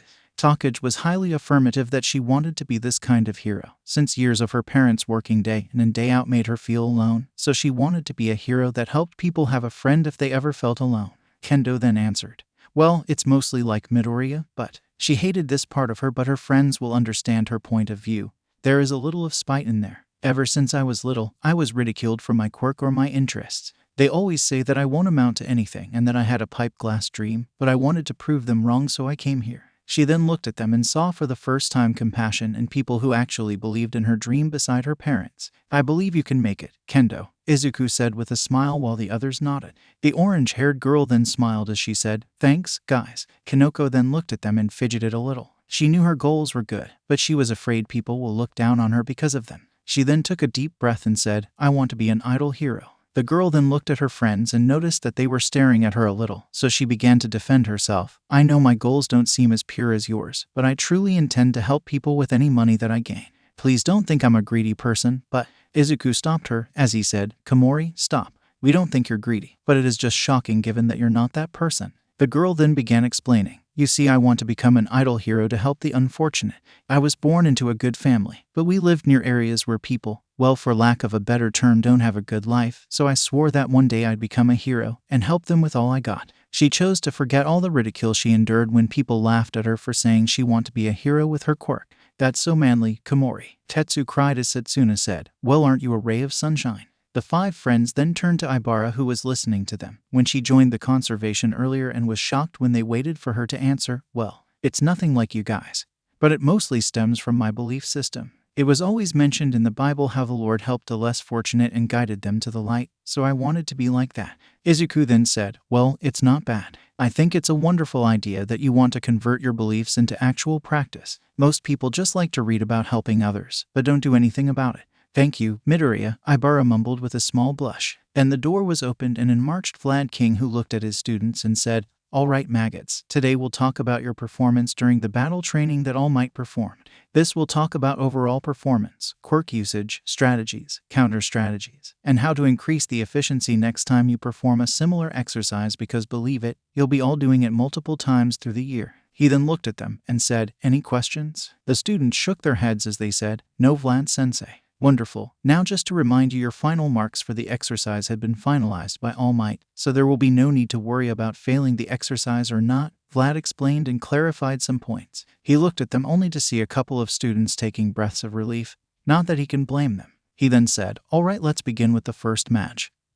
Heroes team, Midoriya and Kamakiri versus Villains team, Shizaki and Shishida." While Izuku gulped, Tagaru hit his head against his desk, clearly not liking where this was going. Vlad then began setting up the projector, and the video began rolling. It showed how at first Izuku tried to convince Kamakiri to work with him, but the bug boy refused to work with him in any type or shape. It then showed how Kamakiri jumped head in with Midoriya sighing in defeat and following him. Then the part where the bug boy began fighting Shishida appeared, showing how he was outclassed by someone who has super strength on his side. It then showed how his beacon was saved by Izuku before the two divided. Kamakiri defined the Vine Girl while Izuku stayed back to deal with Shishida. It then showed the brief struggle between Tagaru and Ibara, where the vine-haired girl managed to trick him and capture him. It then turned back to Izuku, who was struggling with Shishida, before doing a tactical retreat when he was injured and using his blood to fool the Beast Boy. The Beast Boy then came and was finally subdued after some struggle. It then showed Izuku facing off against Ibara and managing to win on the skin of his teeth. Vlad then turned off the projector and asked, "So looking at the first battle, any comments?" No one dared to raise his hand except Kamakiri and Midoriya. Thinking that the bug boy would say something along the lines of "the lame-ass stutter got in my way," Vlad chose to hear Izuku first, to the annoyance of the former. "Midoriya, what do you have to say?" Vlad asked his student. "Well, for starters, I think it was my fault that the exercise went so badly for two reasons. The first was that I wasn't assertive enough with Kamakiri, allowing him to walk all over me even though if this was a real situation we'd both be toast. Second, I think deep down inside myself I used the exercise as a way to prove that I'm worthy of being in the hero course, so instead of focusing to save the day, I focused more on proving something. Vlad then nodded his head at the boy's reasoning. He liked that with Izuku, the boy was open even to criticizing himself if necessary. You are correct, Midoriya. But don't go too hard on yourself. In your given situation, you did your best to come out on top. You deviated a little, sure, but that's the reason you're called a hero in training, so you can commit mistakes here, not on the field. The blood hero then looked at Kamakiri and decided to entertain him a little, so he ushered him to speak. The bug boy, seeing his cue, then began, "The nerd, as much as I hate to say it, is wrong. It was my fault the exercise went awry." Everyone was shocked, so Vlad said, "Care to explain further?" The boy nodded as he continued. "Listen, I'm not saying this because my views changed, but I should have listened to him at the very least. If this was a real-life situation, no one knows what would have happened if the nerd didn't pull through. I was so busy winning the exercise alone that I was outclassed at every turn." He then took a deep breath and said with a forced tone, "If next time I'm somehow paired with Stutter over there, I'll work with him under the strict condition he does what I tell him to." The bug boy then noticed all the stares he was receiving. "What's with the look? Come on and take a picture, it'll last longer." Kendo then said, "We just didn't expect to say that." The bug boy felt offended as he yelled, "Hey, I'm perfectly capable of being objective and not letting my opinions blind me." Vlad then stopped it, saying, "Enough, good analysis, Kamakiri. Glad to see you have a sensible side and are willing to learn from your mistakes." The bug then scoffed at him before turning his head away. The blood hero then asked, "Okay, what about the villain's team?" Izuku then said, "Well, I think it boils down to Shishida's dependence on his sense of smell, since when I tricked him, he seemed kinda lost." He then turned to the boy and said, "No offense." The boy shook his head as Izuku continued, "And well, with Shizaki, there's nothing to be talked about since she was practically the best in the exercise. However, standing still might be a problem in the future." Vlad King nodded his head before he said, "On to the next match. Hero team, Shota and Takage versus villains team, Tsuburaba and Honuki." The video began as it showed the heroes entering the building and scaling it carefully. It then showed the chase between the heroes and Tsuburaba and his defeat before being captured. Then the heroes were trapped inside the cement as Juzo emerged from the ground before he was captured by Setsuna's arms, which detached before she was sunk. Finally, it showed the heroes' victory. The video was cut off by Vlad, who asked, "So, what do you think?" Izuku lifted his hand to talk, which Vlad allowed. "Okay, for starters, I don't think the hero team did anything wrong, or at least to me, but they should be more careful with their surroundings next time." Now regarding the villains team, Tsuburaba was so focused on getting the heroes to the rendezvous point with Honuki that he missed that one of the heroes disappeared. While Honuki did well at first, he got too confident towards the end, which cost him greatly. "Talk about brutal," Kosai said, making Izuku apologize. Juzo, who was near Kosai, kicked him in the leg before turning to Izuku saying, "He's just kidding. Don't mind him, you were right anyway." The class then continued with the rest of the matches, with Izuku usually doing all the explaining where the hero team and villain team went wrong, how to improve their approach, and how to use their quirks effectively next time they are in a similar case. When the class ended, Vlad said, "All right, maggots, ears up here. I have 2 announcements to make." When he noticed that the students gave him their full attention, he began speaking as he said, "First, there was supposed to be a recuse exercise with Class 1 this afternoon, but it was scrapped due to some technical issues." He finished remembering how it was scrapped. Eraser insisted that both Izuku and Katsuki be on the same recuse team, with the former being the leader in some sort of forced therapy to get them over their childish problems, as the nighttime hero insisted to call it.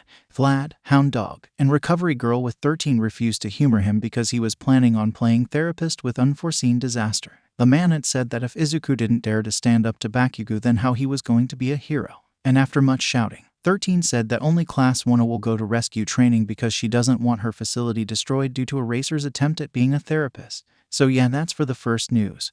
But the second news is much more important. He then took a deep breath as he said, "You're all going to pick your class representatives." And with that, the hero sat on his chair while the class erupted into chaos, every one of them demanding to be class representative. "Pick me," Pony said the best she can in her Japanese. "No, pick me," Away said. "Pick me and I'll help you all to the light of heaven," Ibara said as a beam of light cast on her, making half of the class ask, "Seriously, where is that light coming from?" The dialogue continued back and forth as Kendo finally stood up and said, "Quiet." Everyone then looked at her as she said, "How about this? We all vote for the person we see as the fittest to become the class rep, and the person who gets the most votes takes the position. Deal?" The class then nodded at the idea, before everyone took a paper from their notebooks and began writing their choice down.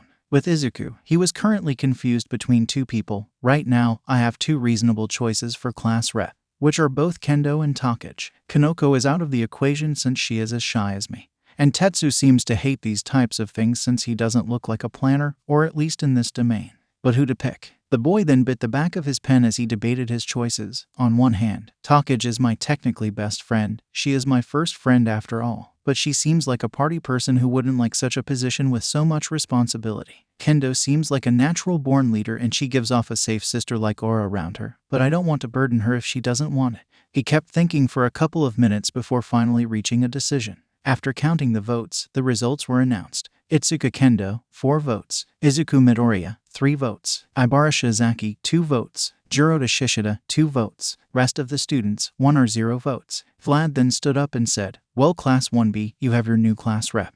And his, or in this case her vice. Please both students stand front and center and speak if you have anything to say. Both Izuku and Itsuka stood in front of the class as the smaller boy shivered, not being used to such a position, getting a sympathetic look from Itsuka, who whispered, "Just follow my lead." The boy nodded as the orange-haired girl spoke. "Thanks to everyone who voted for me, and I promise you all to do my best." She finished as everyone cheered for her. The girl then nudged Izuku, who swallowed a heavy lump that formed in his throat before taking a deep breath and speaking, "Well, everyone, to be honest, this is kind of shocking. I never thought that anyone would actually vote for me given that I'm not the best choice that may come to mind. But I promise you all to do the best job I can as a vice." He half expected to be met by silence only to be cheered on like Itsuka, though he did see Kamakiri scoff. As Vlad exited the room, everyone got ready for lunch as Izuku talked with Takage and Tetsu. "I really hope I don't blow it as a vice. It's just so much scary. I believe that you can do it, Midoriya. You're the manliest person I know, so you have this." Tetsu cheered on his friend. He then heard a scoff from the bug boy who said, "No hard feelings, but we both know that is wrong. I admit that he knows his way around quirks, but with this position and the limited social interaction he has, whoever voted for him was just setting him to fail and earn a couple of laughs at Stutter's expense." Izuku wanted to counter, but Kamakiri was right about the social thing not being set up part, but he was cut from his thoughts when Satsuna said, "Can you act more like a hero and less like a bully?" It didn't a moment for the Kamakiri then to give her the scare of her life, as he was suddenly in her face, and told her in a dark tone, "Don't you ever call me a bully." He said in a harsh voice, "Got it." The girl then frantically nodded her head as she was beyond startled at the boy's behavior, but what she didn't expect was Izuku's reaction.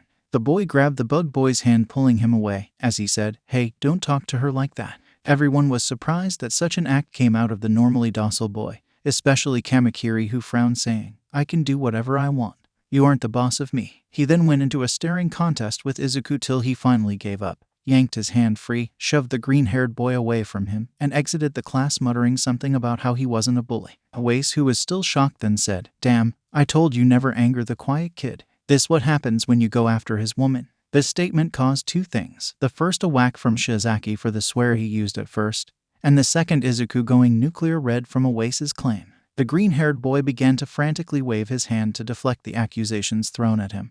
But Tetsu and Kanoko began praising him. "You were so manly, Midoriya. How you stood up for Takage was really cool." The mushroom girl then said, "I knew you would be a great rep when I voted for you." Izuku was shocked by what she said, so he asked, "You voted for me?" The mushroom girl nodded her head, as she said, "So did Tetsu and Takage." The boy rubbed the back of his head as he said, "Wow, thanks, guys. I hope I don't fail you." He then saw Kendo pat him on his back, saying, "See what happened right there? This is a sign that you're going to be a great vice." He then looked at Takage, who was still startled from the encounter and awfully quiet, so he asked, "Takage, are you all right?" The girl blinked a little before lowering her head and saying something he didn't pick up, so he said, "Can you repeat that?" She did, but he still couldn't hear her, so he asked her to do it a second time, but this time she yelled, "My hero." She then jumped at him as he caught her. The girl then hooked her arms around his neck as she looked at him. "And here I thought the big bad bug boy was going to kill me," she said dramatically before looking at Izuku and saying, "And here came my knight in shining green armor and saved me." She then began to rub her cheek against Izuku's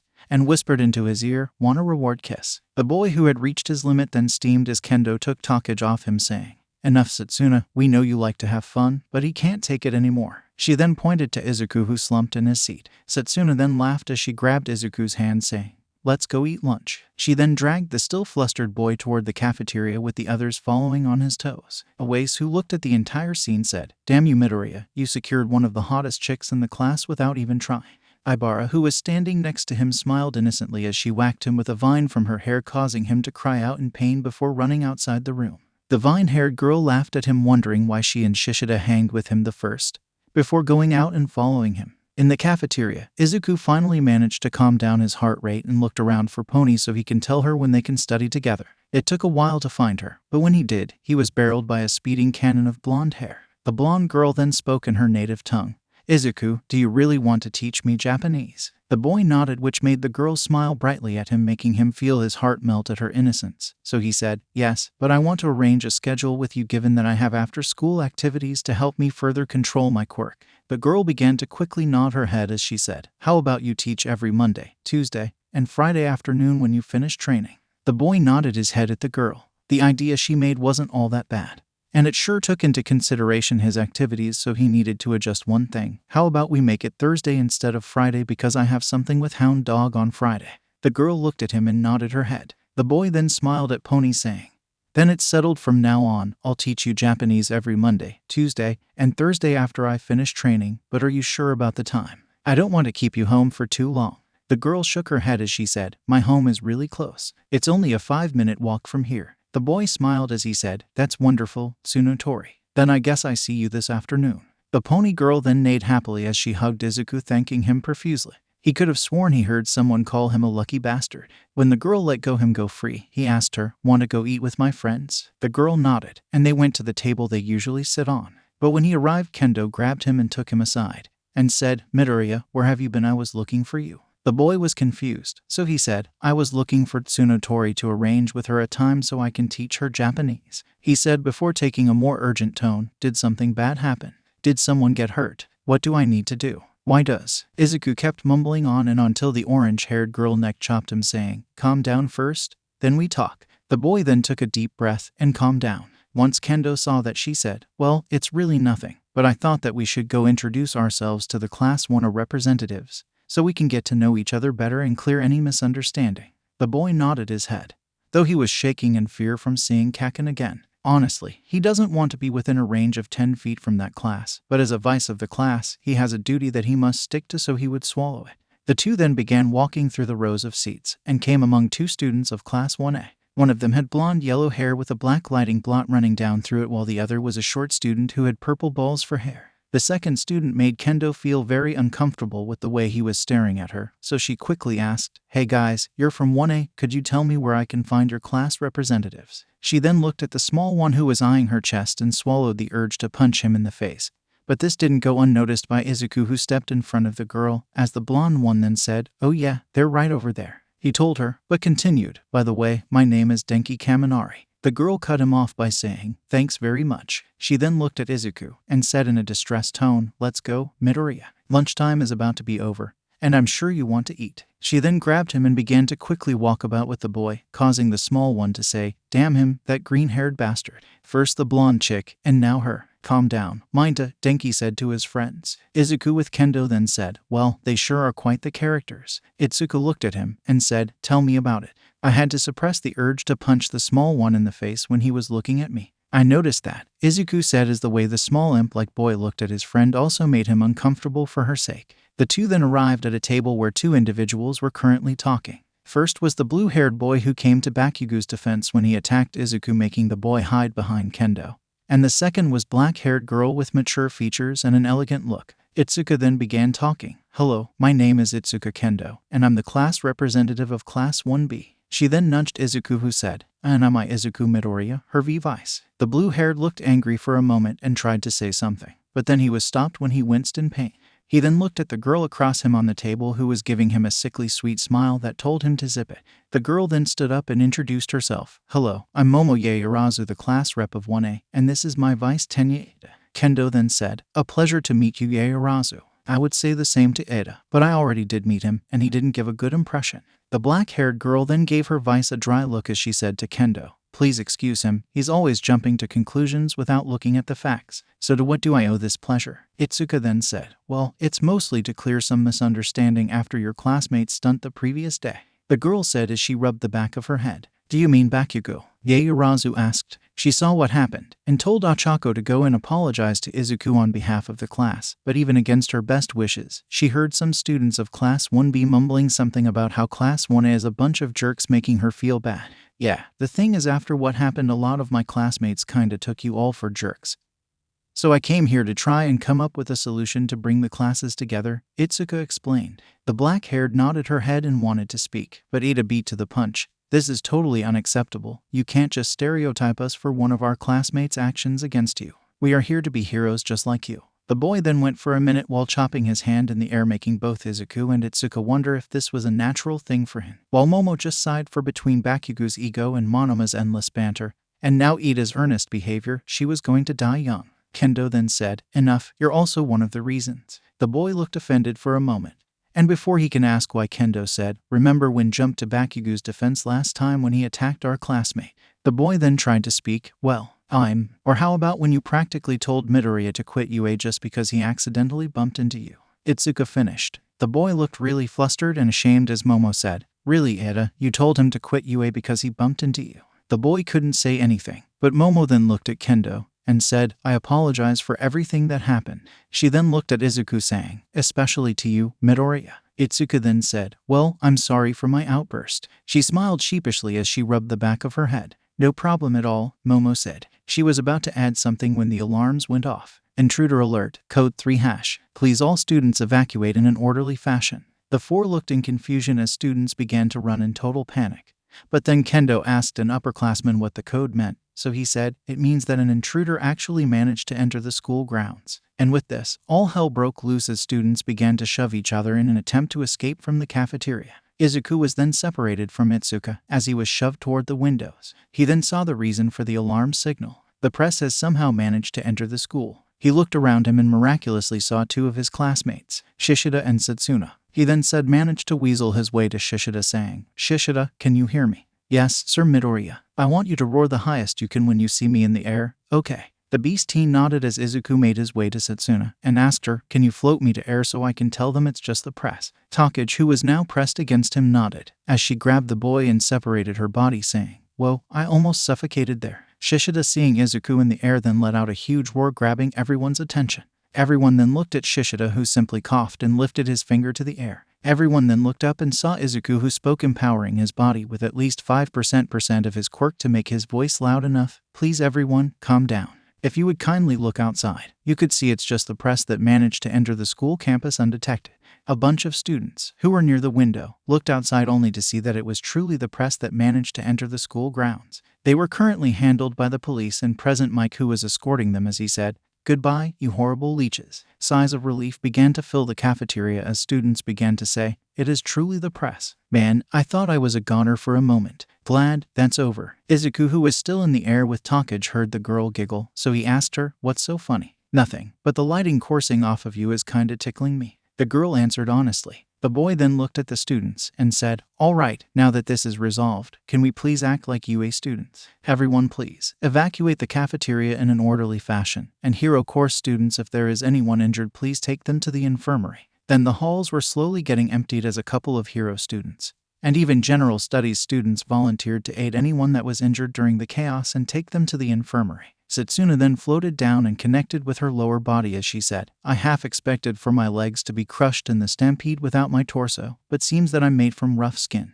She then began to laugh as Izuku followed her. The boy then felt a hand on his shoulder. He gulped because from previous experience this meant it is beat up time. He turned only to see Itsuka with a big smile on her face as she said, "Great work, Midoriya. You truly came through today, and proved that you deserve the vice's rank." Izuku blushed as he hid behind his hands saying, "It was no problem at all. I was just doing my job. I just wanted to keep everyone safe." The piece was interrupted when someone shouted, "Deku, you bastard." They then all saw Bakugo stomping over to him holding a paper. Itsuka walked up to him before he shoved the paper in his face saying, "Take this. This is the stupid apology letter that I fucking wrote for you. Listen here, you little shit, don't think this changes anything.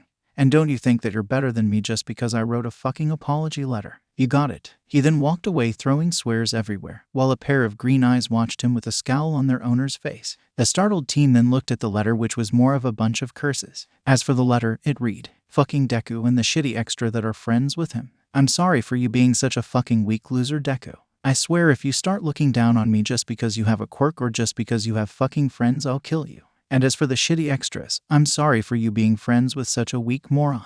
Next time you stand in my way, I'll beat you all up before I blow him all in front of you. Sincerely, the next #1 hero. The three, along with Kanoko and Tetsu, who joined them at some point while they were reading the letter, looked at the so-called apology letter with disturbed looks. Tetsu then asked, "Is this guy alright?" Izuku then said, "Well, it's better than nothing. I frankly thought he won't actually go with this. This is the most that we'll get from him, so we might as well consider it a win. I never thought he could say I'm sorry." Izuku knew that Bakugo will never apologize to him, so this was the closest thing to the real deal ever, and he was sure if Bakugo ever wrote this again it will be on his deathbed. Izuku then said, "Now that the emergency is over, let's go over to the class because we'll be about to be late," he said before racing off, leaving the remaining four stunned before realizing what he said and running after him. Back on the outside in front of the gate, Nezu and Powerloader with Eraserhead and Vlad King stood in front of the dusty remains of a wall that was once thought to be indestructible. The nighttime hero scowled. "What is this, some kind of a sign?" Nezu then answered, "No, it's more of a war declaration." Once Izuku walked into the classroom when his classmates began cheering for him. The boy was flustered and asked, "What is this for?" Ibara then said, "Midoriya, we are simply thanking you for acting the way you did during the chaos, or else something worse could have happened."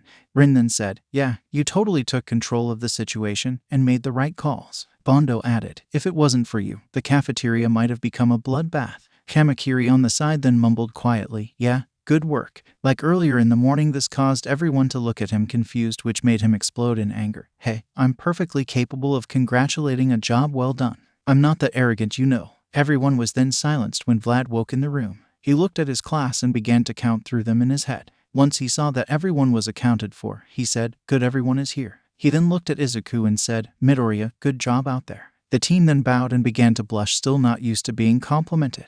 "Now, since today's exercise with Class 1 was scrapped, you will train with me in Midnight in Training Ground Gamma," he said as the R-rated hero walked into the room, making every boy blush. Izuku couldn't help but feel that she was eyeing him, but he pushed that feeling to the back of his head as Vlad said, "Everyone, go change into your gym uniforms." Everyone walked outside the room, but Midnight then held both Izuku's and Take's hands. She looked at them with a teasing smile as she asked, lifting her phone, "Care to explain?" In her phone were two pictures, one in front of the gate where Take was holding Izuku's hand, and the other inside the room where Satsuna was rubbing her cheek against Izuku's face while the latter was holding her in the air. The two students blushed as the teacher said, "I'm going to get so much fun out of this." After a very awkward, very painful encounter with Midnight, the two students walked into the training ground as Izuku sneezed, making Take ask him, "Dude, are you sick?" "No, not that I think so," he said as he felt a shiver run through his spine as if a major law of the world was broken. "Are you sure?" "Yeah." They were then approached by Kendo, who asked them, "What did Midnight Sensei want from you?"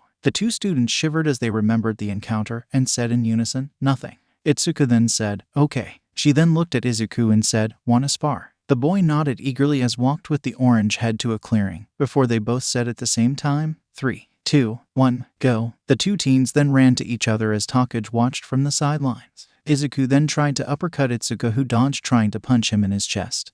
But the boy caught her hand and flipped her over, making her hit the ground. She then quickly rolled out of the way before standing up and smirking, "Good, let's kick up a notch." She then ran and jumped in the air, increasing the size of her fist as she tried to hit Izuku with it, who sidestepped her. But she landed and quickly turned to decrease the size of her fist, punching Izuku, who tried to block but was sent flying by the sheer strength of the hit. He then stood up and said, "I see you're trying my advice, but still can't control it well, can you?" He saw that the girl was shaking her hand from pain.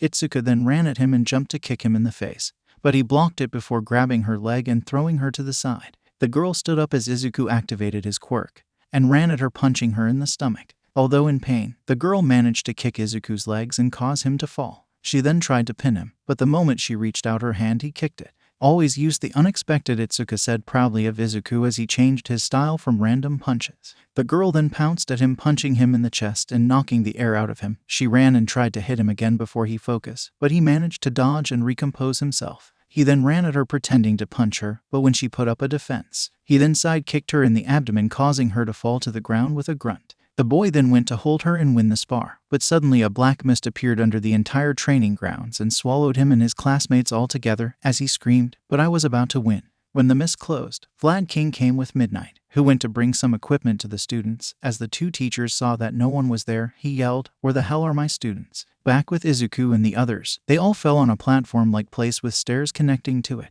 They looked around, but it seemed as if all hell broke loose. They saw Class 1A and a person in a space suit. They also saw a misty figure who had a pleased look on his face, which was two glowing eyes. And down the stairs, there were a bunch of people with a man in black fighting them alone. They then heard someone say, "Whoops, my bad." This caused Kendo to facepalm as she seemed to recognize the owner of the voice. Kamakiri then asked the question running through every one of 1B students' minds. What in fuck's sake is happening here?